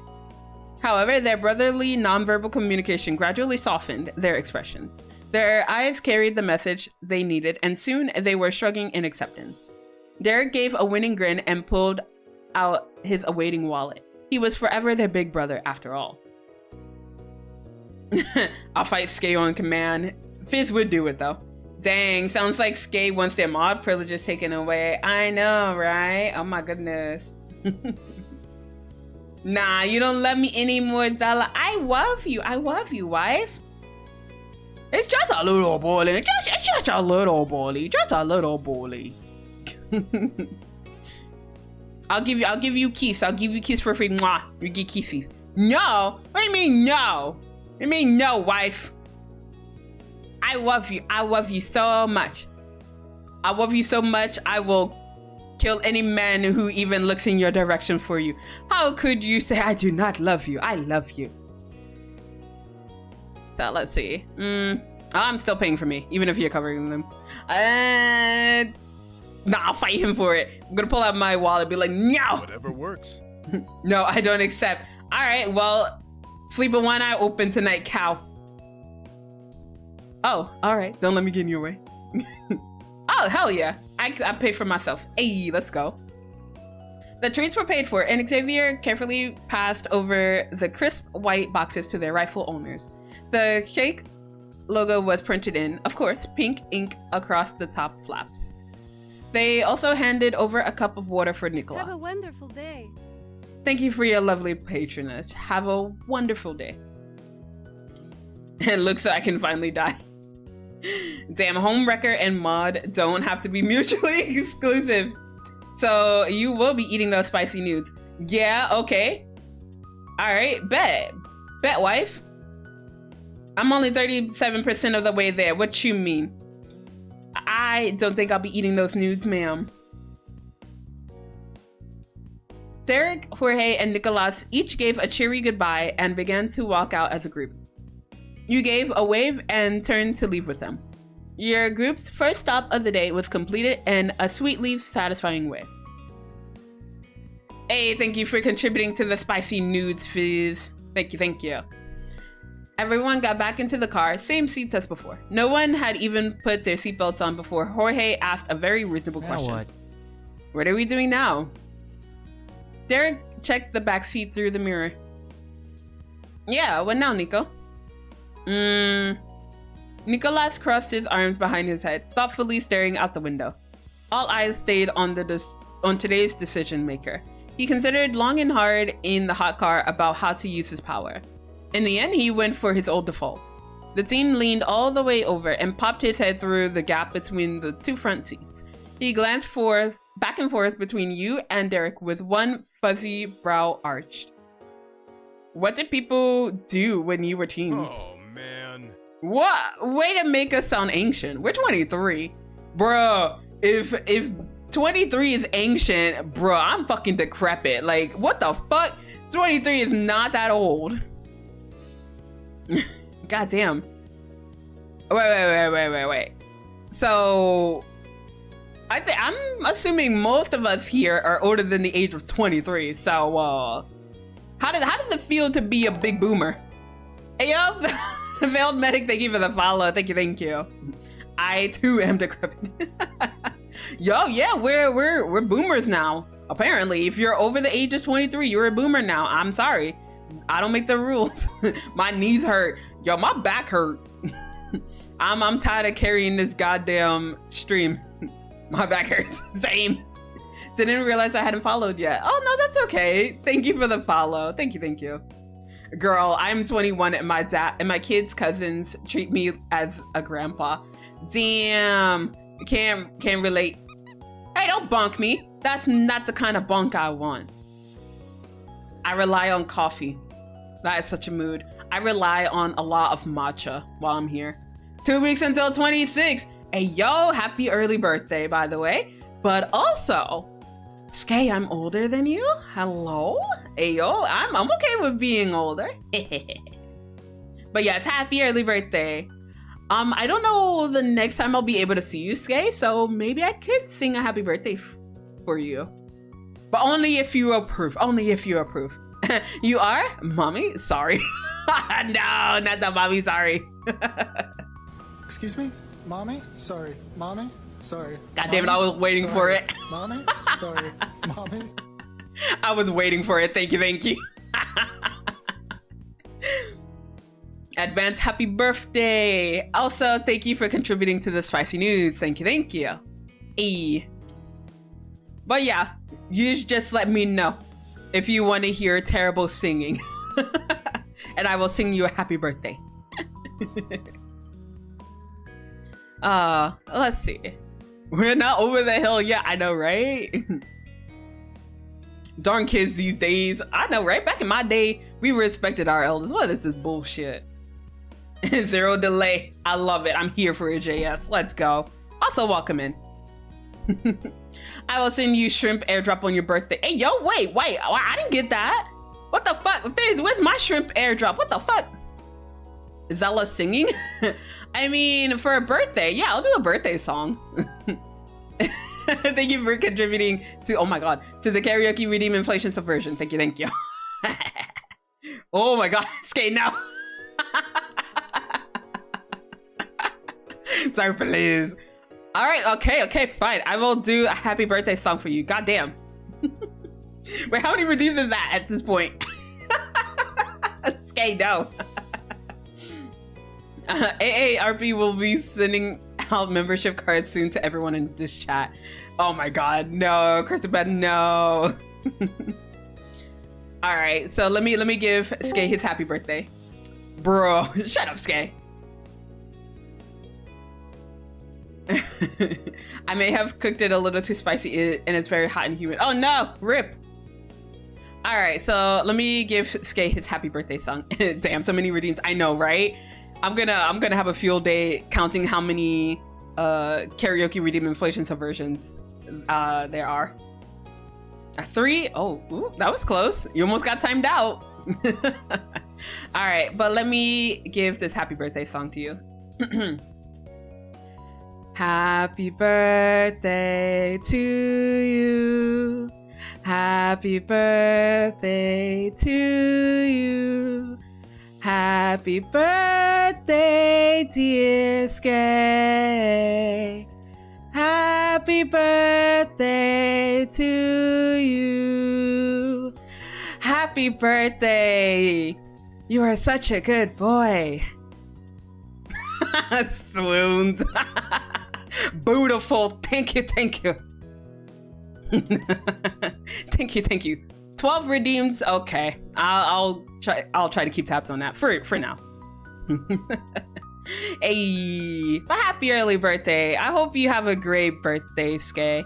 The birth.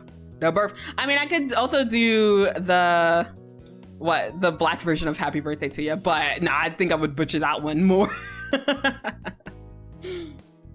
It's like Zela trying to make me act up. I mean, I won't say anything if you won't, Skay, because you know, maybe I do want you to act up. The black version is just like the happy birthday to you song. Wait, you haven't heard that one. I'm not gonna do the whole thing, but yeah. I'm back, still chilling now with Kubikabi. Yay, welcome back, Kanato. Yeah, but like if you ever go to like, I don't think it's just exclusive to like black families, but like after you do the original happy birthday song, you do the happy birthday to ya song. So it's still same happy birthday, but yeah. I know the Mexican one. Yo, I want to hear that one. I don't think I know that one. You have to tell me, Crystal Beth. Oh no, Skay is dead. F in the chat for Skay. But yeah, welcome back, Kanata. Make yourself comfortable. You totally didn't miss any happy birthdays. Also, bye Cal. Thank you for the like, my dear, and you stay safe out there. F. Bye, Skay. I like Markiplier's rendition of Happy Birthday. I don't know if I've heard Markiplier's rendition of it. So, oh my god, yeah, Fizz, put that in the Discord so I can listen to it later. Thank you. Wait, I missed a birthday? So in 2 weeks, it's going to be Skay's birthday. So if you wanna wish him a happy birthday, you can. Build-A-Bear, the best birthday gift. Oh my gosh, I would like to go to Build-A-Bear. It's been forever at this point. I've only gone like once or twice. I've only made a bear once. It's expensive as hell, but you know, it was nice to build a bear. I was gonna say build a bitch, but that's not what we're doing here. Oh god, gotta sing happy birthday in German again. I mean, if you want to, Kanato, it's up to you, my dear. But yeah, I just did it because I had to stop the karaoke spams and build a bitch where I want to go, right here on the Zela Petalcliff channel. This is where you go to build a bitch. The happy birthday dirge is the best version. Ooh. Wait, you gotta send that to me. Everybody send all these things to me because I'm gonna forget. So please send my way. Thank you. So Nico was unapologetic over his phrasing. He smirked and pressed again. I mean it. What was the place to be when you weren't busy babysitting me and Jorge? Derek tapped a finger against the steering wheel. I remember the mall being super cool when I was still in school, but that started to die out, huh? The mall? Really? Holy shit. Don't call me out, Nicolas, because like the mall used to be it, okay? I used to love going to the mall, even if it was just to window shop. Fuck off, Nicolas. I hate you. I can't find it. All right, skill issue, Fizz. Get good. find it. Build a bitch. Yeah. I'm gonna pin that. I love that emote. Let's go. Build a bitch. And the mall was the bum, right? Like, fuck you, you young whippersnappers. The mall was lit, okay? Right? The mall was the place to be. Like, I would like even going into Hot Topic. I couldn't stand Hot Topic towards the end, but I was just like, look, I will even go into a Hot Topic just to hang out, okay? And this is making my gray hair come out. Oh my God. Yo, I'm starting to feel old too. I get gray hairs now. Just thinking about what kids do now. I mean, I don't know, because I feel like it's different. Because like in Japan, like some of the kids, they go to the mall here too. And they go to game centers. And I'm just like, oh, it's not that different. So, I mean, I'm still hip. I'm still with the kids. I'll sing you the happy birthday song by Arrogant Worms. It's funny. All right. You won't do it. You won't do it. No balls, no balls. Even the park was great. I didn't go to the park because like I didn't want to get hit with the sun's rays. So yeah, I was always an indoor bitch. I miss seeing Wolfpack kids. Aww. You know what I miss? I miss just going into a shop and not expecting to like buy anything. I mean, I can do that now, but it's just like, it doesn't hit the same when you're with a group of friends and you're just like being obnoxious and you're waiting for, no. My favorite thing was buying tickets to go see a movie and then going around the mall, waiting for that movie to start by, you know, just window shopping or actually shopping. Because we've done that on a few occasions, or going to like the arcade and waiting for the movie to start and then sneak in some food from like the food court and then go see the movie. That's what I miss. I mean, I could do that now, but it hits different, okay? It hits different as an adult.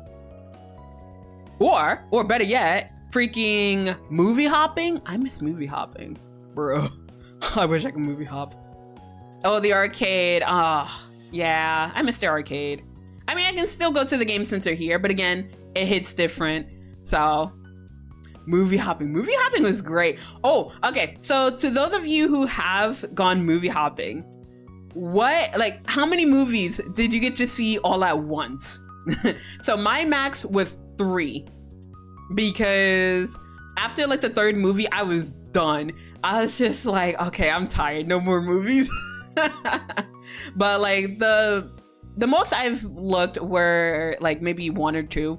But yeah, the most I've done were 3 movies that I've movie hopped. So I saw the original movie and then hopped 3 more times. And yo, I was exhausted by the end of the 3rd one. I was just like, nah, it's time to go home. It feels so illegal. It is illegal, which is why Bob is giving me the bombastic side eye as we speak right now. He's probably looking at his screen and being like, oh my God, Zela, why did you just admit that, you dumb bitch? Bob is over my shit. I'm sorry, Bob. Playing DDR to my heart's content. Oh my God, I loved playing freaking DDR. Like, I sucked at it, but I loved playing it with my friends who were actually really good at it. And where I went, one of the arcades, it actually had like one of those Japanese drum games, and we played that. I was terrible at that too, but I was like, it's a rhythm game. I'm down for it. Even though I suck at rhythm games. Baltimore. Chef's kiss. 3, all right, same. I think 2. Okay. I can't even sit still for 1 movie. That's fair. I think if I were to do it now, I think I'd be done after like 1 movie. I mean, my coworkers and I did Barbenheimer. Dude, I have yet to see Barbie. I can't see Oppenheimer here, but I would love to go see Barbie. But I don't have any pink, so this is gonna be difficult. I gotta go shopping for some pink shirts or something. I like the dark environment. We paid though. Damn, imagine paying though. Ugh. I would have been down for another though. I can happily watch multiple movies in a row if I have snacks. Yes, if I have snacks, that'd be great. I live next to one of the most dangerous cities in the US. Oh my God, where the hell do you live, JS? What the fuck? Dance Dance Revolution? DDR? I don't, yeah. Dance Dance Revolution. I only play the gun game once on the arcade. Ooh, I do that occasionally, but like I'm not a good shot. Like if you saw me playing A Way Out with Oriza, I was missing like every shot I took. And any headshots I got, that was lucky. Can't see it, shocker. I mean, you know why I can't watch it, right? You should watch it when you come back here. It was good. Okay, I will. I definitely will. I'm gonna go to bed. I'm sorry I'm fading. It's okay, Amlet. Thank you for staying for as long as you have. It is 3 a.m. for you, ma'am. Please go get some rest. Yeah, go get some rest, baby.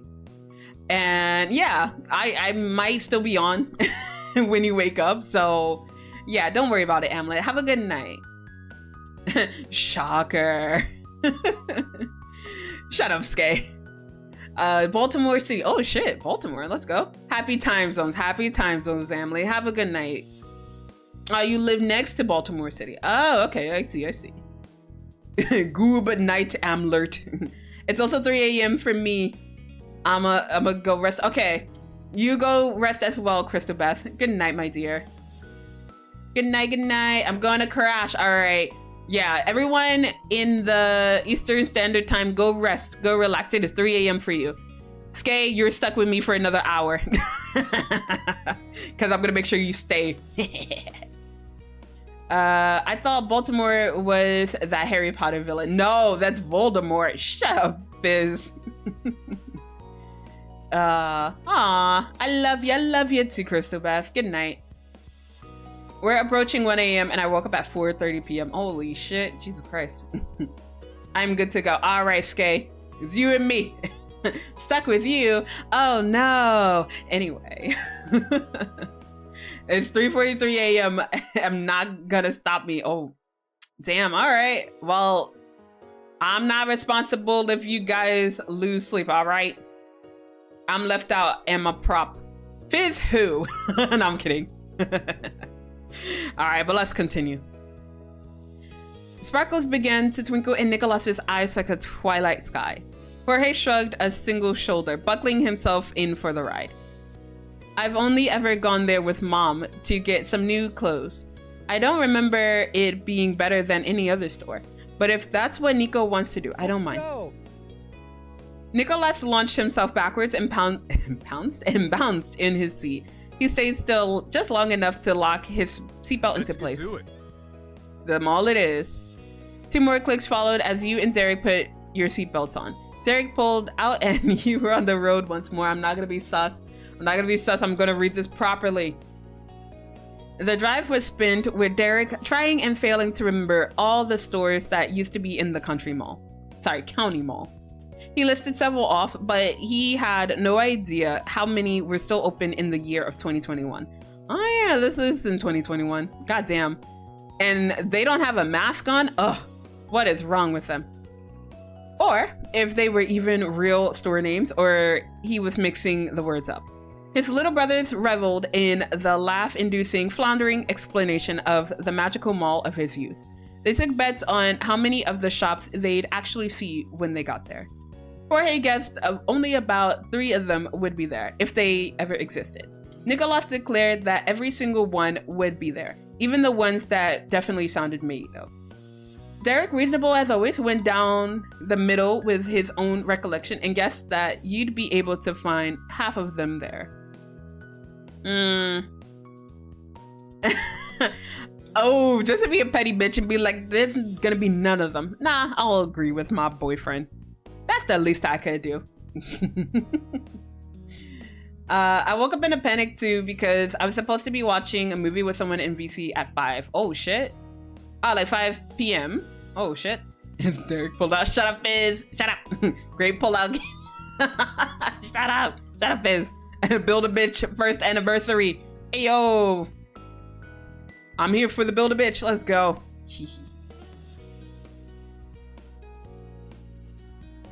But Derek assured you that you made a wise decision. You felt good about your odds. When you rolled into the county mall's expensive parking lot, Derek was able to get a parking spot without any trouble. There were rows and rows of cracked and oil-stained slots with only a single car or 2 there already. Just as Derek thought, the location had lost most of its popularity as the years went on. Yeah, because I don't think anyone really goes to malls anymore in the US, so... it's sad. It was at least convenient for your needs. It was probably the only place in the city where the parking lot wasn't jam-packed.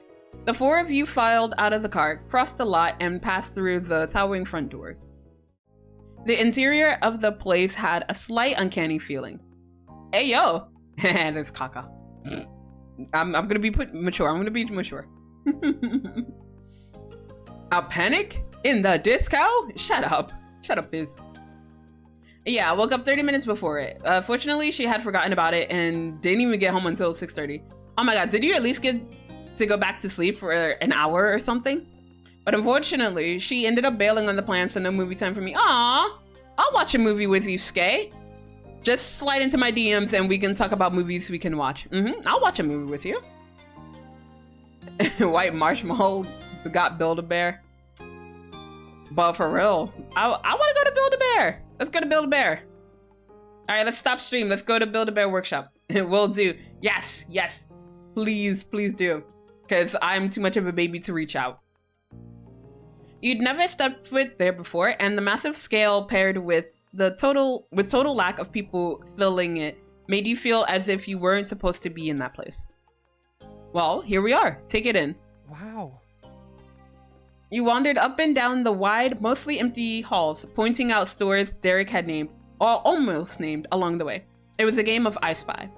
The younger brothers were quite entertained just by that. They led the pack to get the first look at whatever was ahead. Derek and you lingered behind and gave appropriate reactions whenever one of the boys shouted out a store name that matched Derek's recollection, or one that he had failed to know. The two laughed and waved back at you, while you cheered and booed up at them. When you neared the end of the aisle, there was a break in the store names that could be announced. Derek used that moment to whisper a joking remark. It feels like we're babysitting again, huh? You had to bring a hand to your mouth to stifle your snickers. You did not want to clue the not-so-little ones in on what Derek said. He winked and picked up the pace. Nico and Jorge had drifted further away from his watchful eyes, and a responsible babysitter couldn't let that happen.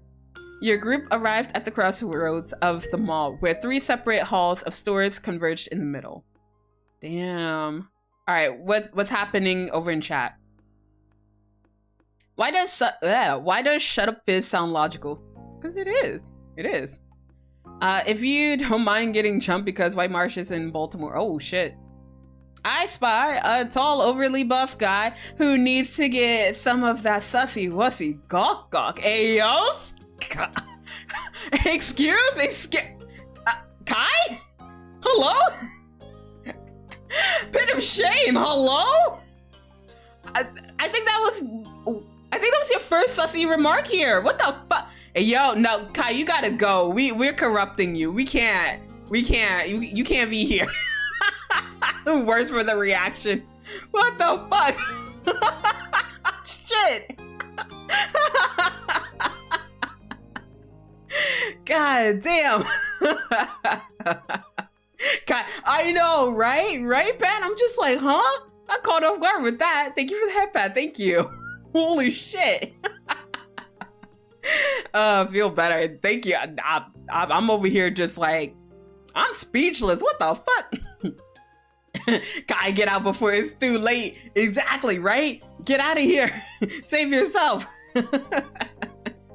Save yourself from the gawk gawk. Absolutely worth it. Kai, no.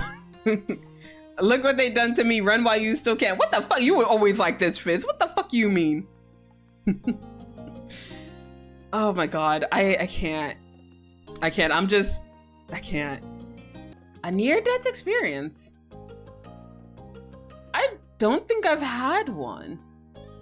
I mean, it wasn't a near-death experience, but it was a scary experience, if anything. So I lived in America, you know, America, and I was on campus when there was an active shooter. And that's all I'm gonna say. Actually, I'm gonna refund you your points because that's not really a story, but it's just more so of a sentence. Like, yeah, I was on a college campus where there was an active shooter and, you know, a bitch was scared. And I can't say where it was because, you know, that would obviously like dox me. So But yeah, no, I was scared. I was okay, obviously. But yeah, it was pretty freaking scary. There we go. Let me refund that to you. It ain't too late for me. Even if it isn't, we got the Cove wedding night soon, and then it really will be too late. This is true. It's definitely true. Oh my goodness. Yeah, I have been trying really hard to finish this DLC so I can hurry up and do one more wedding DLC before we get to the wedding night, because same day, I don't care how tired I am from work, I'm going to play that wedding night. Ugh, and I can't wait. I want to play the beta, but I gotta remain strong. I can't play the beta. I want the full game. The day one experience will be mandatory. Exactly. I don't care how late I gotta stay up.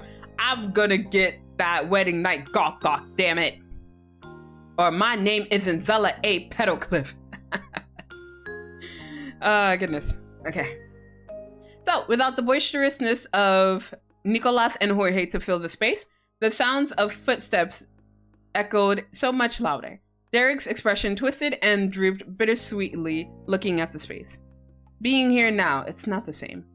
Then the focus came onto his brothers, and his face snapped back to its usual optimism. So, do you guys actually want to go into any of those stores? His little brothers both turned around to stare wide-eyed at their elder. Nicolas and Jorge were genuinely taken by surprise at the idea of behaving as regular customers. They were visiting as sightseers of an archaeological site from times long gone. Nico blinked rapidly to hydrate his eyeballs after keeping them open for so long. Then his expression slipped into an easy grin, and he put his hands on his hips. Yeah, I'll try it. He scanned the rows and rows of stores with new, refreshed eyes. A target was quickly acquired. Nicolas pointed an outstretched hand at a black-walled skater shop. I want to look at that one. Jorge had come to face an entirely different direction. He mulled over the suggestion silently and was gazing with consideration at a bookstore with huge glass windows that showed off not only the books on sale, but other wares like board games and figurines. Freaking nerds! I say that, but I would definitely spend time at a bookstore. So yeah, like in that situation that I had mentioned about waiting for the movies to start, I would go to the bookstore and just read like manga or a story before the movie. So that would be me. So I'm talking shit about Jorge, but that would be me. So the unspoken difference of opinion didn't escape Derek's attention. He spoke with full authority, truly dusting off those old babysitter instincts. Hey, this doesn't mean I want you guys going off on your own. You're not little kids, but we're here to be together and there's time to see more than one place. We'll take turns. Okay. Automatically and obediently, Jorge and Nicolas replied in unison. They were good kids. Is there someplace you or Jamie want to go to? Derek didn't hesitate. He jerked a thumb over his shoulder at the video game shop. Yeah. That's what I want to check out. Jamie? All three Suarez brothers watched you questioningly, each wondering the same thing. It was hard to say without knowing for sure what the options even were. But luckily, the center section had a handy 8-foot-tall map that was emblazoned with easy-to-follow categories and lists of store names. It was a veritable cheat sheet for their little game. And you were glad the two younger boys found stores they wanted without needing to peek at it. There was nothing wrong with you having some extra insight though, and you read over everything laid out. A significant amount of the stores sold food. You just left a bakery and should be eating with the rest of the family pretty soon, so you decided against all of those. Beyond that, there were tons of chain stores with very standard types of products. Let's do camping and outdoor, because I think this Jamie is more of the outdoorsy type. Wait to BRB, alright, enjoy the lurk, please. I'll see you soon. They have that? Yeah, let's check it out. Derek nodded his head formally, but paired it with a cheery grin. Come on. We've got a plan. Where do we go first? I would say bookstore, because I'm a nerd. The four of you filed into the large bookstore and began to drift around. It was one of the most spacious shops in the mall. Jorge went down the very first aisle of books and you walked with him.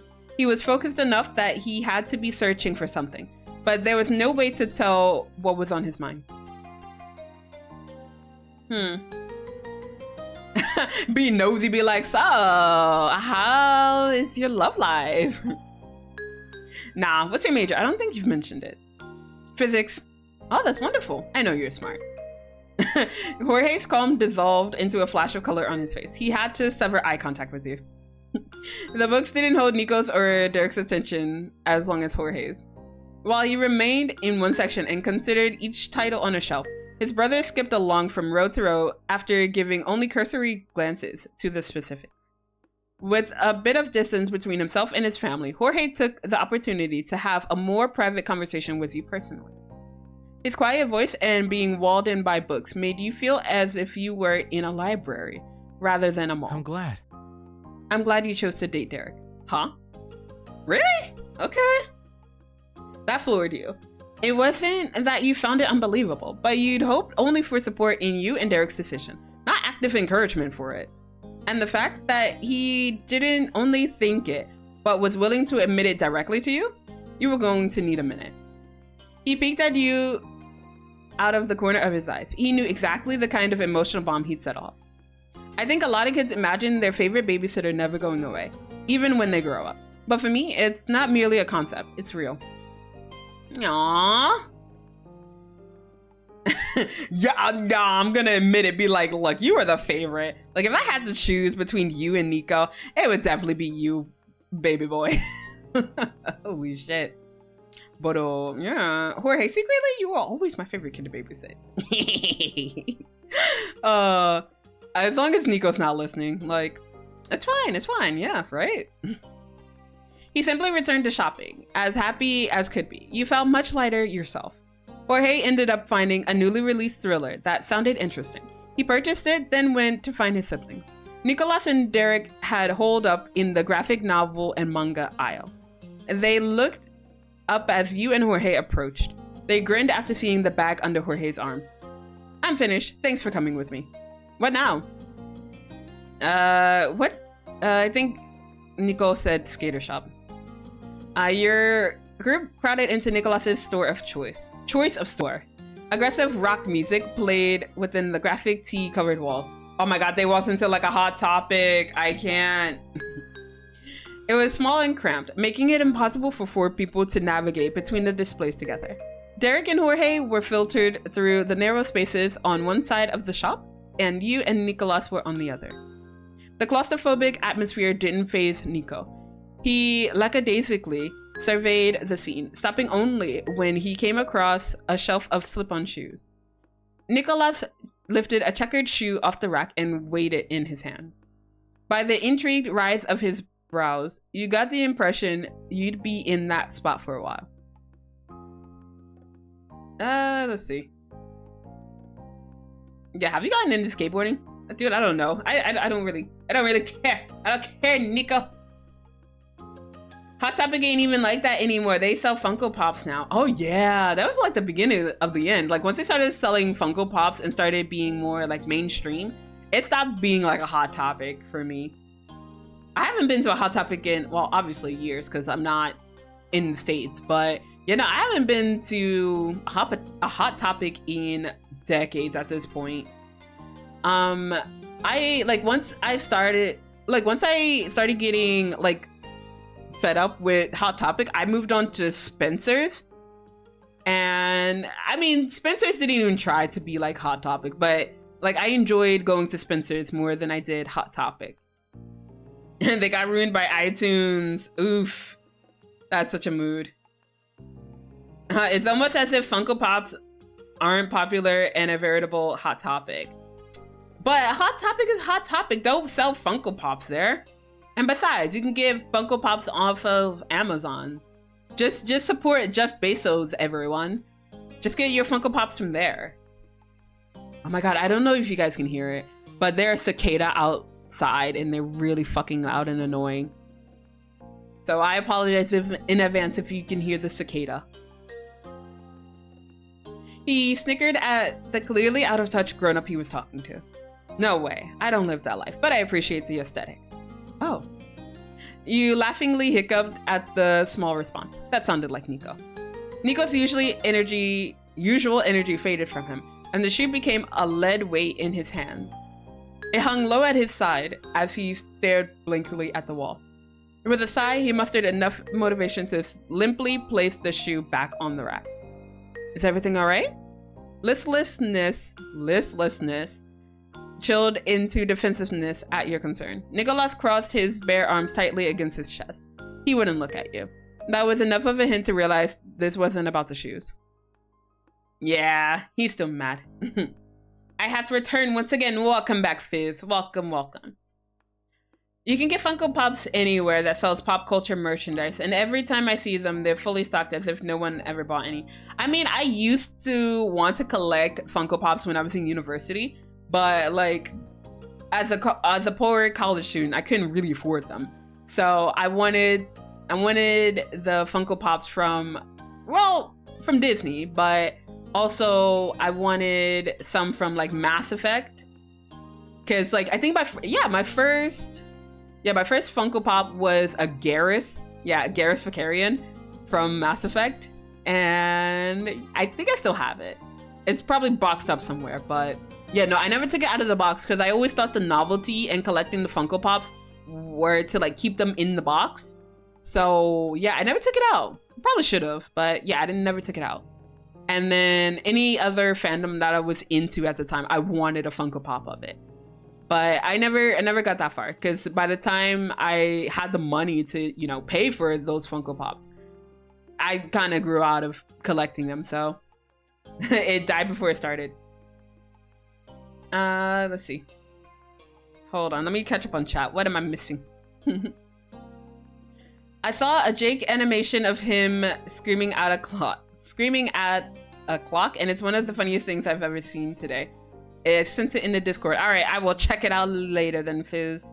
They're like dollar store Nindoroids. The only one I ever really liked was the design for is Cuphead. Ooh, I would like to see the Cuphead Nindoroid. No, the Cuphead Funko Pop. I liked Funko Pops, and then I found Nindoroids and Pop-Up Parade and others. Oh my gosh, Pop Parade is awesome though. Oh, goodness. And now there's me sitting with $300 1:6 scale figures. Oh my god. But I think I would die if I ever got like a Nindoroid of like Zela. I'd be like, holy shit, what? I made it, ma! I got a Nindoroid. I mean, I could just make one, but that's no fun. I want a Nindoroid of little Zela, and I would hold on to it, and then I would choke the life out of it, and then destroy it. That's what I would do with my Nindoroid if I ever got one. I'd only get a $300 1:6 scale figure if it was from a BL that I liked, or if a Cove one existed. Oh my god, please tell GB Patch to make Nindoroids of the love interest. I would love to have a Cove, Baxter, and Derek Nindoroid. Okay, please. I too would do that with a Zela Nindoroid. You wouldn't put it in a jar, Skay. Not that I would want to be put in a jar, but you know, I'm highly suspicious of some people here in chat. Will the design of Funko Pop base as Zela? No, don't you dare. Nah, not about the long game. Skay, why? I'm not that patient. God damn it, I hate it here. Oh, goodness. Okay. So you swallowed your nerves and very tepidly brought up the elephant that could no way fit in that room. Nicholas? Is this about me and Derek? From what you could see of his half-turned face, his expression would be hard to read even if he wasn't hiding it.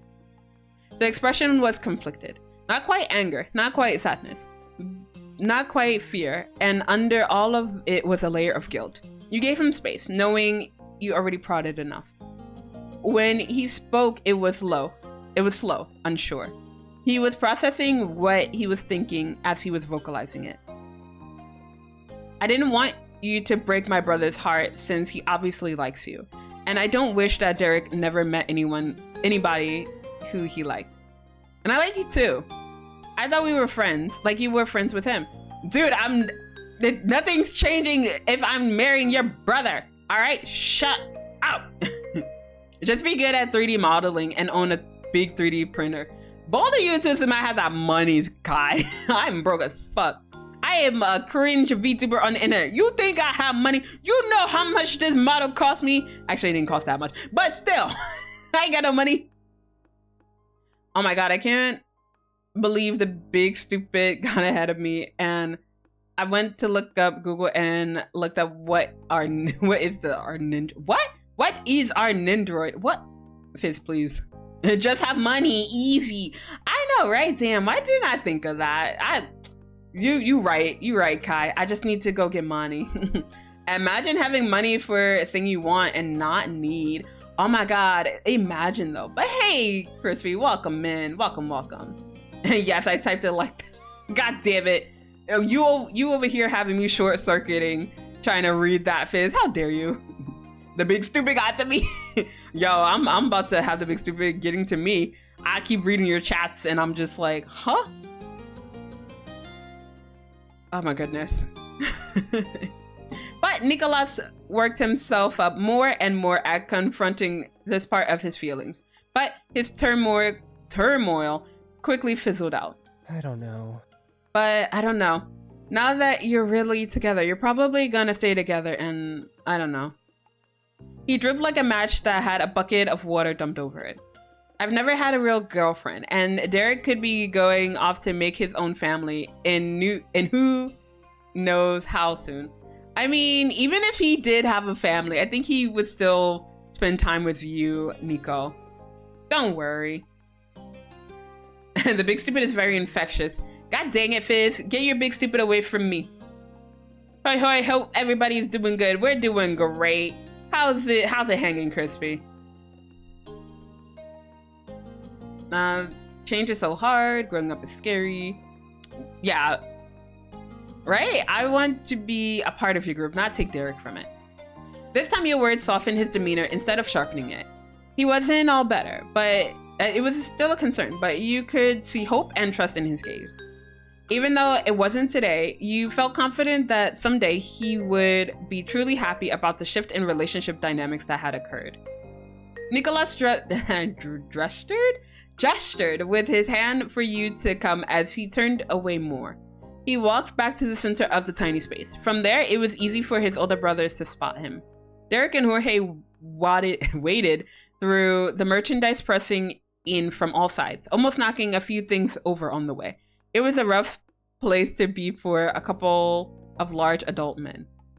But they didn't have to worry about that for long. I'm done with this, he announced with a shrug. Nico hadn't gotten anything. He only wanted to satisfy his curiosity. We can go someplace else now. And the game store, because that's what Derek wanted to do. Derek confidently strode into the local game shop with his younger brothers flanking his sides. The set of three glanced around eagerly, then split off in different directions around the single room. You followed Derek towards the front right wall while Jorge and Nicolas went to the back corners. He bounced up and down on the pads of feet like a kid in a candy store. Nah, but for real, that's how I feel whenever I go into like a game store. Well, how I used to feel, because like going into a GameStop used to mean something. It was great to go into a GameStop and find a game that you wanted, or at least think about it and just cry that you didn't have enough money to pay for it, or get angry that your trade-in didn't give you as much money as you thought it would. You know, I'm still slightly salty about that, GameStop. Not gonna lie. Listen, the Alita 1 6-figure sitting on my desk has brought me great joy and has been amazing for the mental health. Mental health is important, so I clearly needed this figure. I mean, you don't have to justify your reasoning to us, Skye. You live your truth. And nah, spread the big stupid heart. And no, we don't need that. Please don't. Don't spread the big stupid. The biggest figure I have is of Cloud from Final Fantasy VII Remake in the best dress up from Wall Market. Oh my god, I really want a Cloud in a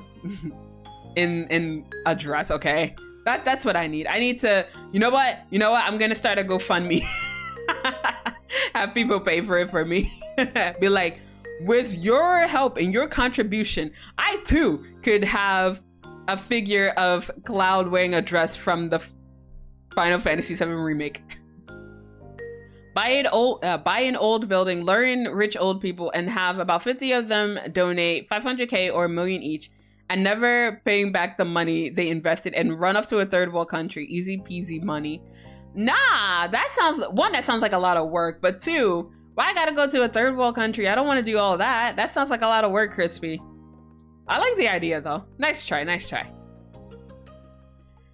So yeah, I don't think I'll do that. I think I would probably do half of that and then get caught and then spend the rest of my life in jail. I mean, sorry, not jail, prison. All right, so we should totally get something. Sure, what console do you have? None. Not right now, at least. Bruh, is he really going to just buy the stuff now? Sir, please. A conspiratorial gleam shone in his shifting green eyes. While watching his back, Derek inclined his face closer to you, put a hand to the side of his face, and shared his real plan with you. I'm gonna convince Nico to let us borrow his Switch. I know he got one last year just for himself, but what I don't know is all the games he owns. Awesome.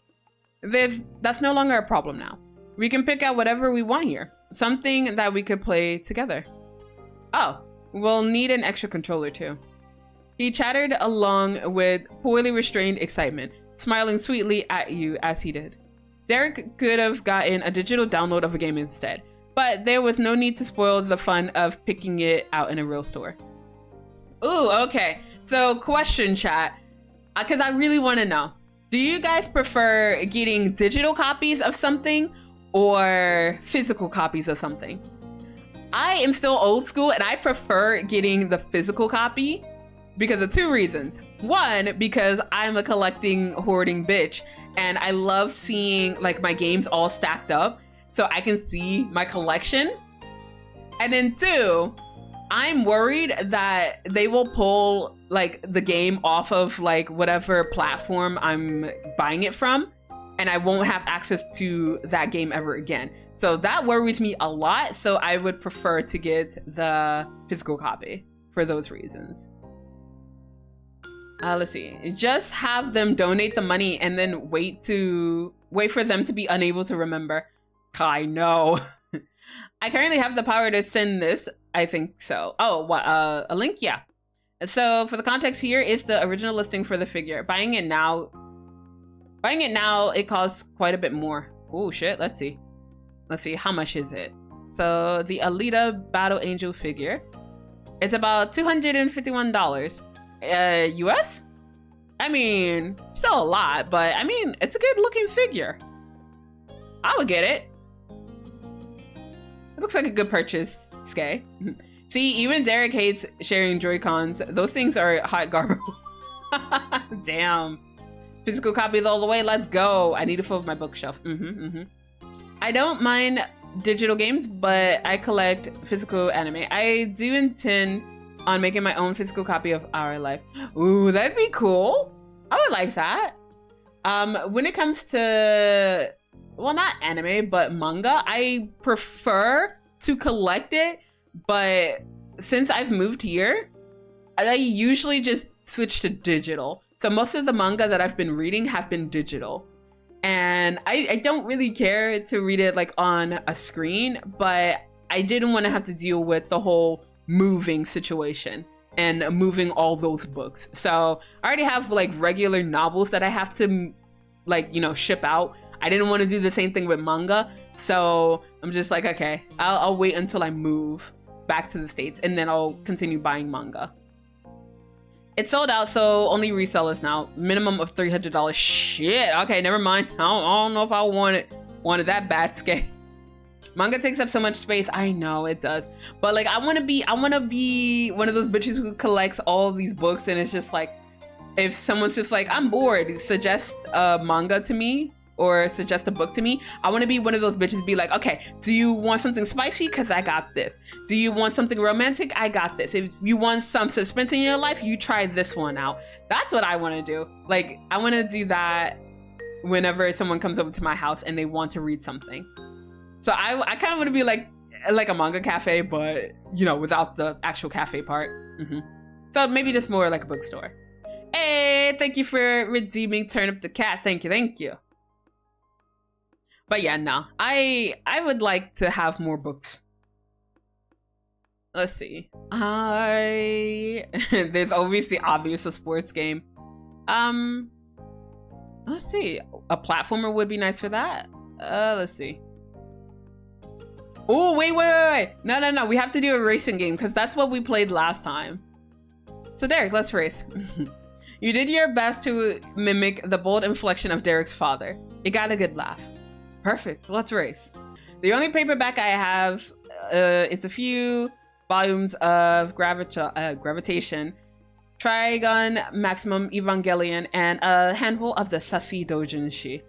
I have a lot of Sassy Doujinshi because I went to Comiket, which is one of the, well, it's not one of, it's the biggest, it is one of the biggest conventions here in Japan.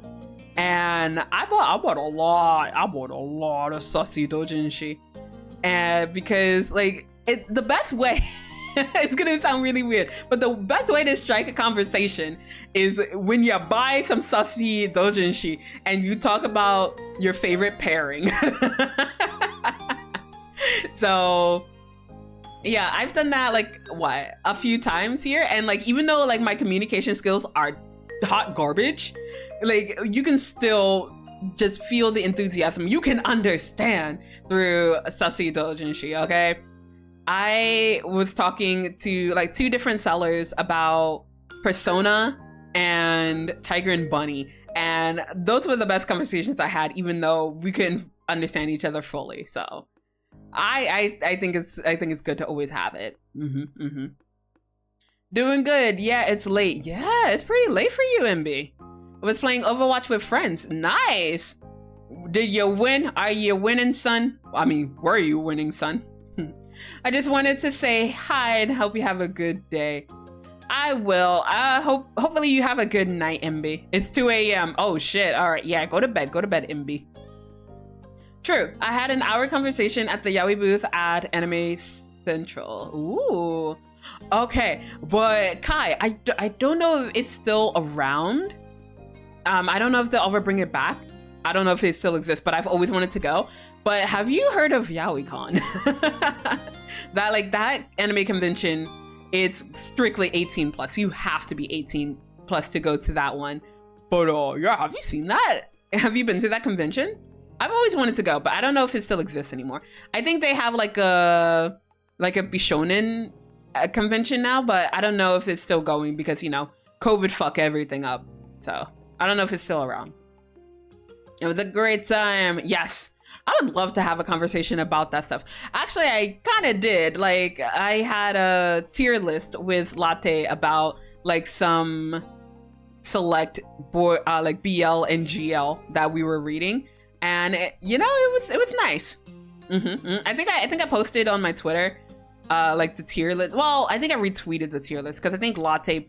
Oh wait, I shouldn't say retweet. I reposted, whatever the fuck, on X. But yeah, it's on my profile somewhere. Yeah, we won plenty. I'm proud of you, MB. Let's go. Ilari, good or great? Have you embraced our sun goddess? Yo, what the hell?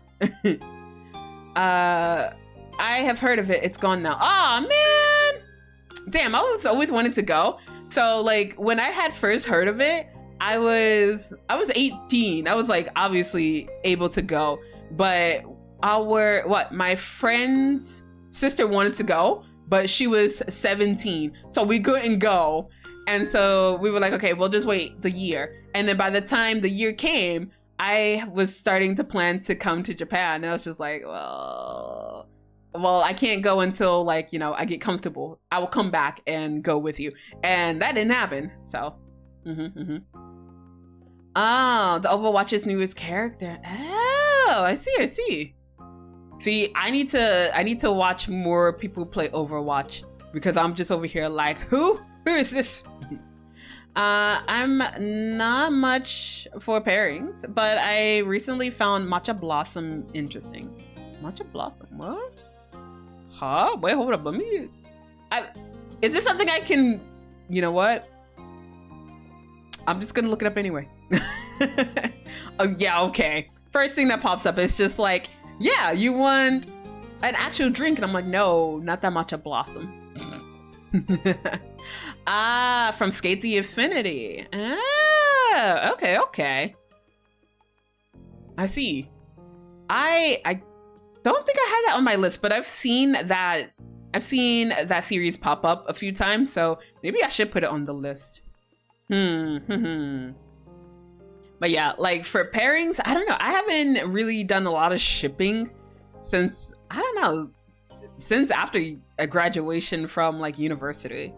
Like after that, I'm just like, if I think they're nice together, they're nice together. But if not, I don't know. I don't do any hard shipping anymore. So, except for me and my love interest, that's all I do a hard shipping for. The anime has no right being as good as it is real. All right, I'll put it on the list then, Kai. I will give it a looky-loo. All right, so. But we'll get back into the readings.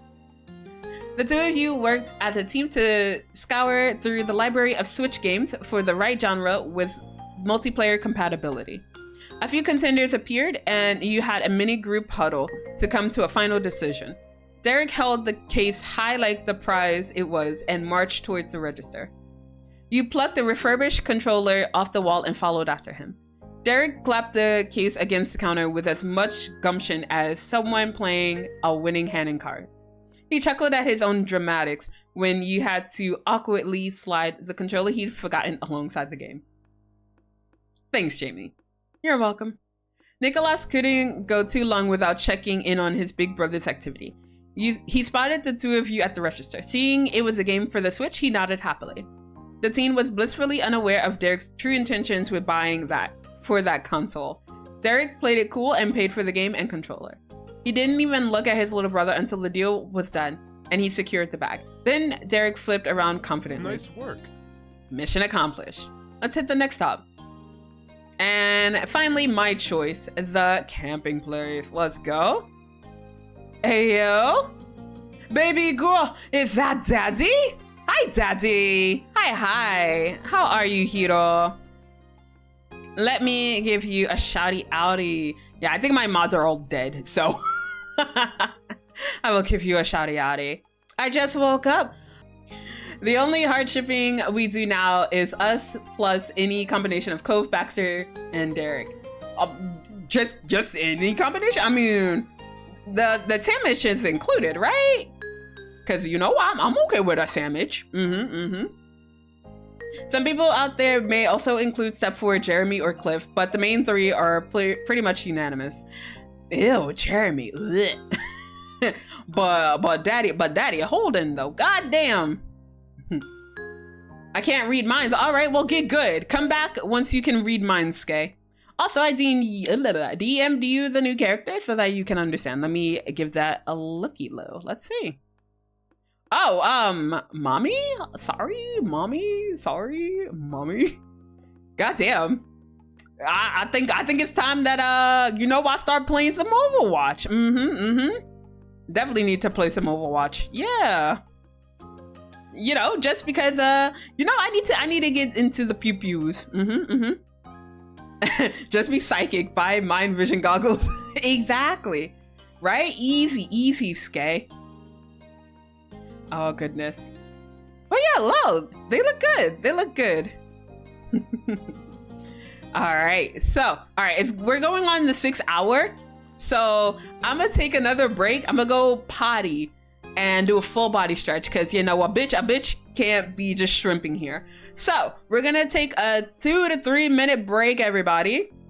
If you, well, for some of you, it might be late for you guys. So go rest up if you need to. Go sleep.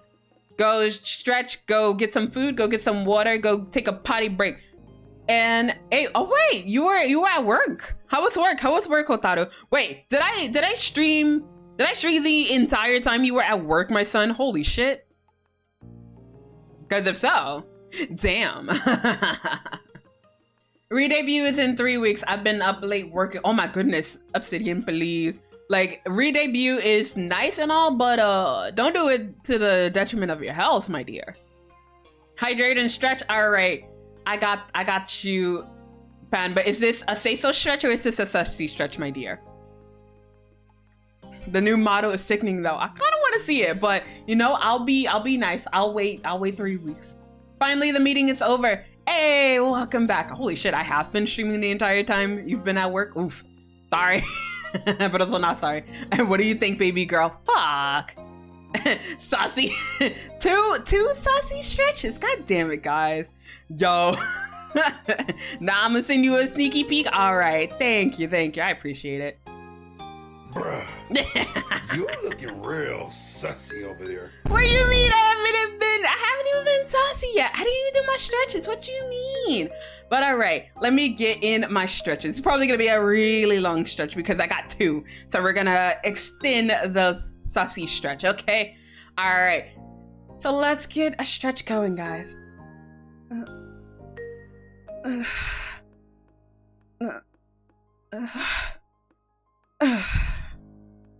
Oh, goddamn. That was a nice stretch. Thank you, guys. Thank you. And also, let me get that hydrate going, too. Oh, my God. God damn. What? What's wrong? Oh, my God. Yes. Oh, my God. I realized I have a lot of points.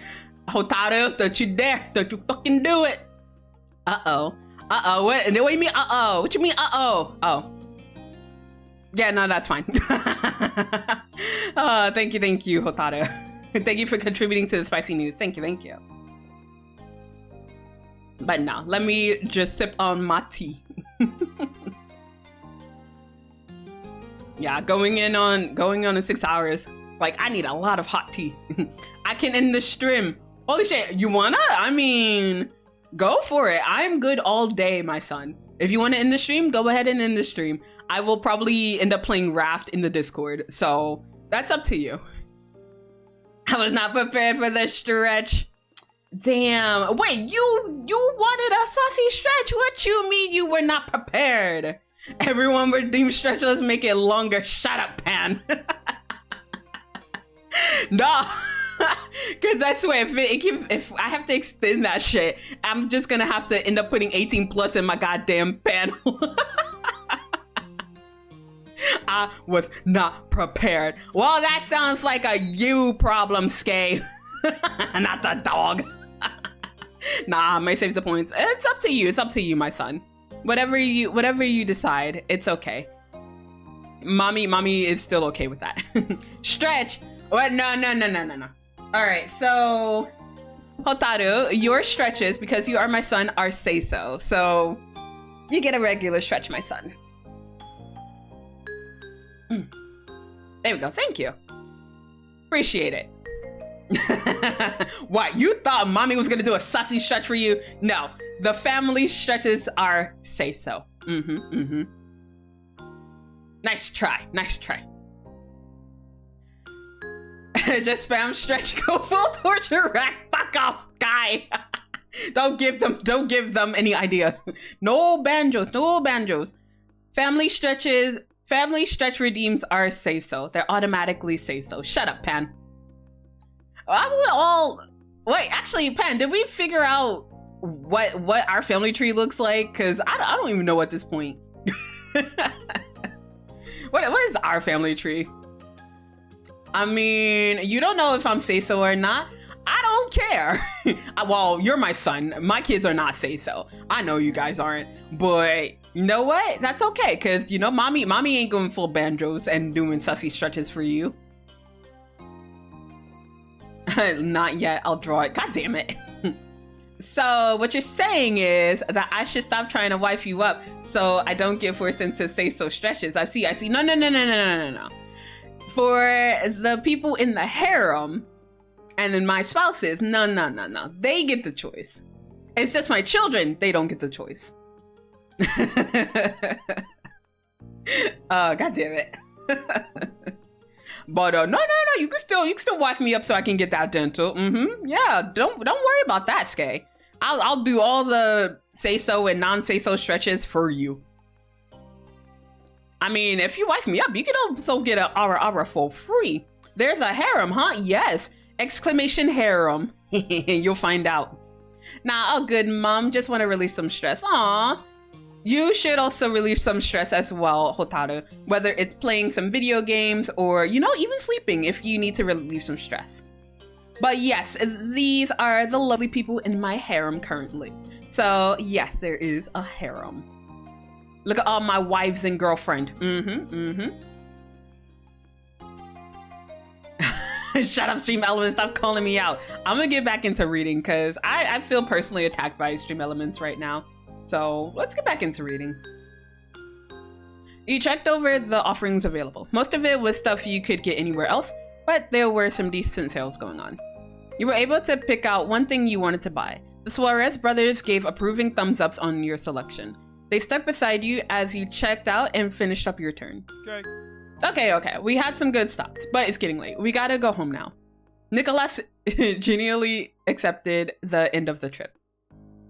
Fine, thanks for bringing us to this old place. A warmth came to his voice as he concluded his statement. It's cool that we got to hang out together. The sweetness brought a huge grin on Derek's face. He placed a hand on Nicholas's head as he had done for many years. I'm glad we did this too. Nicholas beamed at those words. The only thing better than having fun with his family was knowing that his family was having fun with him as well. In high spirits, he slipped out from under Derek's hold and threw an arm over Jorge's shoulder. The middle brother linked his own hand around Nico. The affection between all three had only grown stronger as the years had gone by. Everyone ambled towards the exit, feeling fulfilled. As he approached the door, Jorge began to speak. Did anyone else notice Derek and Jamie won the bet? Wait, what? Oh shit, I forgot about the bet. I'm like, what the fuck? What we win? What did we win? Let's see. I'm still at my workplace, Mom. I can't play games or sleep. Not with that attitude, my son. Just pull out a pillow and go to sleep right on the desk. What you mean? 34% sus. That's good. My son doesn't need to get any more sus. 97. Ah, come on, Skay. Rookie numbers. A 76% from Kai? I mean, all right. I see you. I perceive you. But about half of the stores he mentioned were real and there. Yeah, that's right. Nicholas stuck out a peace sign and cheered victoriously, despite having not won himself. Something even better had happened.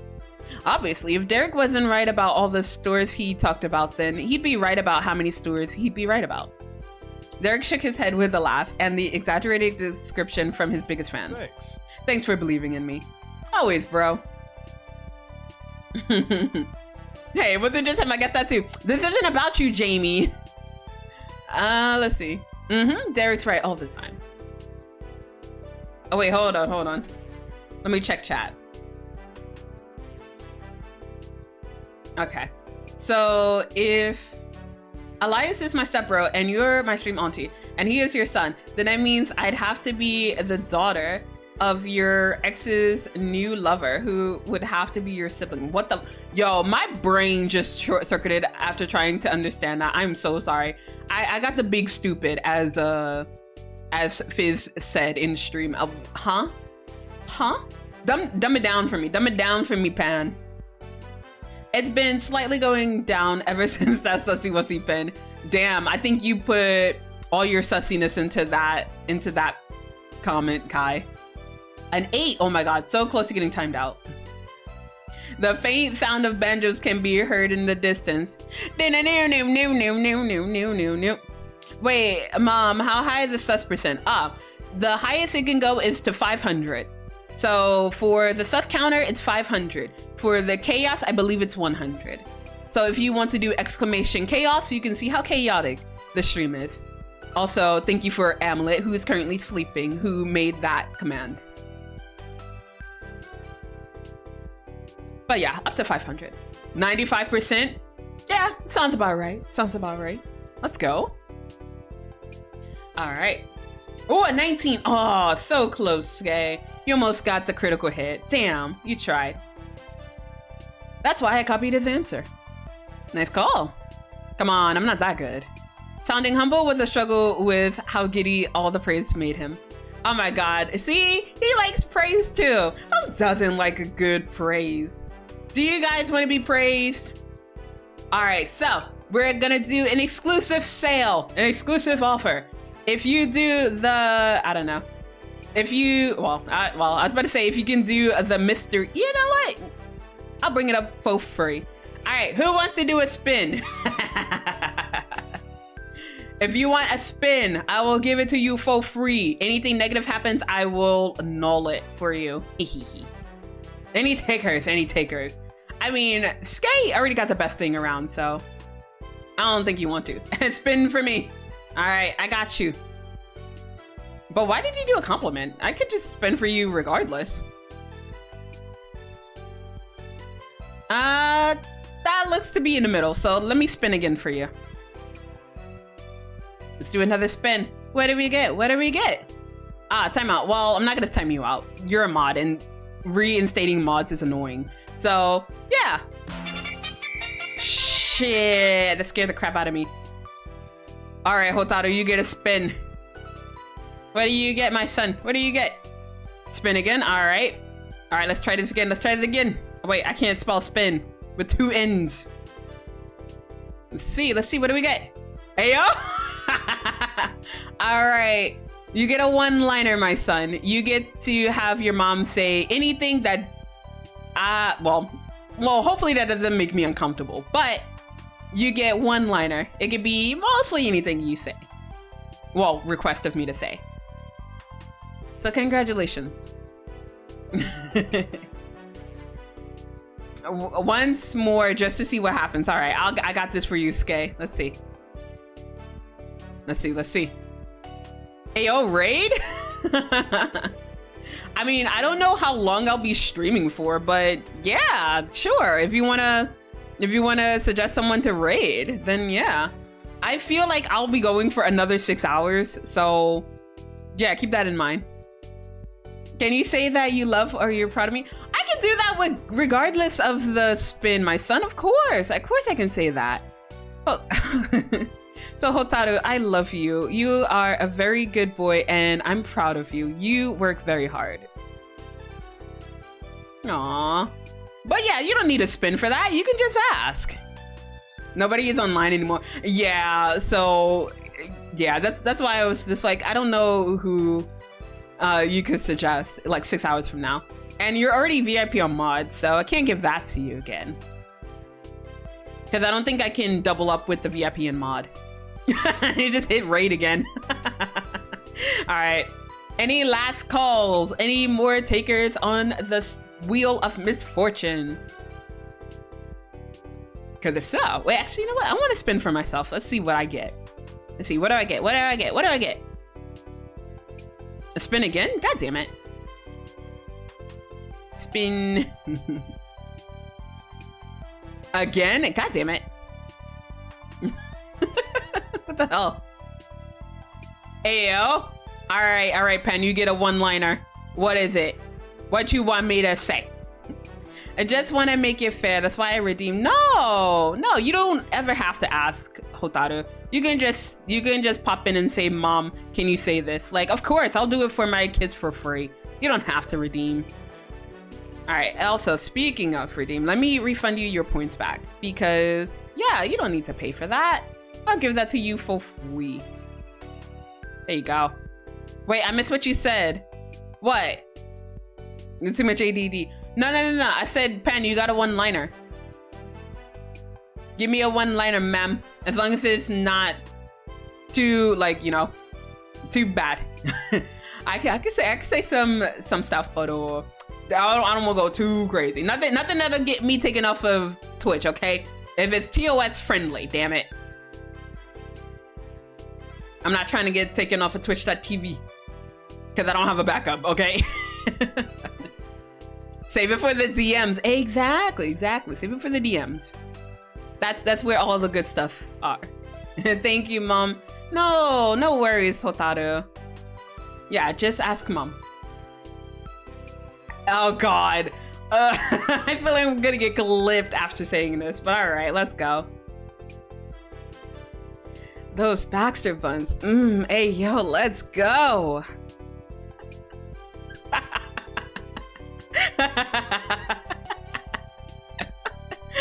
Goddamn. Oh. Hey, yo. I believe that is a satisfied customer. I'm so happy. Let's freaking go. All right, so I'm done being generous. I'm gonna get back into reading. So all the loose threads had been tied up and you left them all behind. You got back into the shotgun seat and strapped in for the drive back to the Suarez home. When everyone was set, you were on your way. It was a peaceful ride, mostly quiet. After the long excursion out, a rest was in order. But it only lasted for the first leg of the trip. Eventually, the soothing rumble of the car was harmonized with the gentle sounds of Nicholas humming joyfully to himself. And only a second later, that was followed by a heart-wrenching gasp. The eldest brother instantly stiffened in his seat. What's up? Nicholas? No. Marie-Claire, it's disgusting. Marie-Claire? He ran that piece of information through his mind. The facts of the situation clicked into place. It melted. Nicholas whined at the tragedy of it all. Derek was right again, and he let out a nervous chuckle. Never would have guessed that. What did you think would happen? It's a cream-filled dessert that's been sitting for hours in a locked car during summer. I didn't think anything. It just happened. That's a bummer. I figured you were gonna eat it on the way to the mall. I forgot about it. There were plenty of questions and comments coming from both his brothers, but there was little Nicholas could say in defense. He twisted in your seat to check on the youngest. The sight was pitiful. He was slouched in his seat, gazing down into his box, full of regrets. The suffering couldn't be ignored. Jorge was compelled to offer a solution to protect Nico from the consequences of his actions. You can have mine, it's still fine. It's a little soft, but warm muffins are good.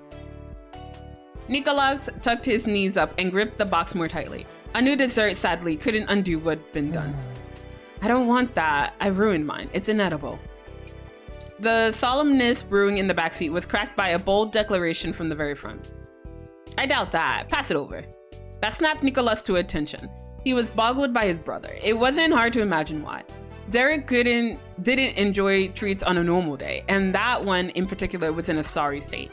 But it was even easier to guess the reason all of that didn't matter. Derek could stomach anything for his baby brother. He continued to coax Nicholas. I see how it is. I was gonna try to get some of your dessert. That's the reason I didn't get my own. If you're not having any, that makes it even better for my plans. Nicholas wasn't a 6-year-old anymore. He knew a placating stunt when he saw one. He at Derek in a pouty resistance, trying to brush the whole attempt off. Yet Derek had grown in that time as well. He hadn't lost his knack at tending to his baby brothers, even if it took more effort. He pretended to be oblivious to the rejection. Jamie, could you get me the box? All right, hand it over, Nicholas. There was a groan and a sliding, shuffling sound. Nicholas had shoved the box through the opening between the driver's seat and the shotgun. Just like the guessing game, he wasn't gonna win this. Okay. He took the shake box from Nicholas and brought it up to the front. The lid was already open, and you got a peek at the eclair puddle. Ew, it's a puddle now? Ew, gross. It was only about half as tall as it had been originally. The structure of the field treat had collapsed in on itself. The paper doily underneath was entirely coated in liquefied chocolate frosting and pastry cream. Nah, I'm gonna feed him. I'm gonna feed my man. Here you go. Your fingers sunk into the sides of the overheated pastry with no resistance. They were immediately covered in sticky ooze bleeding out from the inside. There was no way to do what you wanted to do without getting messy, but it was the path you'd chosen. Shut up and let me cook game.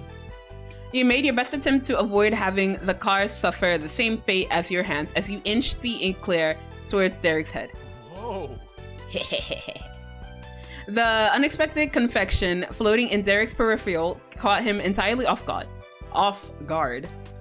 He gripped the wheel harder, while enthralled whispers could be heard from the two audience members. Woo! I'm pretty sure that's what they're doing. You were sure he might have had something to say at your stunt, but he kept himself composed and casual. He was driving and his little brothers were watching. Thanks, Jamie. That makes it easier. Nah, I'm pretty sure you want to say something else, baby boy. Come on, you can say it. His eyes stayed on the road, and he turned his head ever so slightly to reach the treat. He didn't waste any time taking as large a bite as he could manage. He barely seemed to chew it before he swallowed. It isn't bad. Not too sweet. I'm honestly impressed. Xavier is a damn good baker. Let's see. You asked to try it. Nah, I'm not even gonna ask. I'm gonna be like, it's mine now. Mine. You managed to get a satisfyingly squishy chomp. The texture was miles away from what an eclair should be, but it still had very good flavor. Derek wasn't kidding when he praised Xavier's skills. Hey, that's mine. Look, you were bitching about it. You ain't getting it. Nicholas shouted instinctively. You smiled at him with your grubby face and waited for the shock to wear off. He eventually remembered that he didn't want the eclair. A rueful smile pulled at the corners of his mouth. Feeling a little fuller and much more satisfied, you set what remained of the eclair down and returned the dessert to its original owner.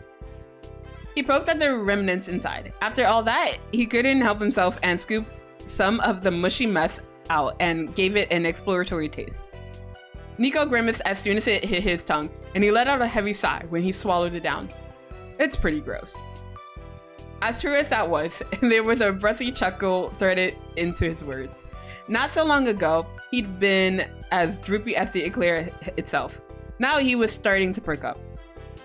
There was one person who didn't take part in the event. He stayed quiet no longer. Could I try it too? Totally, it's all yours. The box was unceremoniously dumped into Jorge's legs. Sorry, into his leg? Goddamn. He awkwardly grabbed it to keep it from falling onto the floor. Jorge gave a snort. thanks. Don't mention it. And there was a decent amount left. It was a quite lengthy type of confection. For Nicolas, it would have been at least 2 bites. Jorge, however, was able to stuff the remainder of the confection into his face. And just like that, it was gone. Wait a minute, hold on. So, this is during 2021, right? We're not wearing masks. And we're sharing food. Damn, we gonna get that. We're gonna get that Rona. That doesn't sound sanitary, guys. Okay, Mom, gonna like for a moment need to ride back home. All right, no worries. Have a safe drive, Hotaru. But Nicolas barked louder and clearer than before. Well, I did say it was yours. Thanks to the team effort, none of the eclair went to waste. No soggy clouds remained over anyone's head. Let's see. Now, who wants some of my brownie? Does anyone want? Nah. We're gonna be more open about this. Now, who wants some of my brownie? It's still in one piece, which is a plus. Yeah. Aw, adorable. The trip home came with some good moods all around. And soon you reached your destination. Nicolas and Jorge jumped out of the car right away. Derek took a second to gather up the gift he'd gotten for his father and the card for Mr. Holden. You made sure you got your own stuff too before following after the boys. Nicolas let you right in with his house key. As he swung the door open, he announced the group's arrival with a grand cheer. Like, we're home!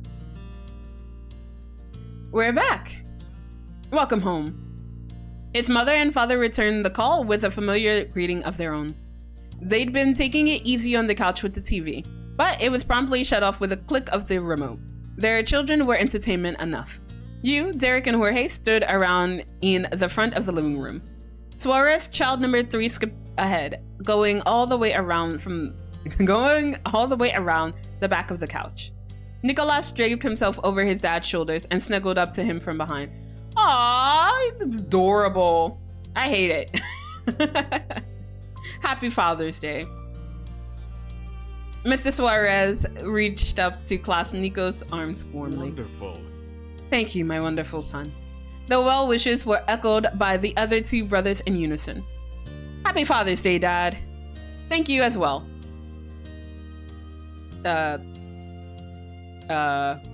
Happy Daddy Day. No, I can't. I can never say Happy Daddy Day to an actual like daddy like that. Nah, I can't. I don't have it within me to do that. Oh my god, I cannot say Happy Daddy Day. What the hell?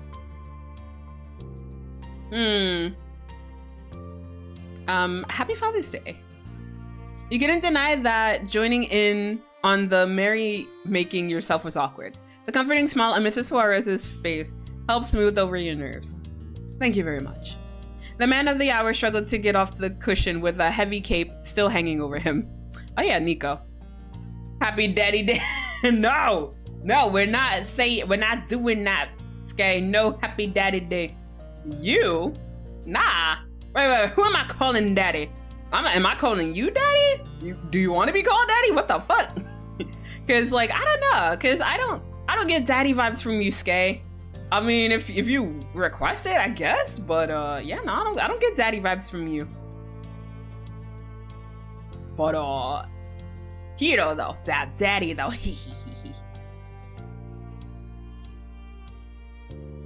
Oh my goodness. But lifting Nicolas along with him, Mr. Suarez managed to get on to his feet. In order to keep clinging to his parent, Nicolas had to stretch his chest over the seats of the couch and lean over on his tiptoes.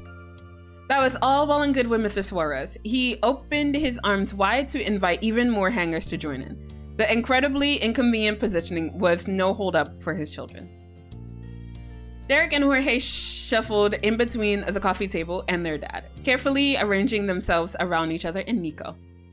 The group came together like pieces of a puzzle, only able to attach in specific, perfectly aligned slots. Yeah,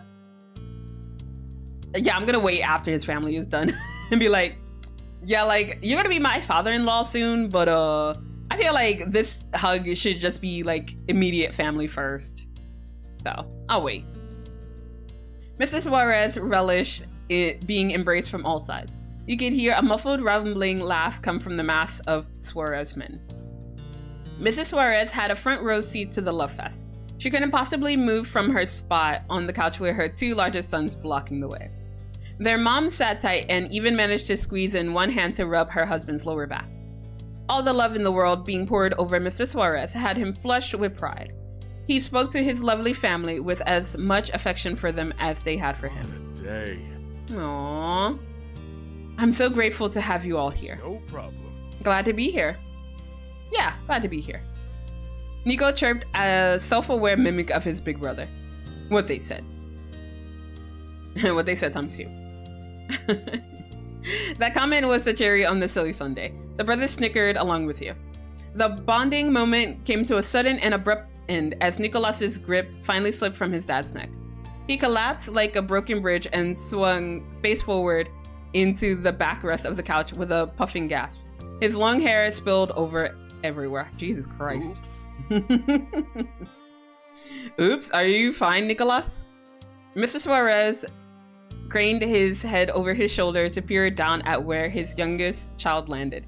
Still flat against a pillow, Nicolas stuck a thumb into the air. That drew out snickers from the whole crowd, but it was mutually agreed that giving each other some space was for the best. The Suarez men shimmied one after another past the furniture and into the dining area. The last one in the pack was Nicolas, who finally pulled himself upright. Seeing your chance, you snuck in a quick squeeze around Mr. Suarez's side. He clasped your arms to return the gesture of affection. You let him go after that, feeling content. The missus of the family left the couch behind as well. It was a full migration to the open area of the living room. The flow of conversation continued from there. Okay? How's your day been? Derek clapped a hand on his father's shoulder. What were you up to while we were out? With great excitement, Mr. Suarez answered the question. I took a nap. Bruh, it's such a mood. It's like, what'd you do on your special day? I fucking took a nap. That's cool, Dad. It is. I hope the four of you had a pleasant afternoon as well. It was eventful. That's how you would describe it. You felt eyes on you. Nicholas had a conspiratorial glance set your way. He was what made it particularly memorable, and he knew it. We had fun. Yes, it was nice. Thank you for asking. Jorge and Derek both nodded, not needing to add more than that. That's what I like to hear. Good to hear it. More current experiences were shared. Funny anecdotes were told. Stories seen lately were recounted. That was until a bold set of knocks startled everyone to attention. Shock rapidly sparked into joy. My friend is here. With that cheer, Mr. Suarez hot-footed it to the door. He got dibs on first greetings, this arrival by default. It was his day after all. And just as he thought, Mr. Holden had arrived. Ah, look at Daddy Holden. Ah, Daddy Holden, please. Daddy, please. I am looking respectfully. I'm looking very, very respectfully. He stood in the doorway with a party-sized grocery store fruit platter in hand. If he had more time to arrange an order, you were certain it would have been a fruit bouquet instead. Right? Good evening. Welcome. Please come in. Please come in. Don't mind if I do. This is for you. Mr. Holden placed the plate of delicately arranged fruit slices into his friend's hand as he passed through. And everyone else. I figured I should contribute something. How kind. The two strolled further into the space. Mr. Holden stopped in front of the group. Mr. Suarez continued onto the kitchen to set the food down in its proper place. Can I hug him? I'm gonna hug him. Like, give me a hug. Whoa, no. I'm gonna run to the front and fling myself against him. Like, oh my God, Daddy, I mean Mr. Holden. Splitting off from the rest of the group, you raced towards your former neighbor and threw your arms around him. He laughed and held you back delightedly. Happy Father's Day. Thank you. Aww. Mr. Holden's grip naturally shifted into a partial hold around your shoulders, keeping you close while still freeing himself up to greet the others. Then he cast his gaze over the Suarez family and addressed them good-naturedly. Hey everyone, we made it. Thanks again for the invite. Of course, it's good to see you, Cliff. Now it is a party. The two men shook hands firmly, a friendly greeting between the two longtime business parents. Jorge raised an eyebrow in confusion. We? Is Cove here? Is Cove here? Where's my golden retriever? Where is my good boy? Me and phone, and by that I mean me and my son, who's gonna call. It should be any minute now. Man, I thought he was here to give me a golden retriever to hug. Ah, damn it. Any minute. Cove would be calling in any minute. It had felt like an eternity since you'd last heard his voice. I mean, I guess I can do with a call. Ugh. True, there were a few people you'd spent more time with in your life than Cove Holden. Yet there could never be too much of that. The sooner that phone rang, the better. Mind? Would you mind if I put him on speaker? He can join the celebration. That would be wonderful. Fantastic. How have all you kids, or rather, mature grown-ups been? Arguably, the most mature of the grown-ups referenced spoke up with his arms crossed casually. It's been good. That's what I like to hear. Mr. Holden gave you one more affectionate squeeze before letting his hand drop back to his side. It was then that there was one final arrival of sorts. It came in the form of the gentle strumming of a guitar, a customized ringtone. Ah, that's Cove. The soothing music was contrasted greatly by the absolute panic it stirred up in Mr. Holden. He fished his phone out of his pocket, nearly dropping it in the process, and hit the answer button. It was moments like that where you could see most clearly how the man in front of you had fathered his son. Hey! Oh, damn the call out though. Hey, sport. Yeah, yep, I'm with the Suarez family. It's their place. Hold up, I'm gonna put you on speaker. Mr. Holden took the phone off his ear and tapped the screen once again. There was a moment of silence. Then a tepid, disembodied voice came through the device from miles away. It was one you could recognize anywhere. Hi. Ah, ha, ha. Look at Cove. Ah, I love him. Look at that adorable bean. I love you, Cove. Ah, I don't care who I'm pursuing. I love you so much, Cove Holden. Oh my God, please. I need to get to this wedding DLC because you know a bitch misses her space cadet. Okay, you see this man and you know, like all the other love interests go out the window. Like Baxter who, Derek who. I only know Cove Holden. Ugh, I love this man. Ugh, hi. I miss you, Cove. All right, but I gotta get back into, you know, being a girlfriend for Derek. Hi, we can hear you. Hello, Cove Holden. Hi, Cove. The entire Suarez family spoke up in good cheer to welcome their guest and their friend. Oh, great, hey. A fuzzy breath came through on that reply. He was relieved at the warm reception. Cove couldn't have help being a little awkward joining a party, even when he was not physically present in the room. Hey, yo. Cove, I'm here too. Now, finally, it's my buddy. Okay, come on, you know I'm gonna do this one. Let's go. wait, let me get a sip of my tea before I fuck up my throat even more. Hold up.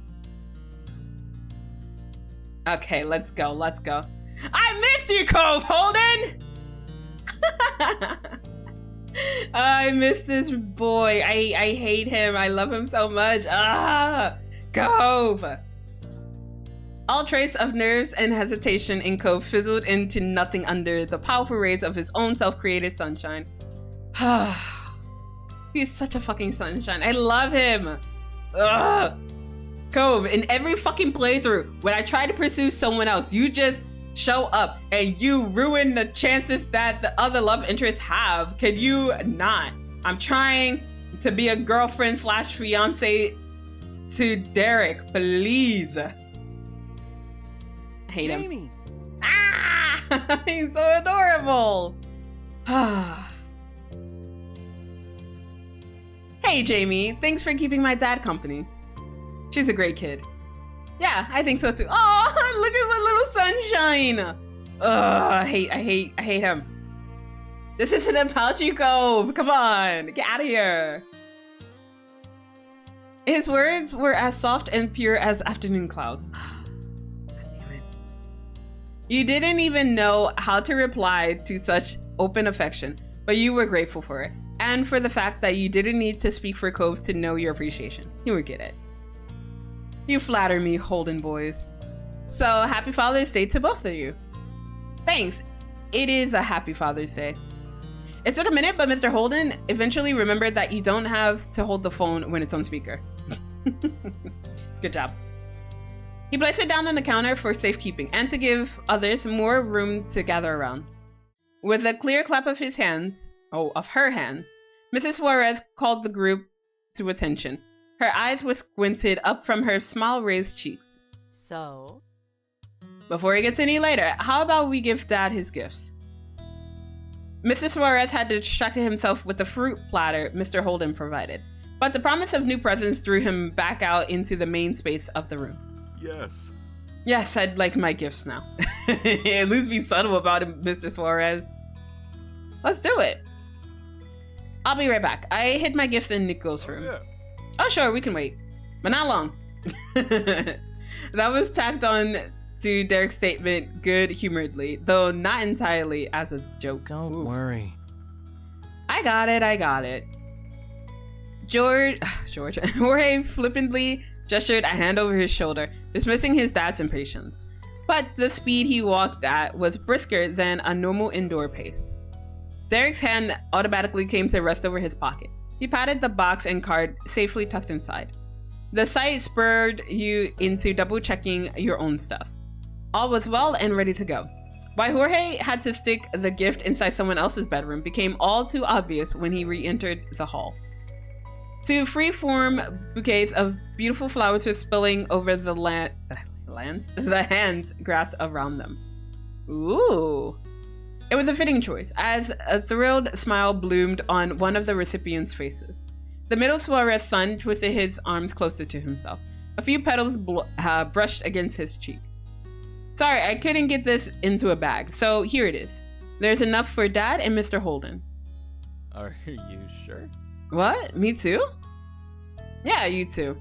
Mr. Holden was truly flabbergasted. There was no deep personal connection between him and Jorge. He was Mr. Suarez's friend and merely an acquaintance of Junior's.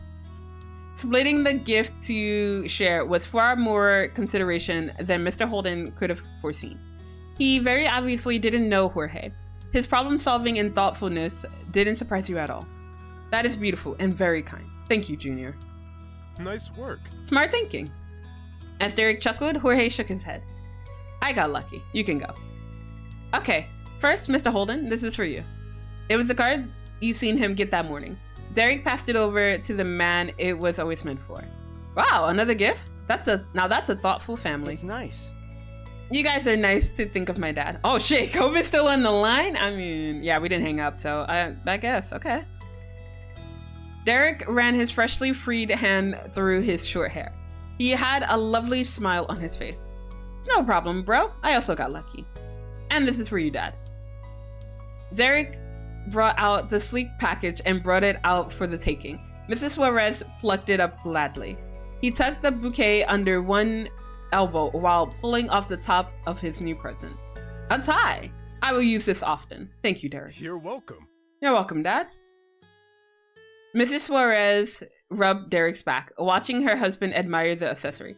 Oh shit, so he does use ties! Damn, maybe I should have just gone with the tie too. Shit. Alright, well.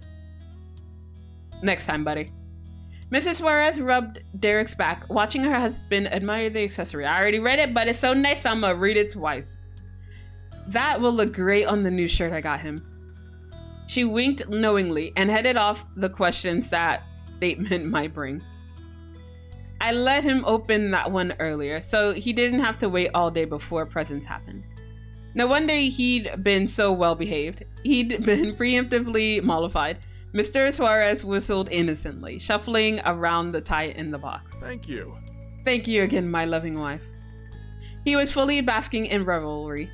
Meanwhile, his supportive partner took the initiative to bring out a couple vases for Jorge's flowers. They looked even better, fully spread out between the glasses. I brought something to give to Mrs. Suarez and Mr. Holden, if that's alright. Hooray! Aw. No. Jamie, you didn't have to do that. I wanted to. Exactly. Do not reject such generosity, Cliff. Right, you're right. I'm glad you did. Chuckling at the childlike joy of one father and the schoolboy shyness of the other, you lifted up the gift bags from earlier that day. The one for Mr. Suarez went over towards him, and same for Mr. Holden. They both accepted the proper present from your hands. After sharing excited glances with each other, the dads of the day opened their gifts at the same time. Did they just do a count off like 3, 2, 1, and then they pull it out? Okay, all right, I see it. You got this safe and simple, and it went well. Mr. Suarez held a smile on his face as he realized what it was. This will be very useful. You'd gone for a standard, straightforward Father's Day present. It was received nicely. Ooh, I'm gonna enjoy these. Thanks very much. And there was one other person in the room who responded with encouragement. Derek snuck you 2 thumbs up when no one was looking at him. One for each of the gifts. It was a touch embarrassing to do that in front of an audience. Still, it made you happy to have made others happy. You're welcome. As usual, the last person to take the stage was Nicholas with a wide sweeping of his arms. My gift is my wonderful presence. Oh my fucking god. Nicholas, go away. Please, go away. I am the present. Fuck off. I hate this kid.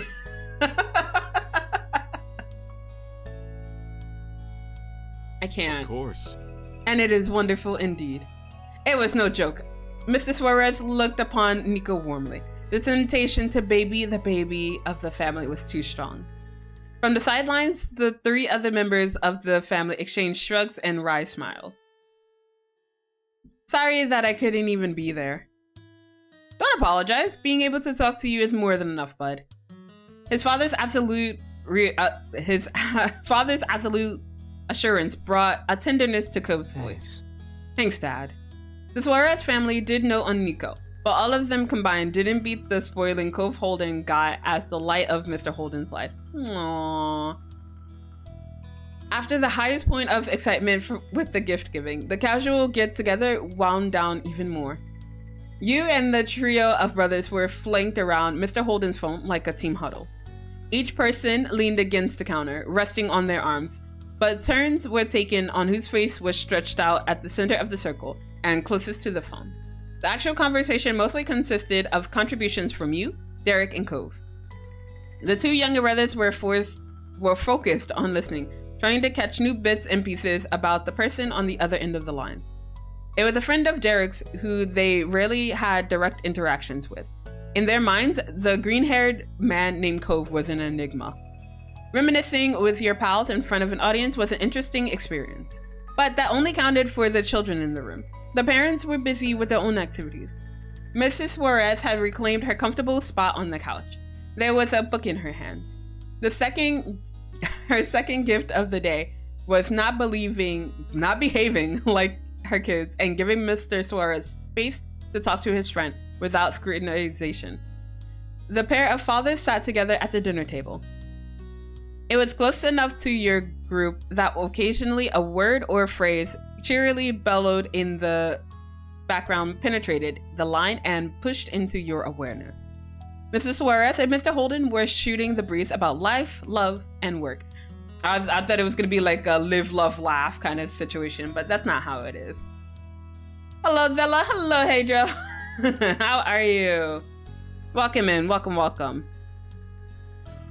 Yeah, make yourself comfortable. We're just continuing reading Our Life.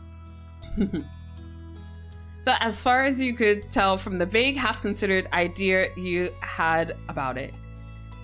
But your ears perked when a name was clearly and intentionally called. Derek?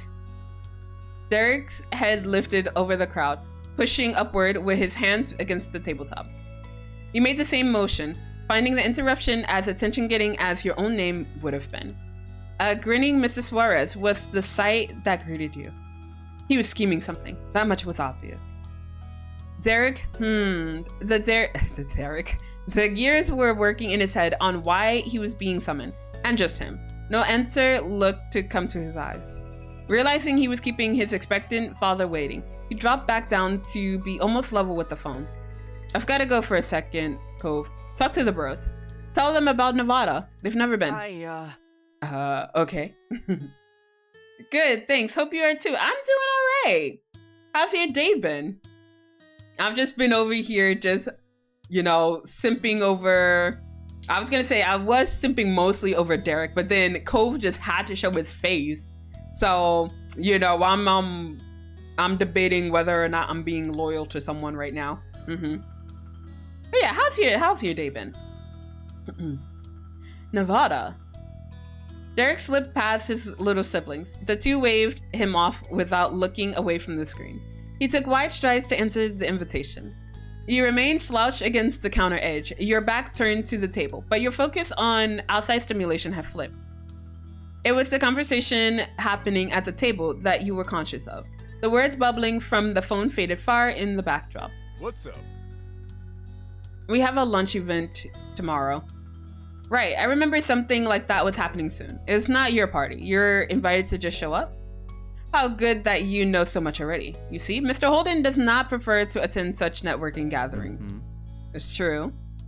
Mr. Holden's voice rang out completely unapologetically. If you were watching, you'd bet he was shrugging his arms exaggeratedly. The only worse parties than those are funerals. This is why I need my very professional business partner, Gregorio. Both of the Suarezes chuckled at Mr. Holden's frankness.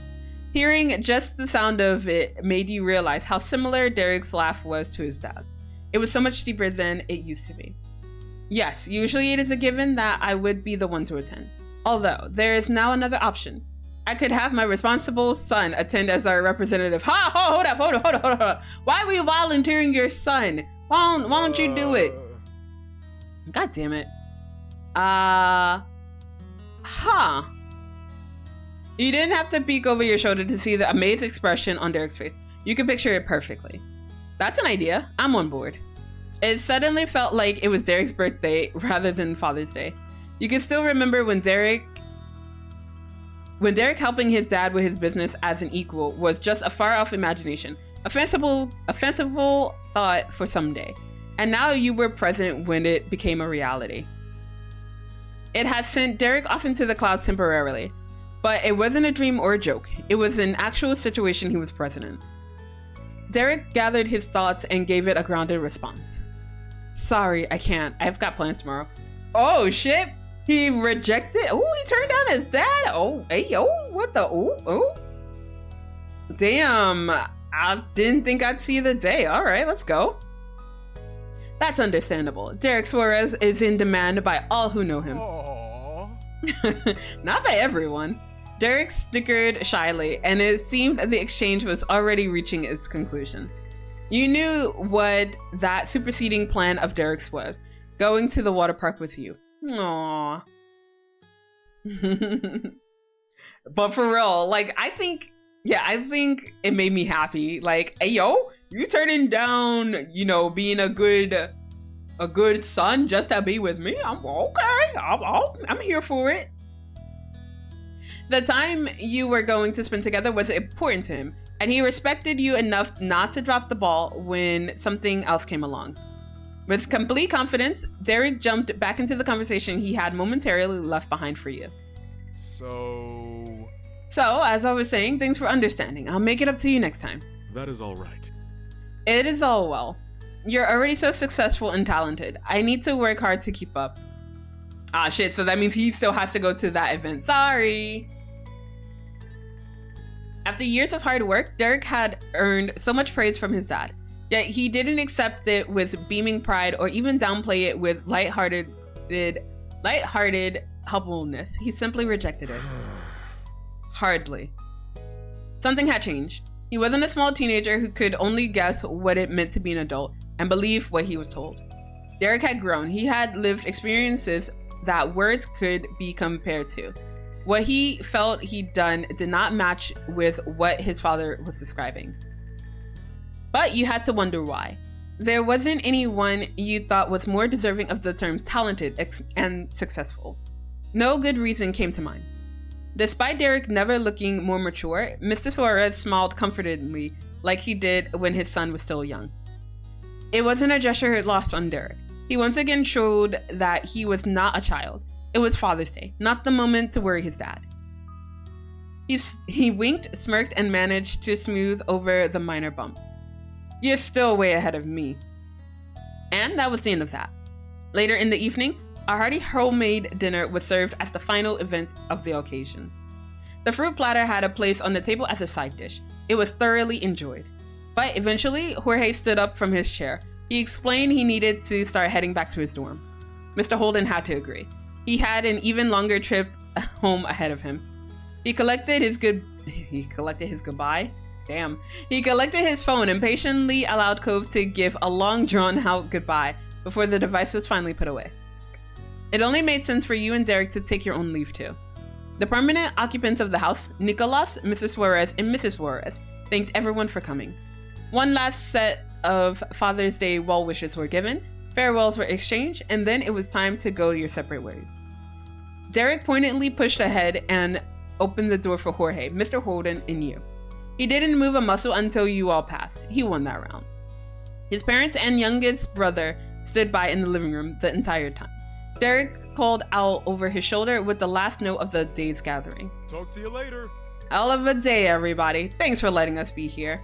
But that goes to you too, chat. Thank you guys for being here. You could have been anywhere today and you decided to be here. I appreciate you. I love all of your faces, but only the faces. Mwah, mwah.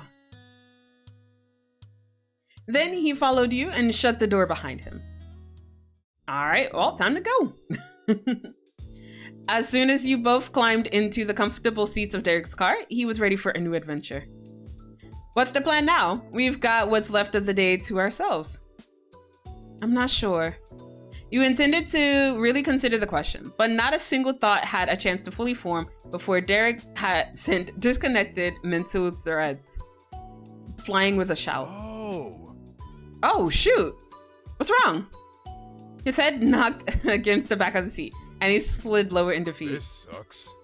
I didn't get the console from Nico. Ah, fuck. Ah, rip. Well, I guess you just gotta go buy it now. And just be an asshole about it. Like, oh, we gotta go buy one now.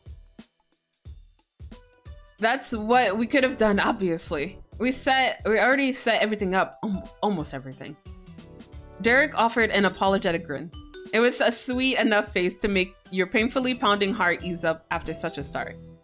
It's okay. I don't mind. Thanks, Jamie. He scraped himself up and off the chair, choosing to lean over the steering wheel instead. All right. Another day, then. It'd be way too awkward to go back up there and beg Nicholas for his Switch. That's something we've got to play smooth. But without it, there's not much to do at the apartment. I mean, I have a few ideas. I think we can keep ourselves preoccupied. I don't know about you, but I can come up with a few ideas. Words drifted off. His mind was working, and without another interruption, yours was as well. The loudest sound in the cabin of the still car was Derek drumming his fingers against the steering wheel. What did you want to do? That was the question. You had a starting point. It was worth considering not just what to do in general, but what you could do while you were there in that location. That location, of course. You couldn't be far from the big park your moms sometimes took you to. The same place Derek frequented with his brothers. How about that park we used to go to? Leave it to me.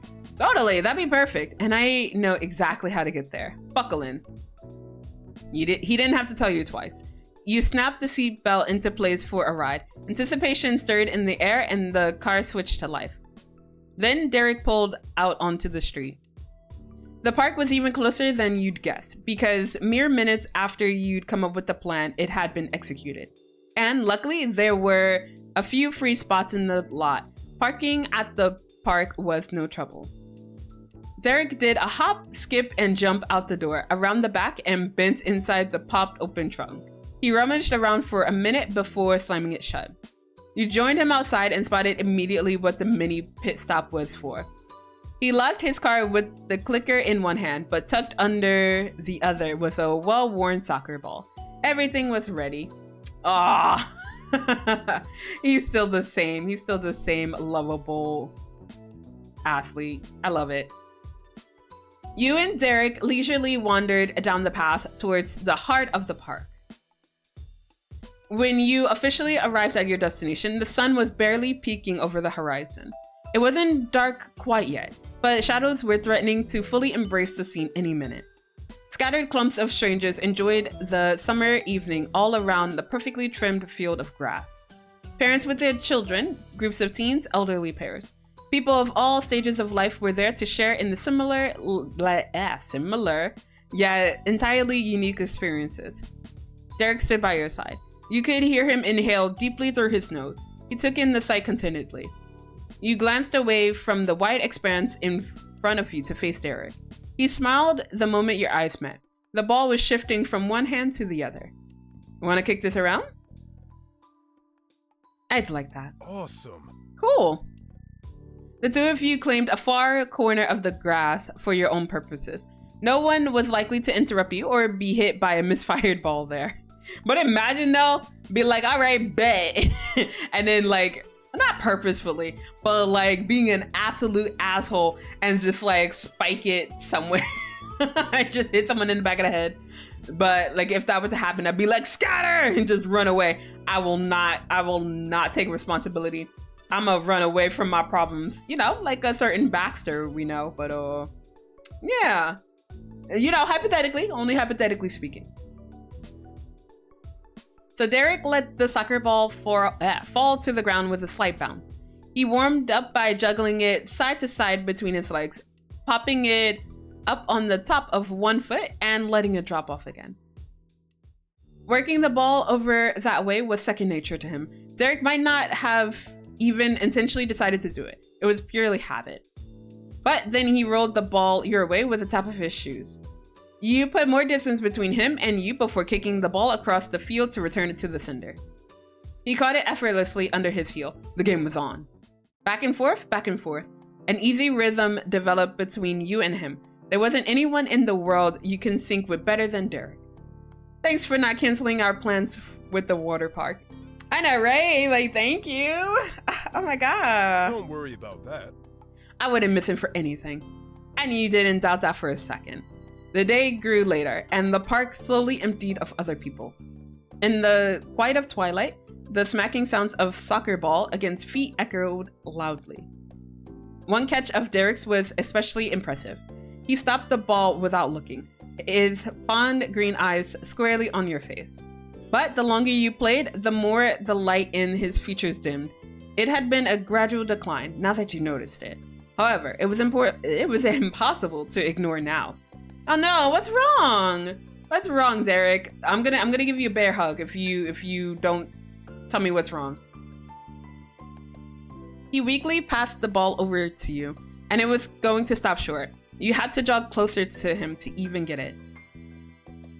His complete loss of energy was concerning enough that you paused to exchange. For a moment, you only watched Derek stand there, shoulders slumped and expression defeated.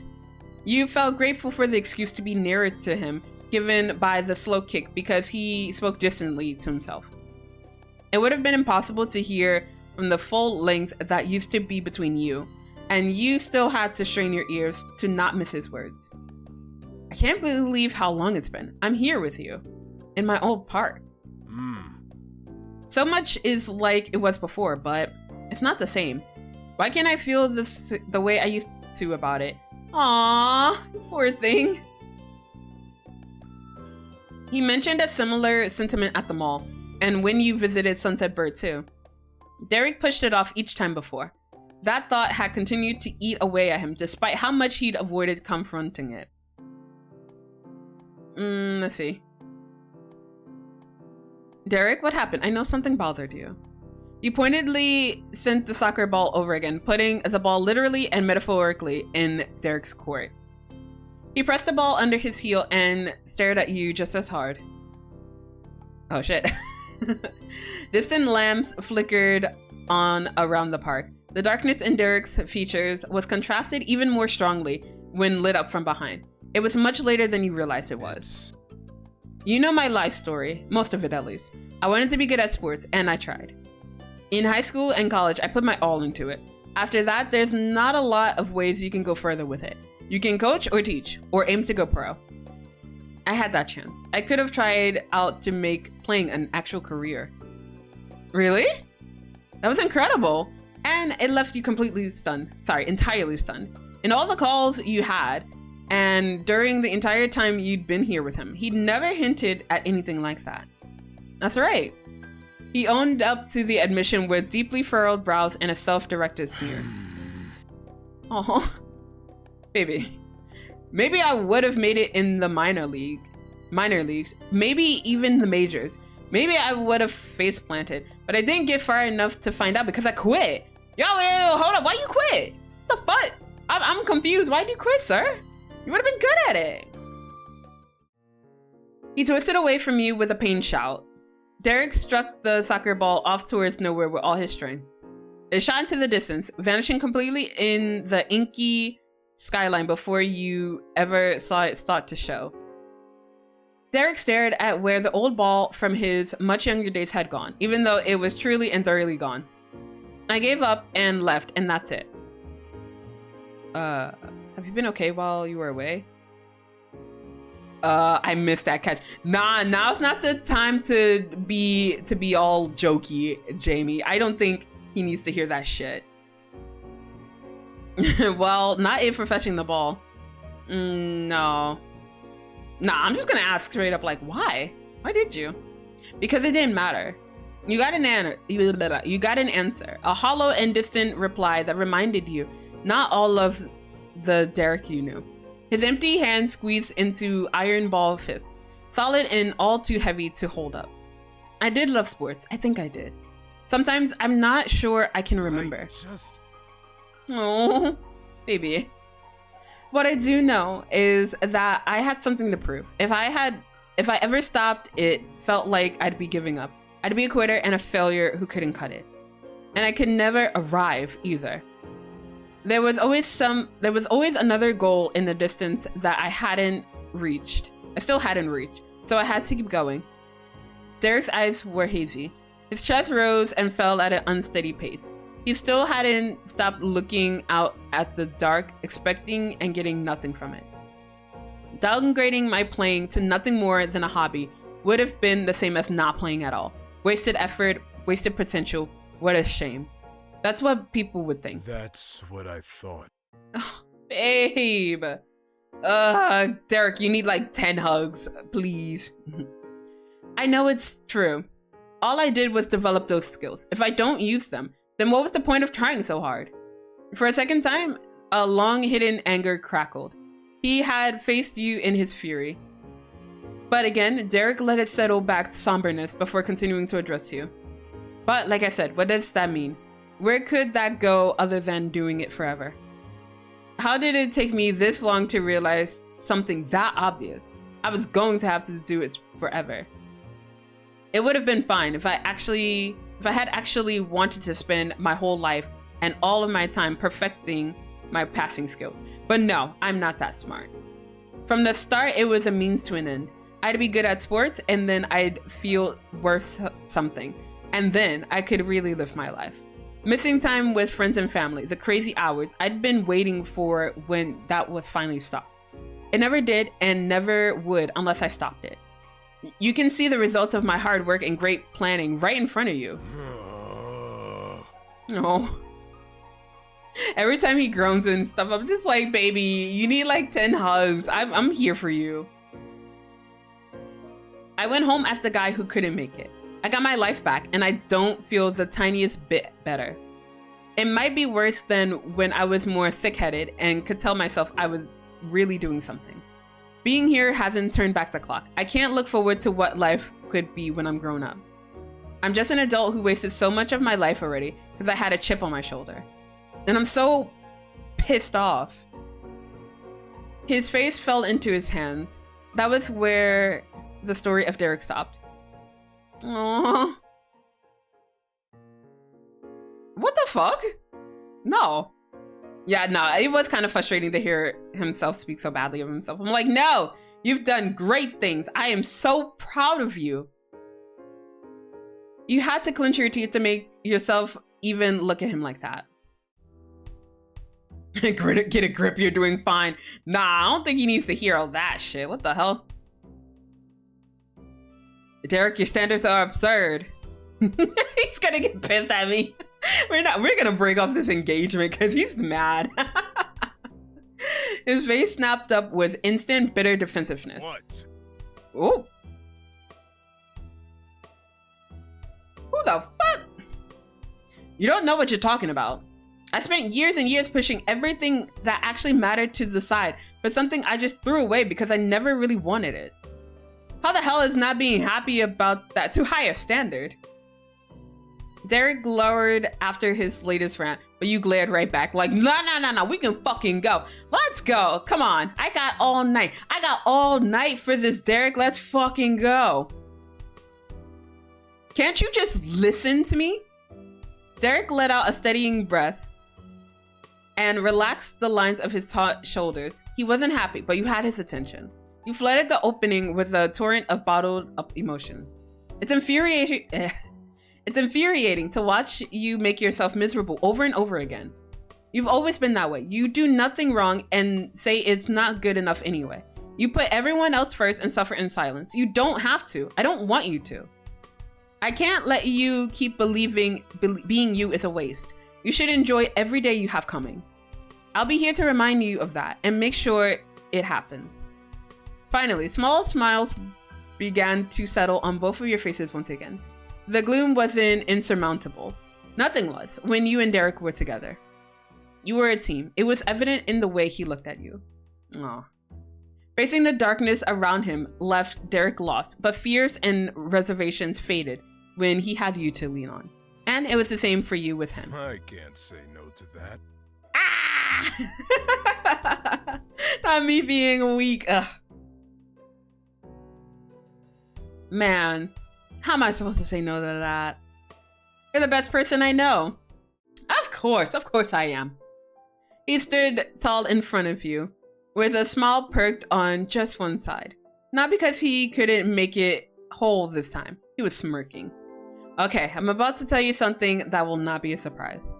My dad did football when he was in high school and college. Hearing stories of that is where my sports aspirations came from. Though, I was a little original since I ended up going for a different sport. You were, in fact, not surprised. It showed on your face through a lack of a reaction. I figured. Oh, did you now? Did you now? Also, not a surprise was that I sucked at it. I was scrawny, and I hated that. Getting better became the main driving force in life. And focusing on that, putting in so much effort there, it kind of made everything else easier. Being the oldest, having responsibilities in my family, having to be reliable, it felt less scary when there was an even bigger goal to hit. Everything else was nothing. I never had to directly confront my feelings of inadequacy and accept myself for what I was, because instead I could say I wouldn't be the way I was forever. I'd become successful. Aww. Damn, Zela, are you still going? All the better for me. Welcome back, Shin. Welcome back, my dear. Good day? Yeah, it's been a good day. How's your day been since you were last here? It's only been a few hours, but yeah, how have you been? Yeah, I'm just still reading, and it's currently dark in my room, so I need to turn on the light pretty soon. But I was gonna wait for a good part to, stop and, refill my cup, cause like I'm whittling down on my tea. So yeah, I need to find a good place to refill my tea, cause I need to make sure I stay hydrated, cause we might go for another maybe 5 hours or so. Good day. Went to church and now I got time to laze. Let's go. Are you just gonna stick around and just like lay in bed, watch your favorite streamer, and scroll on Twitter? Or is that just something I do? Because that's what I do. Another 5 hours? Yes, I've gone into this stream expecting it to be an endurance stream. Because like the title says, this stream will not end until we finish this goddamn DLC. So even if it takes me 24 fucking hours, we will be here until I finish this DLC, okay? So yeah, another 5 hours I would assume, but we'll see how long it lasts. And what tea am I drinking? I am drinking a matcha yuzu tea. I have been obsessed with this tea and I've been drinking it a lot. And as my backup tea, because I have 2 different teas that I'm drinking just in case, because, I gotta stay hydrated, I also have a lemongrass tea. So I've been kind of alternating between those because one is hot, well, it's lukewarm at this point. So I have a lukewarm and a cold tea that I've been drinking. So yeah, I'm making sure I stay hydrated. I'm definitely gonna chill and chat. You live your truth. Like, even if you are just lurking and just listening to me flub lines, that is totally fine with me. You don't have to, like, actively work in chat. It's fine. If you need me, just shout. I shan't must you. No. It's totally fine. You live your truth, Shin. I don't think I'm gonna make it. What? To stay up this entire time? What? For the next 5 hours while I'm live? No, Skay, don't even think that you have to stay. If you need to go to bed, yeah, go to bed, Skay. It's totally fine. I'm good. I got this. Wait, Skate, did you win permamod? Let's go. No, I don't think he's gonna be permamod. He hasn't earned it yet. He has to be a very good boy. It's just a very long stream. Yeah, so you get to be mod until the end of this stream. So maybe for another 5 hours. But I don't know. Maybe I would finish streaming by the time you came back, Skay. I don't know. Skay, I think you're a good boy. He is a good boy. I mean, not a good boy to where he'll get permanent mod status, but you know, he is a good boy. He's such a good boy. Retweet. It's not retweeting anymore, Skate. It's repost. You gotta repost. How dare you? It's not retweet, it's reposting. All right, so let me get back into it. But I put proving myself and being talented over being happy. I missed so many things. I barely let myself see you. Aw, oh yeah, that's right. Because we didn't get any chance to like really see each other because he was busy being sporty. How dare. And there was no way I could have started a relationship when I knew I wouldn't have been able to prioritize it as much as I should. You deserved better. But things were happening and you were there through all those years. I could have just been happy the whole time. I'm gonna cry. No. Derek, please. I think that's what really hurts. I could have just been happy the whole time. I'm not crying, you're crying. Derek. Twitter's name and pronouns were changed against his will. It's not dead naming, it's respecting the platform and who it really is. It's a retweet. Shit. Alright, pop off, Skay. I see you. I see you. Derek's words disappeared as a whisper in the dark. His eyes closed and he took a moment of silence to mourn the life he might have known if he had taken the confidence to go for it sooner. Oh, I'm gonna cry. Derek, please. You never had to prove yourself to me. I know it's later than you wanted, but I hope you can be happy now. Yeah, you never had to prove yourself to me. Your voice reached Derek. His eyes fluttered open, unafraid to face what was ahead of him. I know. Oh, shit, you know? And yo? I know, Jamie. I just wish I let myself believe it sooner. But I do now. And I'm gonna kiss him! Come here, baby! Okay, we're gonna give him a good kiss. We're gonna give him a great kiss, okay? Everyone ready? Okay, let's give Derek the kiss that he deserves, okay?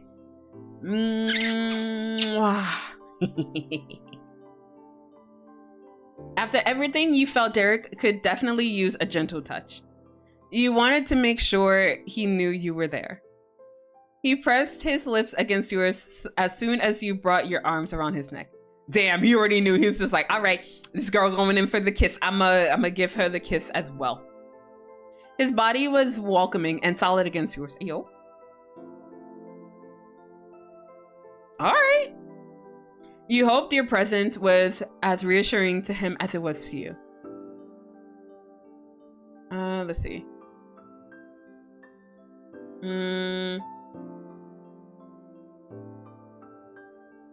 I know you'll figure out what's best for you. Yeah, because I don't want to push him too much into like things that I would want for him, because I want him to make the decision.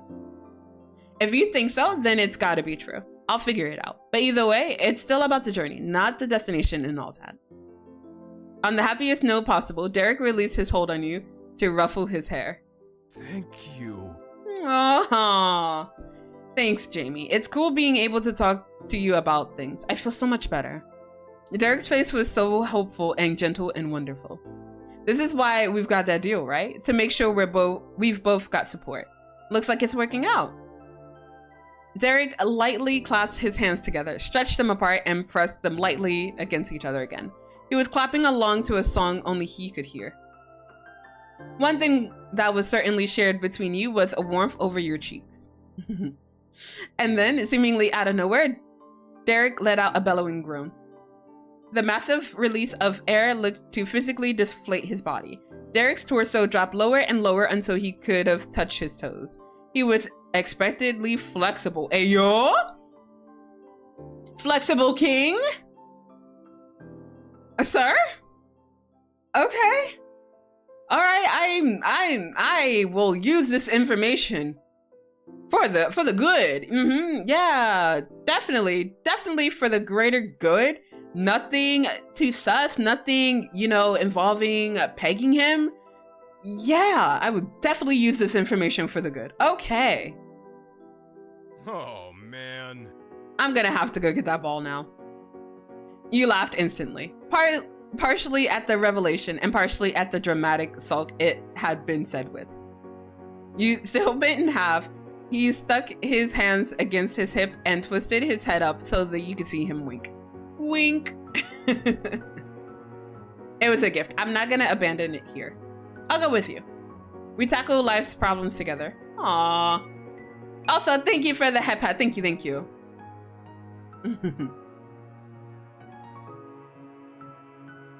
You know it. You know it. Team Jamie and Derek forever. At that wholehearted cheer, Derek ran headlong through the brush. You chased after him with leaping steps. You peeked under every picnic table and behind every trash can in the general area before the lone soccer ball was discovered tucked away amongst some flowers. Thankfully, none of the petals were harmed by it coming to rest in their bed. Derek lifted the ball over his head dramatically, as if he was the lead in a video game who got a brand new item to equip. You applauded. Yay! Patchy. The two of you returned to Derek's car from there, and the last one still in the lot, and left the park behind victoriously. Woo! We're back. Okay, we're back home. You shuffled back into the silent apartment after another long day out. When Derek hit the light switch and illuminated the space, he began to chuckle airily. Oh. The first sight that greeted you was counters spilling over with unsorted bags of miscellaneous dry goods. They remained right where you left them in the rush of that morning, patiently waiting for their turn to be put away.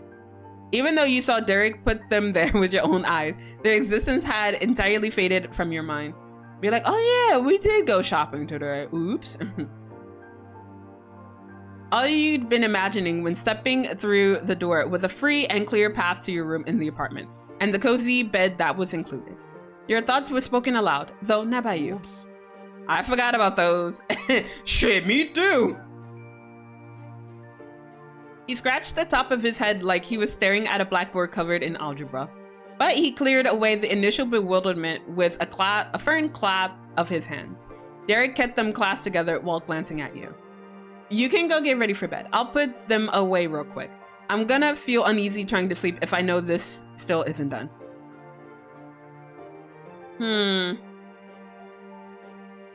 Nah. Some of those are mine. It's only fair I put them away. Derek had to be Derek and offered to do it all himself, however. You had to be you and insist on helping anyway. But I'm the one who's got to do it right now. Derek, that's not the point. His brows pinched with a twinge of regret that his problem was becoming yours. However, you didn't need to explain again how that was what you wanted. Derek swallowed the instinct to insist you go rest or apologize and grinned instead. Let's get to it. Thanks. Let's do it, team. Time was called, and you got to work on the final task before Rusk could come. There was more of a system for the cupboards than there was with the fridge and freezer. You fished goods out of the bags, passed them to Derek, and he placed them on the shelf where they belonged. Yo, like, that's the one thing I don't miss about, you know, having a shit ton of shopping bags. Because, like, here in Japan, I have to have, like, my own bag to put away the groceries. And, you know, I don't have a lot of plastic bags to deal with.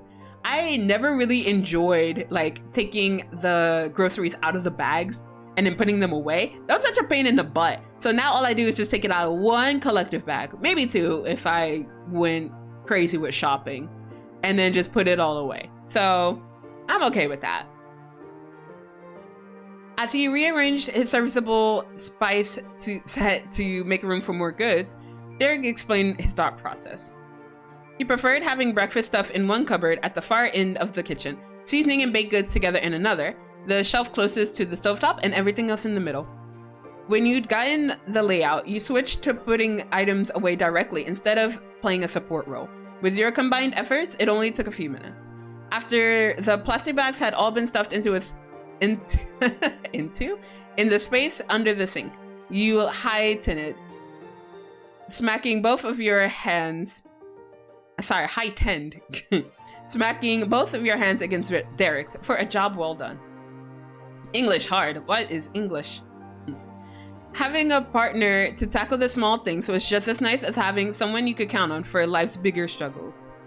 Derek had matched your thoughts on forgetting the groceries, and you felt that working together to put those away had brought your minds in sync again. His expression was peaceful.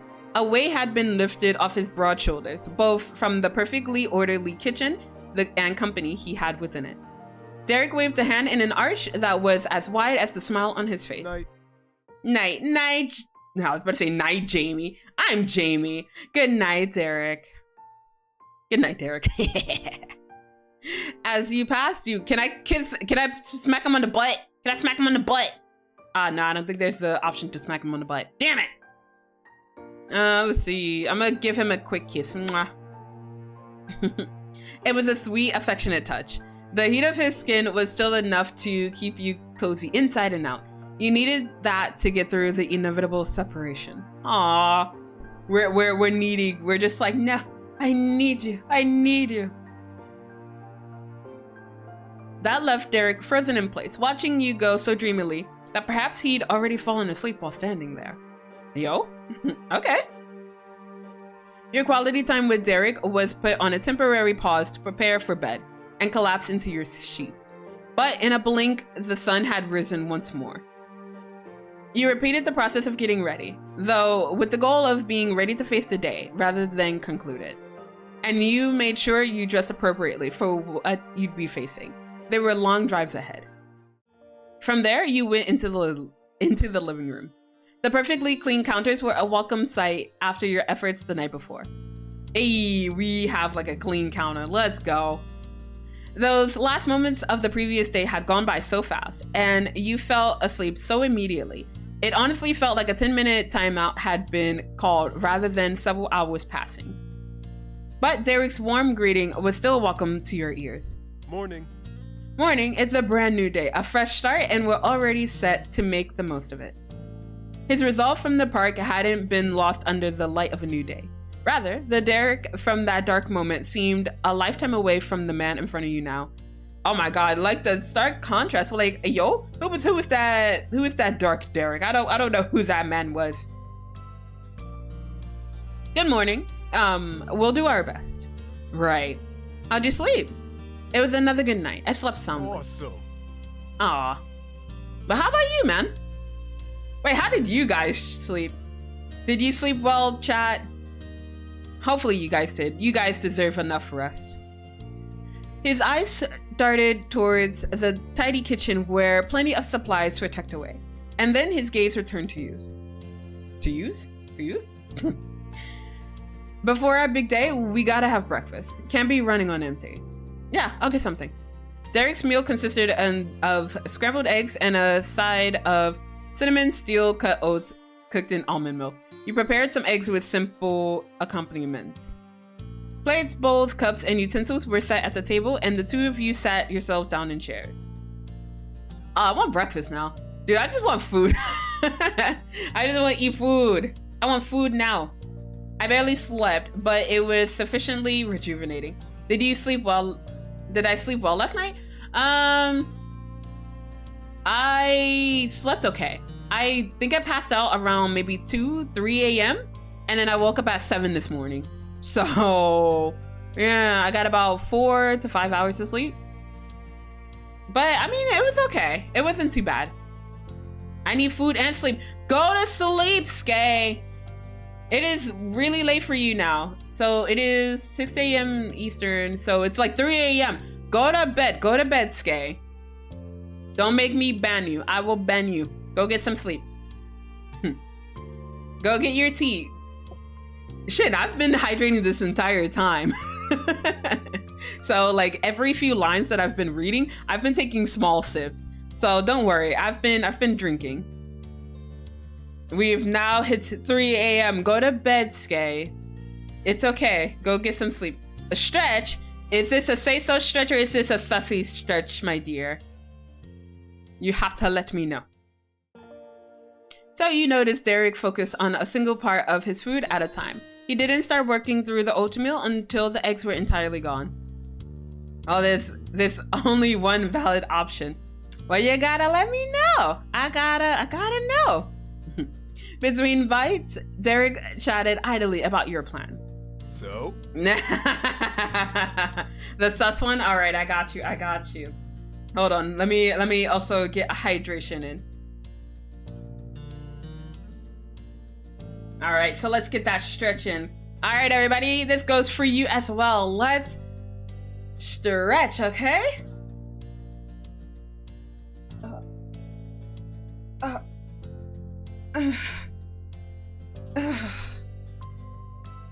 I'm better prepared this time.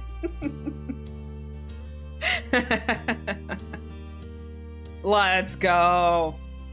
Everyone had a good stretch, a nice stretch. So, do you have a swimsuit? I know, I'm asking this now. The morning we're going, I should have checked ages ago. I was excited. But imagine if I didn't, like, what would I wear? I don't know. All right, go sleep, Skay. But we can stop by somewhere to get one if you don't. It's all right, I brought it. Thanks for making sure and not being mad if I didn't. I usually end up needing it at some point when I'm back home, even if I don't always know exactly why. You grew up right next to the ocean. Having swimming gear on hand was second nature. You'd probably bring it even if you were going to the top of a mountain. Bruh, right? Right? Exactly what Shin said. Like, if you go to sleep now, you might catch the tail end of the stream. I know, right? Yeah, we'll be up for a couple more hours, so go bed, Skay. You snickered. Good point. Let's back it up as soon as breakfast is over. We can hit the road right away. Yeah. Oh, and they have changing rooms there. We won't have to drive all the way there in swimsuits. Just remember to bring it along. His planning instincts came back in full force as he rattled off a list of potential items to pack, counting them off on his fingers.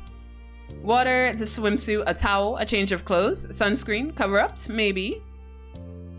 You know what? I'm just gonna listen to him and be like, all right, I'm gonna listen to my baby boy.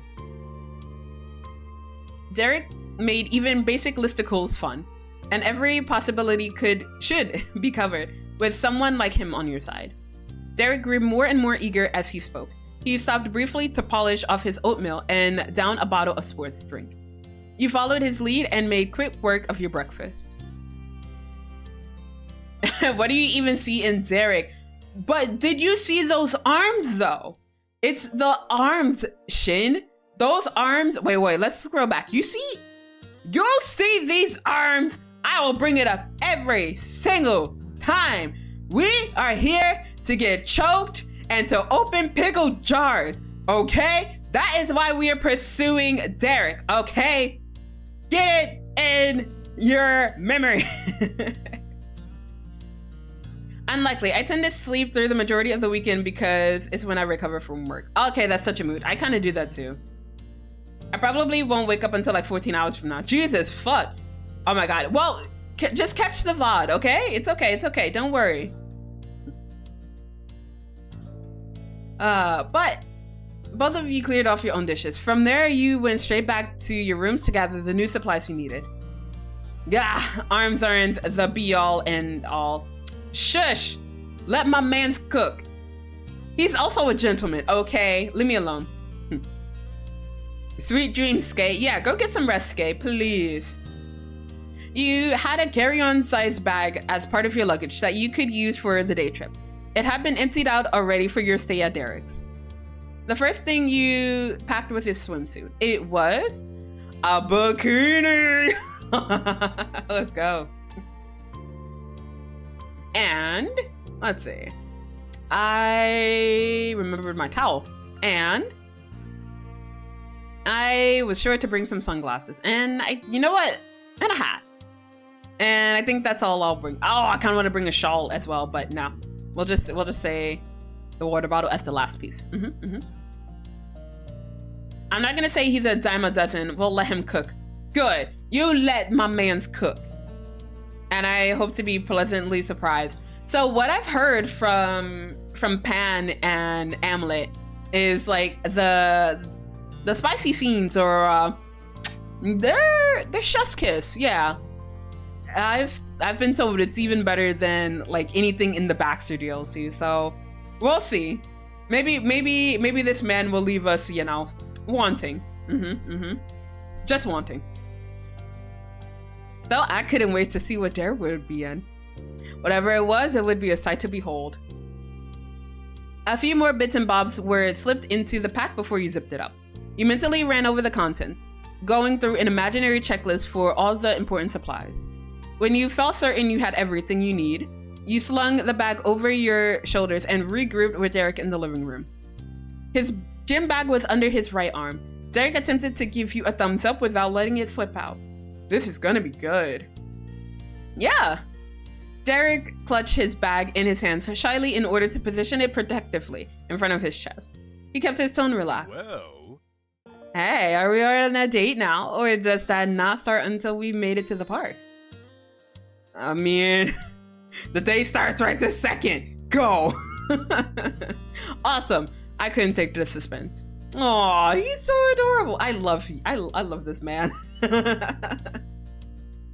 You left the apartment behind, knowing you wouldn't be seeing it again until the day had ended. When is this day gonna end though? Hello? Side note, because again, Zela can't slap me this very second. Y'all should connect your Twitch with this for me. You need to set up a extension to see it, but anyone who has it will see it, even if you don't. Hey, yo, is it for pronouns? Oh, I will, you know what? I'm gonna copy and paste that. Copy and paste. I will give it a check after stream. And yeah, I don't want to do it right now, but yes, I will check whatever my mod says. Yep. It's compatible with some chat overlays too, so it'll show up on your stream. Ah, okay. All right, yeah, I can do that. But thank you so much, Skay. Also, go to bed. Go to bed, damn it. Once Derek, you and your bags were packed into the car, he pulled out of the lot. Derek and your first date had not only begun, it was on the move. There was a lengthy trip ahead of you, but Derek had it all under control. You used the opportunity to check in with family and friends. With how busy each day in Prism Vista City had been, it was only in moments like this when you had a chance to keep up with your text. Lee was on a trip herself, gallivanting around Europe. Bruh, the bouginess, I can't. But like it's like it can't be helped. Like Lee has been blessed with her birth, okay? Yep, it's compatible. Oh wait, I already heard that. But no, you're great. You're breathtaking. Skay W mod. I know, right? W's for Skays. Let's go. She sent you a whole series of photos she'd taken, from food she'd eaten to fashion she'd worn. It all looked amazing. I'm jealous. Like, Lee, why didn't you invite me? I want to go. Shit. Liz shot you back a message to say she was so swamped. She apologized but had little time to chat with her little sister. Okay, whatever, Liz. Get out of here. Knowing Liz was okay comforted you. And so did seeing how her queenly attitude still hadn't changed. But it was a bit sad that the both of you had such separate lives now that you were grown. But once you put your phone down in your lap, Derek was there to avoid any dead air. He chatted boyishly about the water park. He recounted stories of his past excursions there with his family over the years. How one time they almost got kicked out because Nicholas jumped onto Derek's back to go down a single person slide with him instead of waiting to have his own turn. Oh my god, he fucking would though. Oh my god, Nicholas, you are annoying. Even the stories I hear about you, I'm just like, bruh, I would have thrown you out of the airlock like a long time ago. Luckily, no one was hurt and they got off the hook in the end. It was hard for anyone to stay mad at a kid like that. Then, as if his words materialized a mystic lost city into existence, the massive slides Derek had been describing began to rise up against the skyline. The sparkle in his eyes as Derek spotted them only added to the legendary effect of what you were beholding. You'd arrived. Before you could enter through the hollowed gates, you had to pay a terrible price. $15 for a one-day parking pass, and then $45 each for tickets. Oh, for a second I thought it was $15 for like the ticket. I would have been like, why are we complaining about $15? That's not bad. But it's $15 for a parking pass. Oof. I feel that. And then $45 each for a ticket? Damn.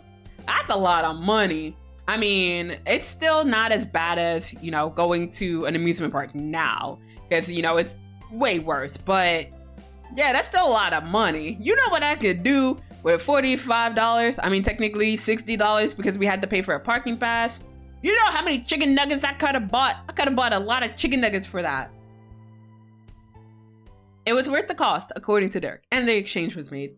Bruh, you lucky, Derek. You lucky I like you more than chicken nuggets. The afternoon was young when you actually made it inside of the water park. Hey, look at this water park. It's nice.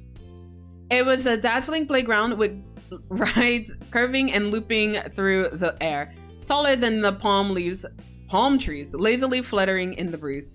Their leaves greeted every guest with a friendly flick of the frond. And the entire place was rimmed by an expansive artificial wave pool that broke off into smaller streams squeezing through the walkways. Okay, so when I was younger, I used to love going to wave pools, but after watching a few videos about how people have like died in like wave pools, it kind of scared me off into going to another wave pool ever again. I'm just like, nope, I'm not gonna risk it. Even though I wanted to go to like the front, even though my mom, she always told me, Zela, you cannot go to the front. And you know, within good reason, because I'm pretty sure I wouldn't have made it. So thank you, Mama Petalcliff, for making sure your dumbass daughter doesn't go to the front of the wave pool and drown. All right. He jogged ahead with all the enthusiasm of a first-time goer before spinning around to face the person who'd actually never been there before. Let's get on our swimsuits, then we can get started. The individual changing rooms and showers are over there. Derek poked a finger to the left to direct your gaze. Over the heads of strangers rubbernecking, you could make out some simple beige buildings. It was the only part of the place that wasn't immediately eye-catching. Plus, there are lockers you can use to keep your stuff safe. Want to meet up back here when we're done? You turned your face towards him and offered a smile to show you'd been listening. All right, let's go. The huddle of two broke and you got in line for the bathrooms. Eventually, you each got your own stalls. In the privacy of the small space, you performed a grand? Oh my god, I can't speak. A grand quick change act for no one but yourself. You weren't about to waste your park time in there. Derek and the water were waiting. Though, after throwing one set of clothes off and another on, you paused to make sure nothing was left behind. Yo, I do that all the time. With all of your belongings bundled in your arms, you fumbled the lock open and left the stall in record time. You were charged again to claim a locker during your visit. It was the real amusement park experience, right? Just like, take 2 steps, we're charging you for that. You breathe, we're charging you for that. You even think about dying here, we're gonna charge you for that. Yeah, based. It was the real amusement park experience. With a shrug, you packed your clothes and phone inside for safekeeping. Then you made your way back to the entrance. Oh, Sheesh!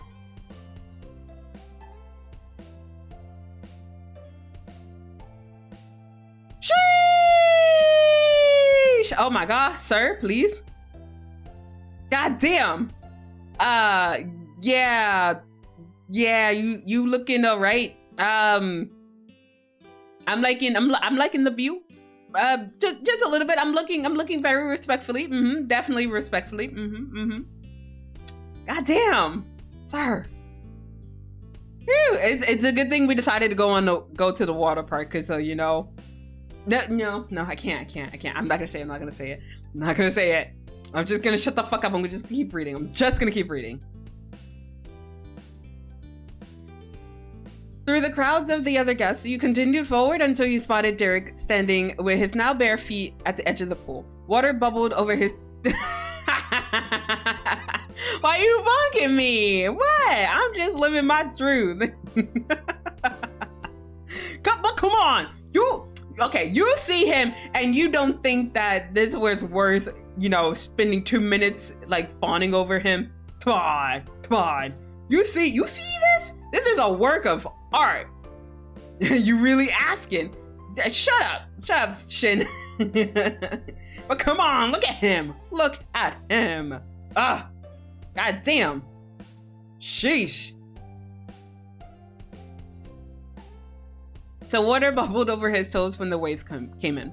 He was sporting only a form-fitting black swimsuit. Streaking down each side were green accents that made his eyes pop even more than usual. What's up? Sup, gorgeous? Have you seen yourself? God damn. No. I gotta keep going. I can't keep looking. I could bark, but I won't. He's no Baxter. I'm a loyal Shin. Nah, he got more muscles than Baxter. What you talking about? Like, look, I'm not loyal. I admit that. But like, you see him? Goodness gracious, great balls of fire. Those verdant eyes were focused right on your blue ones, at least when he first noticed you. After that, there was a moment when his gaze began to wander down over your full form. Damn, I'm over here looking too. Don't worry, Derek. I'm not judging you. Like, I'm doing the same, baby. His staring didn't linger long enough to be impolite. Oh, he's such a gentleman. It was as if he'd perfectly calculated the ideal number of seconds for personal joys and the upholding of societal values. This gentleman. So... Since we're definitely on a date at this point in the process, I thought it was fair game to mention how you look and that I'm a fan of it. Damn. So that's the real reason you needed to check if we were on a date. Oh, you're welcome. I never disappoint my fans. Let's go.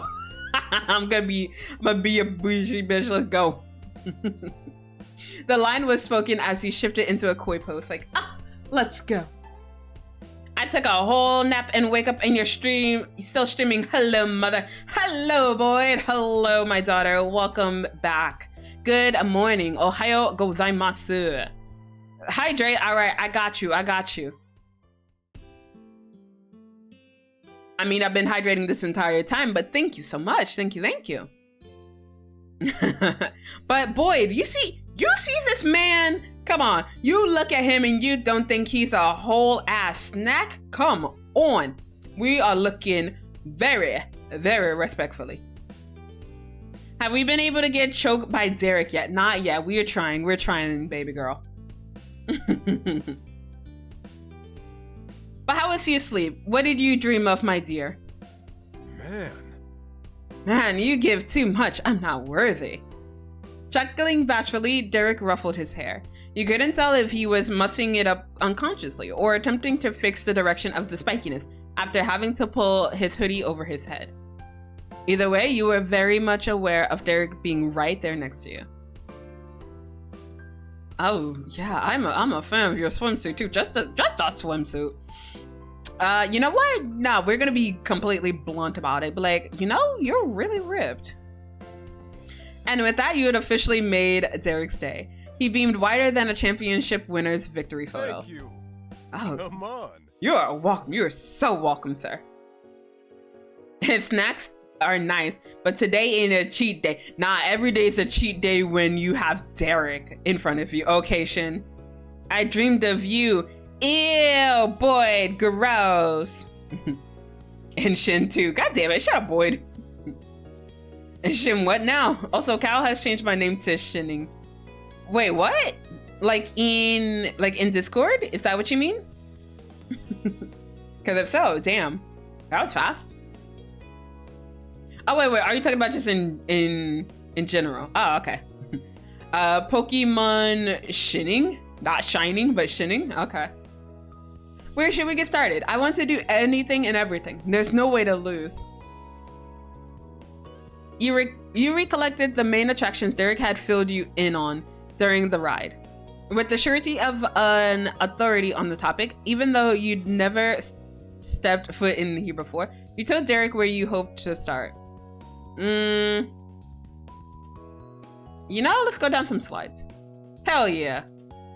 You shot a hand towards the twisting yellow one, making it very clear which ride you were intent on going for. Derek had a thumbs up for that.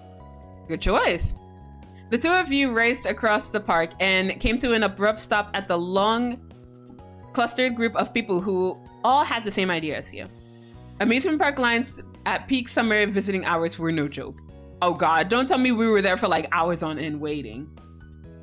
I know, earlier in chat. Okay. That's what I had a feeling. Did you get something to eat at least, Ma? I mean, I had a little bit of something during one of my breaks, but like a full-on meal? No, not yet. I will once I finish stream, and I don't know when that's gonna be. So, we'll see. But hopefully you eat something, my dear. You inch forward every minute or so. Screams echoed from the top of the stairs as guest after guest hurtled down the water slide. Distant surf rock played over speakers as you waited for your turn. You didn't even notice it was there until you'd gotten higher up the steps. Derek entertained himself, and you doing a little dance and playing air ukulele in time with the tune. You snickered all the way to the launch platform. It was a closed top rather than a half pipe. There was a perfectly round opening for the slide that continued into a deep, dark descent. At least you're hydrating, but hope you are able to eat soon. Gamba Zela, I will try my best. But you can eat for me, Boyd. A low roar came from the swirling waters flooding through the massive tube. It was the straw of a giant trying to suck you inside. Your heart pounded. After you. Oh god. God, Empress John, thank you for the follow. Thank you. You make yourself comfortable. But meals don't taste the same without Zela. No, just pretend like you're eating with me, Boyd. It's okay. I will read to you as you eat. I mean, I would probably ruin that experience, but you know, you can try. I believe. Let's see. All right, not thanks to you first. But don't hold up the line, Derek. I'm more stubborn than you are. His hands lifted towards his chest pulsatingly. All right, you win as usual. Me first. The ride technician led you to the lip of the slide, repeated the safety measures that you already caught when Derek went, and gave you the okay to push off. You shifted on your butt, double checking your positioning, and then you scooted into the rush. You were off in an instant. You zipped down and around as you were a gumball in one of those fancy machines that made the treat go through a loop before arriving in the awaiting child's hands. Woo! Let's go! But the warm embrace that you landed in was an explosion of heated pool water. Even through your waterlogged ears, you could hear Derek's cheers at your dramatic arrival. A massive smile stayed on your face as you surfaced. You and Derek waded through the waist-deep water, catching the breath that had been taken away by the rush. It was a wild ride, but only the beginning. You were certain to hit every one of the half-dozen big slides in the place. And yeah, you just kept jumping in line for slides all over the rest of the afternoon. Oh no, nah, because I don't want to just keep doing that. We'll do something else. I'm gonna swim in a wave pool. And you know, hopefully not die. What a coincidence, so do I. That particular attraction was the majority of the park. It wrapped its way against the walk race and up into every corner. You didn't need Derek to point the way you wanted to go, as you were essentially already there. Derek knew that too. There was no need to pick a different spot of the expansive pool. He just jumped in. You joined him in the water. It was an interesting experience, the wave pool. The pool had a gradually sloping shape with a shore on one side. Waves pushed from one end to the other on a timer. They were going when you got in. You bobbed up and down with the replicated motion of the ocean. Oh my god, I like wave pools, but you know, I'm a little bit of a worry wart now that, you know, I have this fear of like potentially dying in a wave pool. So yeah, they're nice, but I don't think I'll go in one anytime soon. All right, but we have reached the 8-hour mark, so I'm gonna take another 2-minute break. I'm gonna go potty. I'm gonna go do a full stretch. I'm gonna get some more hot water for my tea, and we will be back